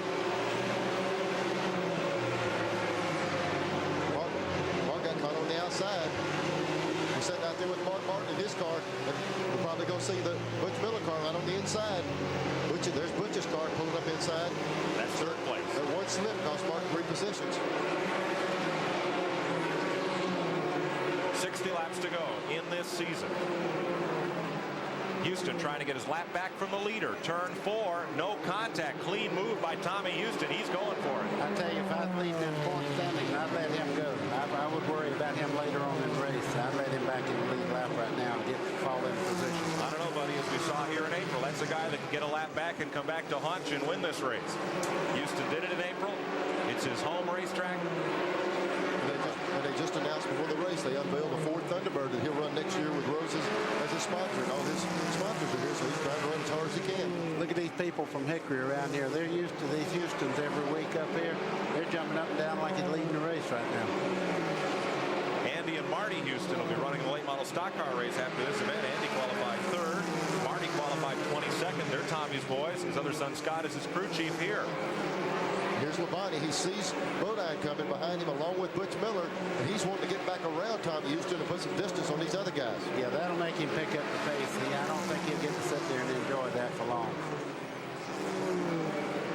So up front, Labonte the leader. Let's just find the point leader, Joe Nemechek. He's back there battling Jeff Gordon and Chuck Bound. I think his car is quicker right now, Mike, than these other cars. He's kind of in a box and nowhere to go. Once they get strung out, I think Nemechek will be able to work his way on up there, but he's pinned in. He doesn't have an option of where to run on the racetrack right now. He's in 8th place right now, Neil, and that's not enough. He needs to at least get up where Dale Jarrett is, or now Chuck Bound is, in 6th. Well, like Neil says, he's plenty fast, but he's got to clear this traffic. And I think on fresh tires like he is, he should be able to make these moves up through there. He's got Jarrett, and now goes after Chuck Bound. This is for 6th place, and this could be the championship right here between Bound and Nemechek. Bobby Labonte's by himself. Let's stay with this, because this could be the whole season right here for Joe Nemechek. How would you like to have to pass Bound to win the championship? That's a tall order in itself. Nemechek's got to be careful right here not to overdrive and not to overrun the car. He knows he's got to get on up there. There's Tommy Ellis on the back of his car driving Presley's car. They got together a little bit, but Nemechek has got a lot of time here. He's got several laps to get that position that he needs. He's got to not overuse his car or the tires in this time. They work underneath a lap card. That's Nathan Butke. But Joe needs at least one more spot. Let's check in with the leaders. Bobby Labonte underneath Tommy Houston. And coming up quickly, the rest of that field. Labonte would lead Nemechek for the championship if the race ended right now. Neil, look at that car moving in there. Butch Miller's coming fast. I tell you, I think those Hoosiers are hooking up good. Yeah, Butch's car is really coming on right now. He's working some outside traffic. There's Labonte. He's still trying to get around the 6 car, and he's just not able to do it right now. And, you know, nothing against the 6 car, Tom Houston. He can't roll over and play dead. We saw him do this very thing, as Mike said earlier, do a lap down and win the race. If he catches a caution, he's still got a shot at it. If Labonte wins, Nemechek must finish 6th to win the title. Labonte right now is the race leader. Todd Bodine is 2nd. Butch Miller is 3rd. Mark Martin is 4th. Jim Bound is 5th. Kenny Wallace is 6th.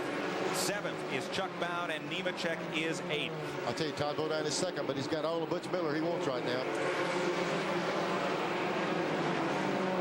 5 points is the difference right now between Labonte and Nemechek. Each position Nemechek gains is worth 4 points.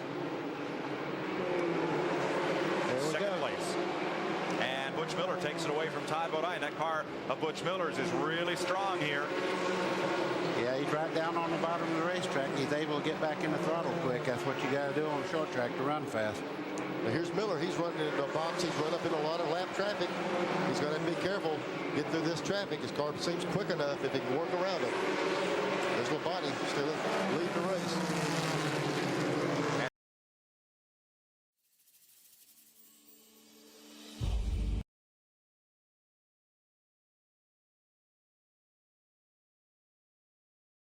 Tommy Houston ahead. Burton a little off the pace. A lot of front end damage to that car.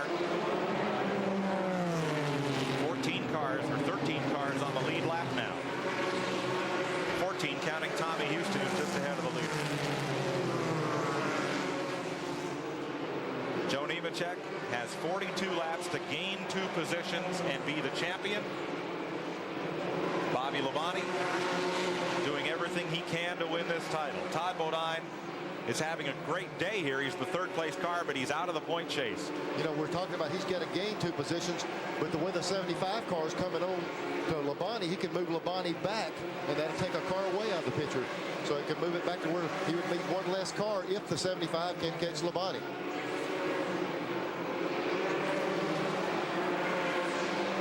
There's Nemechek. He's able to stay with the bound car, but he's not able to get around him. Tommy Ellis is riding the heck out of that 59 car too, I'm telling you. So they've settled down for the moment here, pretty much single file. Labonte the leader, Butch Miller in 2nd.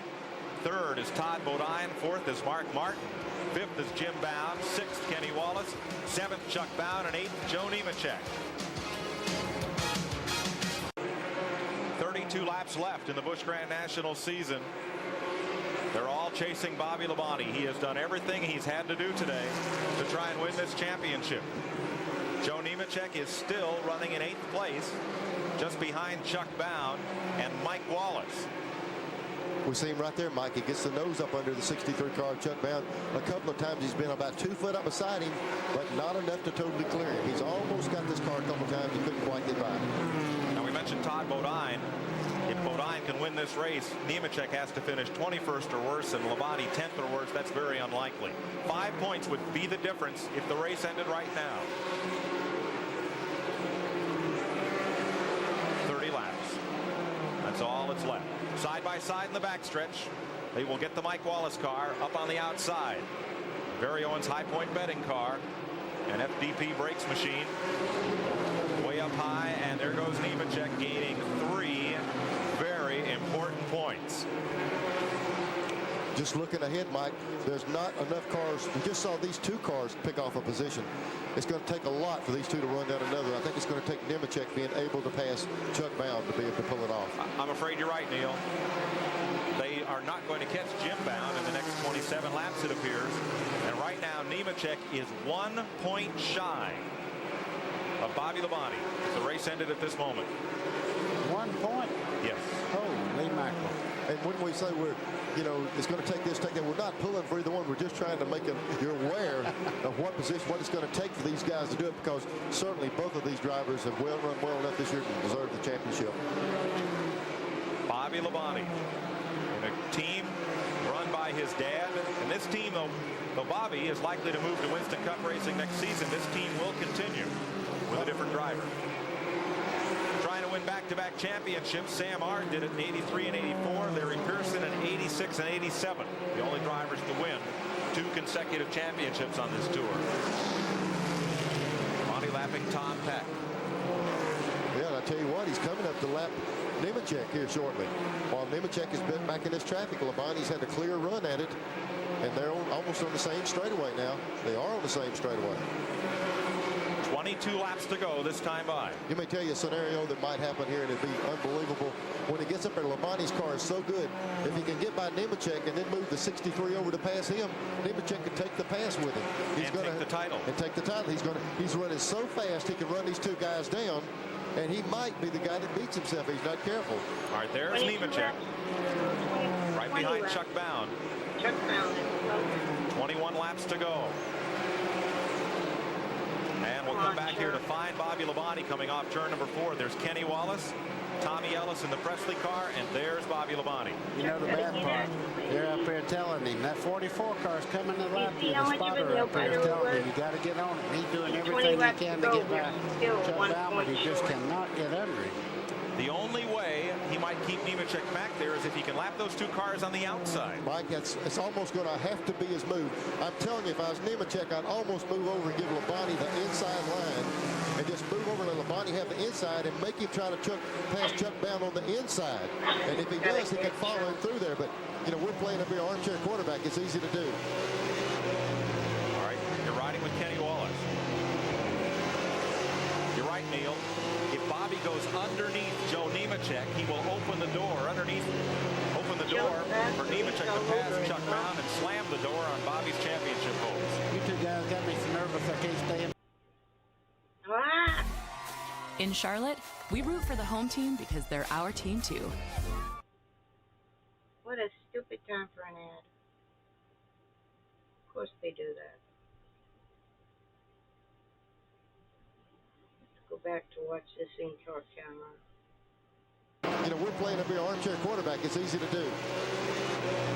All right, you're riding with Kenny Wallace. You're right, Neil. If Bobby goes underneath Joe Nemechek, he will open the door for Nemechek to pass Chuck Brown and slam the door on Bobby's championship hopes. You two guys got me so nervous I can't stay in my chair up here. Now here we see Labonte back here trying to get around the 36. But these other two cars are running. So Nemechek got a good run up on the inside, underbound, but he couldn't clear him. 16 laps to go in this season. There he is. He's up beside him right here. Lap traffic. Oh, squeeze on Tracy Leslie. Nemechek gains nothing. And around goes Kenny Wallace. Bobby Labonte shoots around and misses him. Caution flag. Caution flag. And that caution flag, though it keeps Nemechek on the lead lap, may have been a bigger break for Bobby Labonte than it was for Joe. You're exactly right, Mike. He was fixing to have to deal with the situation we were just talking about. He was coming so hard, he was going to have to try to go outside, not to give the thing away. He was building into a deal that he really had to deal with and not know properly how to handle the situation. You see how special Nemechek it was to win? will have to check scoring. He may have beaten Chuck Brown back to the everybody flag. works hard now. We go, oh, We will double check that with scoring. What a cliffhanger. Scoring is reporting that Nemechek we had every adversity beat Bound to the flag to move up into that all-important sixth spot. Let's have another look here. Sustain the lead, you know. Here they are. They're coming up off the corner right here. There's a lick behind them. There's Nemechek to the inside. Yep. Bobby got into Kenny Wallace. Yep. We didn't see the run to the line. Maybe we got another shot. Here we go. This way, maybe we can tell who beats back to the line. Contact's going to be here. They are right here. Here's Nemechek on the inside.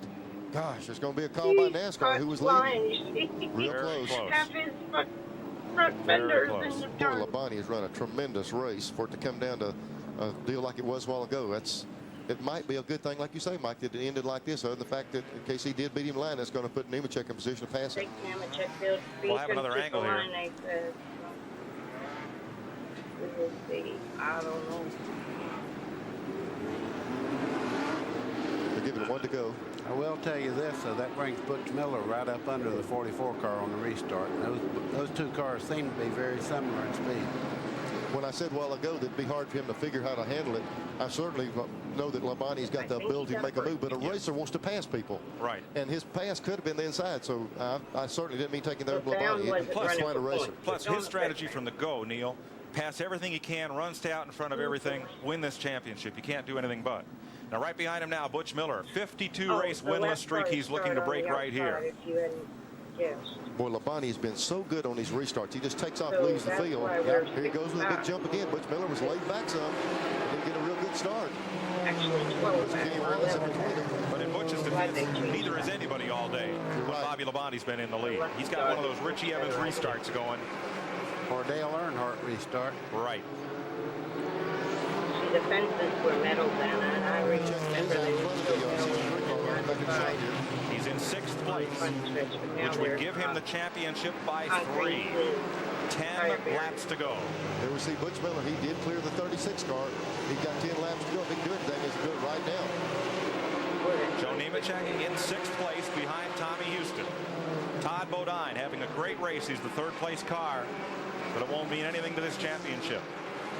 There's Kenny Wallace laying all over him up in the corner again. Whoops. Jim Bound give him a slug coming out of turn 4.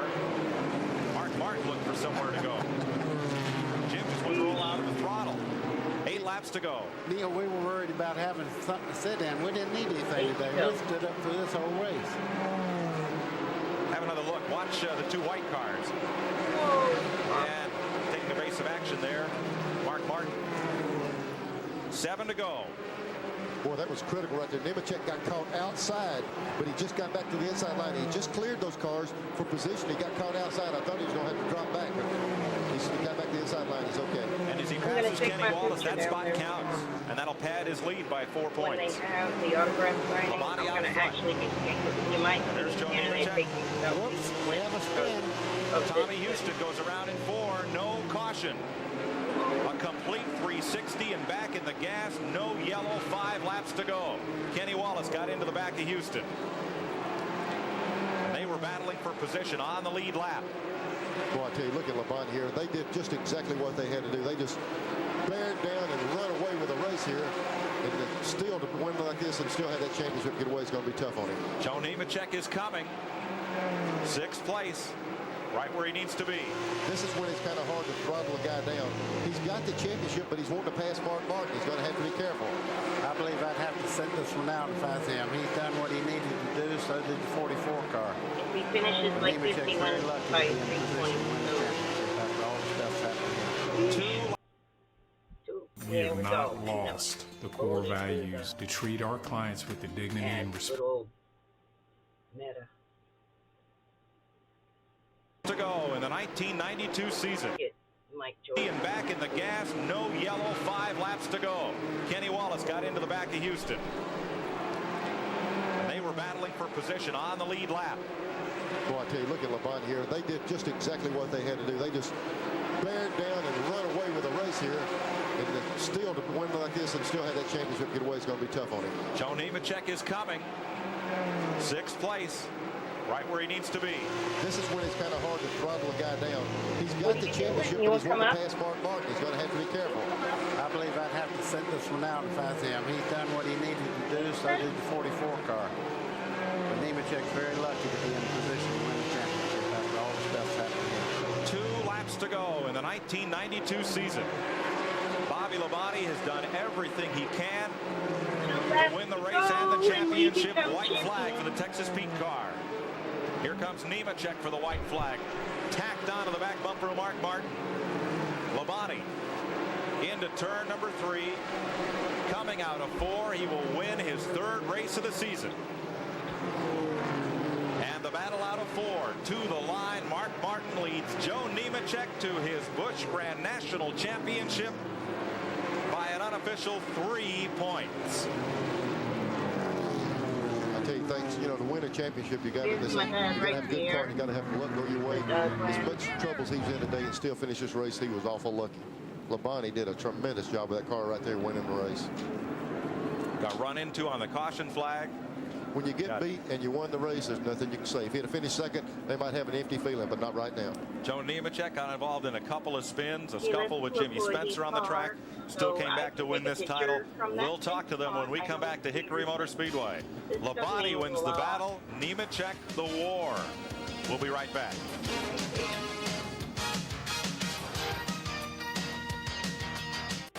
Well, there are 2 happy, excited drivers in victory lane. Let's go to Glenn Jarrett.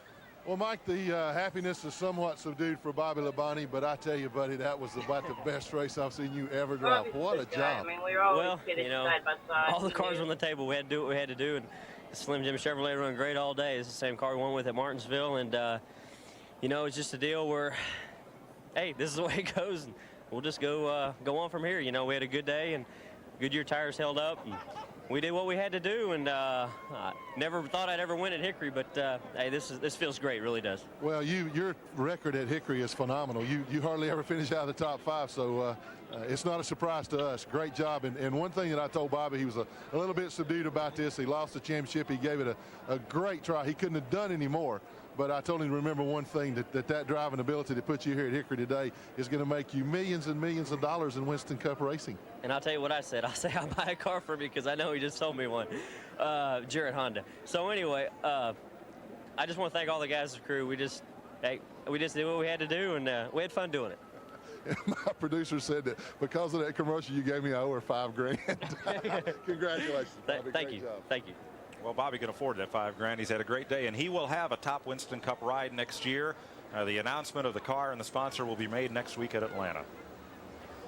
Joe Nemechek is that pile of people on the left surrounding what's left of that Texas Pete Chevrolet. We'll give you a look at the results, and then we'll meet the new Busch Grand National champion.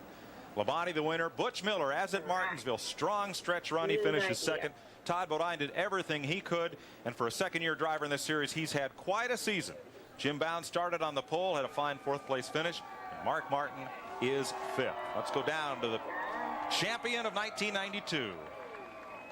Well, there's bedlam here.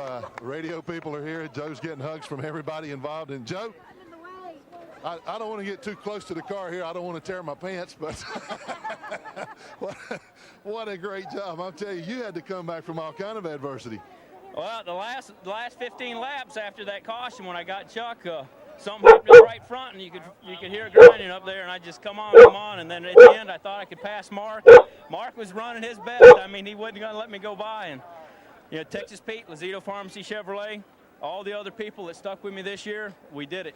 This is I'm honored to be the champion, and I hope I can be a good champion next year. Well, tell me, when all these things started going wrong, did you ever think that, oh man, this is just not my day? I couldn't believe it. The car was real good at the start, and I just kind of had to hold my own pace, and then all of a sudden I spun out, and I don't know if I had any help or not, and I just consider I lost it. The car just got loose, and then it was uphill. Then we started getting in accidents, bumping into people, and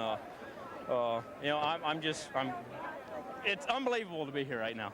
Well, the thing about it, though, is that about midway through the season, financial situation didn't look all that good. And I know you told me that from that point on, it was about a race-to-race deal. But by golly, you put things together and turn things around in about the best way possible. Well, it's just great. Texas Pete has been in this series for 6 years now, and we won their first 2 races this year, had their pole position, and now we win the championship. And man, you can't do much better than that. I mean, the team, my crew chief, Vic Kangas, all my sponsors, everybody, you people backed me all year, and you're the ones that made it happen. Well, now we're going to get one more person into this. Andrea, we want to get Andrea on camera. This is Joe's fiance, and what a wedding present. They're going to be married on November 21st in Lakeland, Florida. Thank you very much. And then about a year later, John Hunter. I think these people are pretty happy, and let's let them celebrate a little while. Congratulations again. Thank you very much. We did it! Glenn, they're going to have about $100,000 in season-ending bonuses to That is help why honeymoon. I'm going Mike, I hope that pharmacy's got plenty of tetanus shots because they're all going to need it walking around that race car. It's going to cut them all to pieces. This has been easy. It's pretty well ripped not up. easy, Johnny. That's the story here from Hickory, North Carolina. Bobby Labonte wins the race and drove perhaps the most aggressive race of his career in doing it. Joe Nemechek finished just where he had to and won the Busch Grand National Championship in a day that had just about everything, including the Miller pit crew of the race. Glenn will give that away for the final time.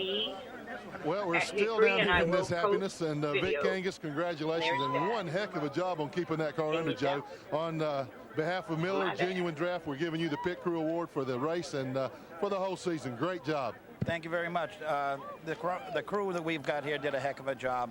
Joe did an outstanding job of driving the car, and you can't ask for any more. The Texas Pete, Lazito Chevrolet did a wonderful job all year for us. So the guys really earned this one. I mean, we finished where we needed to finish, and that's where it ended up. Well, if they ever earned one, it was this one today. Congratulations, guy. Mike? Thanks, Glenn. We'll be back to Hickory Motor Speedway. I'm going to be right there. After we take this break and do a little more celebrating with our race and championship winners. I am going to leave it at that. I am glad if you stopped by. I've seen people popping in and out, and most of my watchers are on VOD on my YouTube page. I am going to the Cars Tour race tomorrow in person. Let me bring up that thing here, okay? Let's see, Cars Tour race in person. It'll be on Flow. If you have never seen Flow Racing, this is what it looks like. I'll click on this. Let me see. And it will say Watch Live right there. Let's click News. Any news? Entry list. Preview for the Cars Tour Throwback at Hickory. Yes, there is a video on here. I will get copyright for sure if I play it. But anyway, I'm going to look at that entry list in just a little bit. And anyway, I'll update you tomorrow. Thanks for watching. Bye, guys. It's been good.